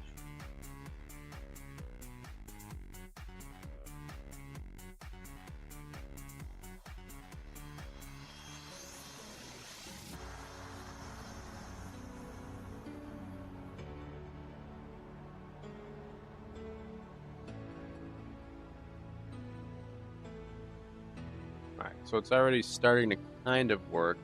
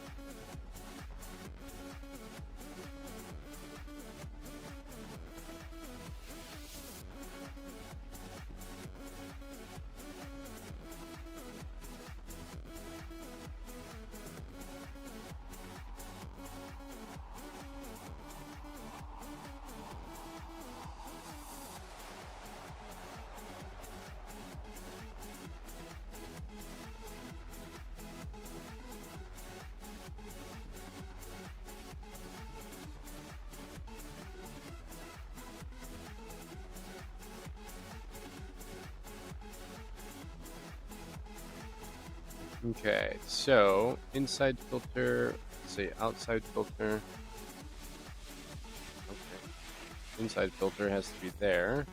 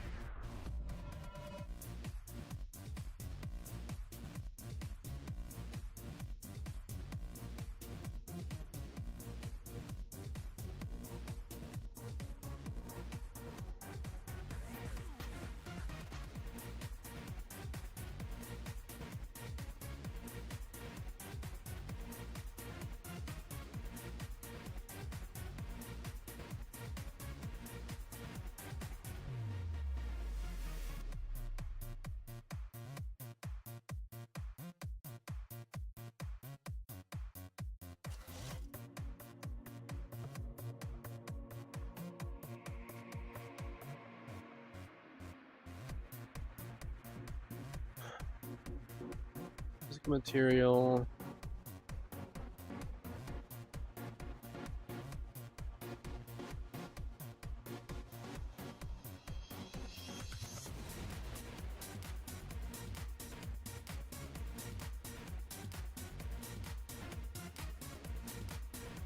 Hmm.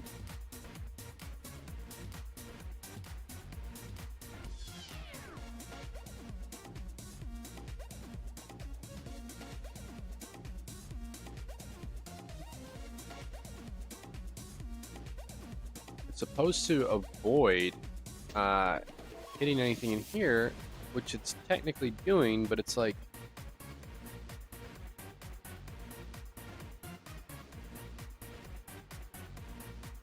extreme.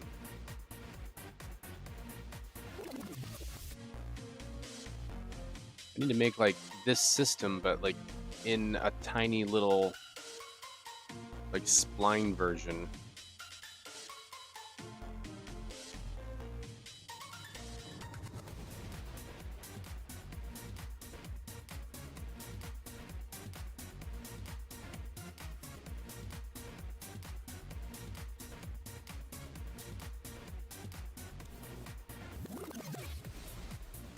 Hmm.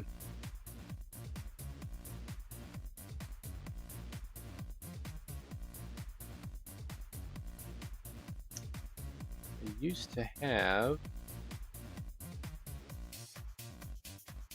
big assortment, auto map.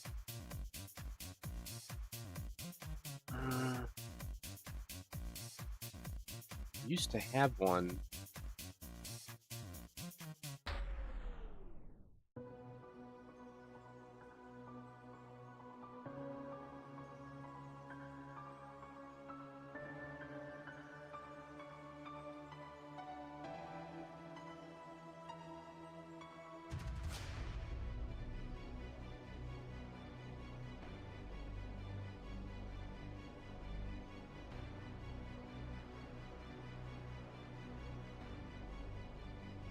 Salvage pile.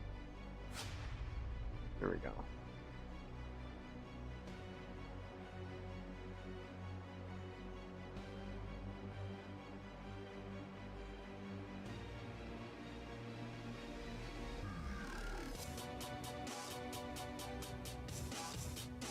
Alright. Salvage pile uses a spline sampler. Here we go. We could say hostile camp, do whatever you want to do, fine. But then on top of that, let's add a spline salvage.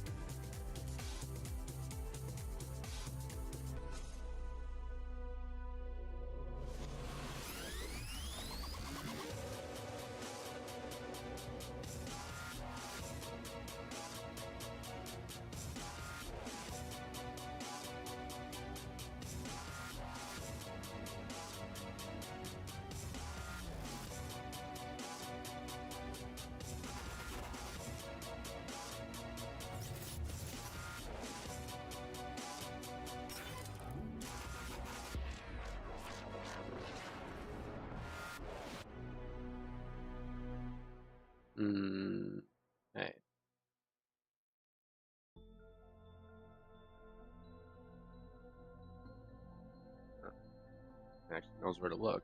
Impressive. Okay. So the files are in the right spot. Interior.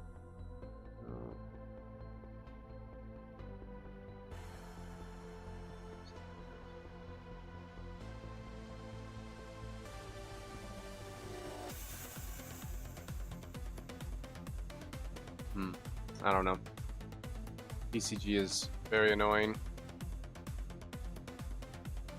Well, I mean, I got this first one working, but problem is it's not respecting the. It's like too restricted.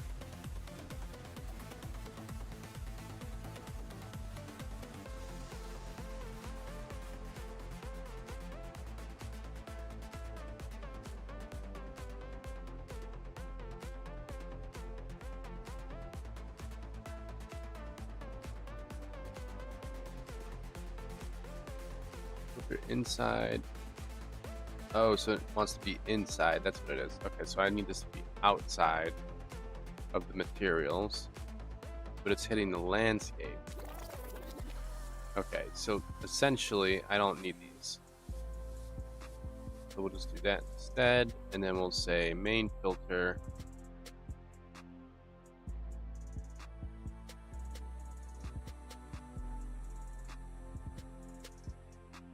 Which is where? There it is. We'll grab you.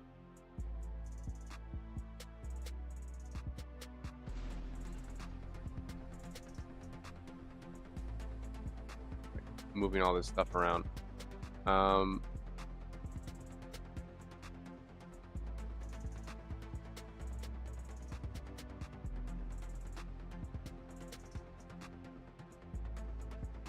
now.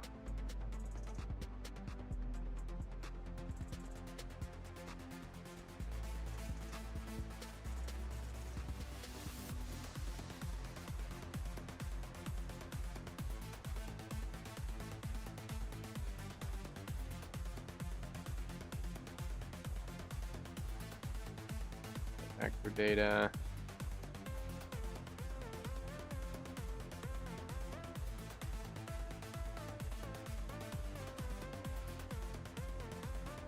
Alright, so what we got to do is get it to like basically not collide with other static meshes. And I don't remember how to do that. That could be a nightmare. Something to do with this though.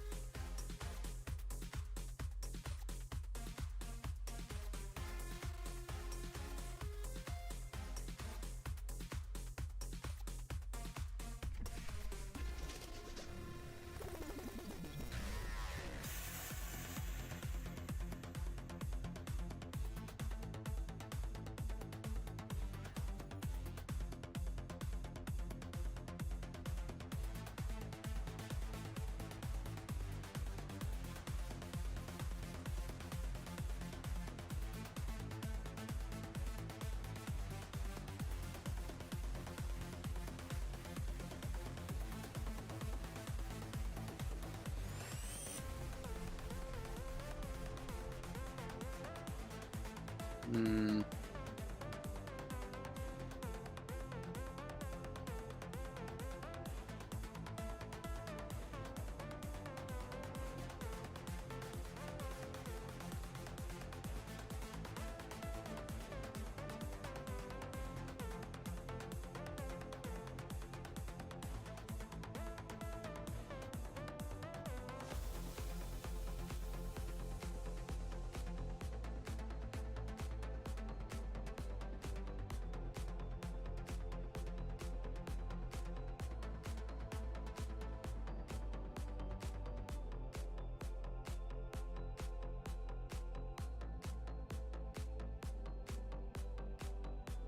That's if we want to like scan the landscape itself, which we don't really want to do. We just want to see if we're overlapping another object. Oh man, I thought it was different.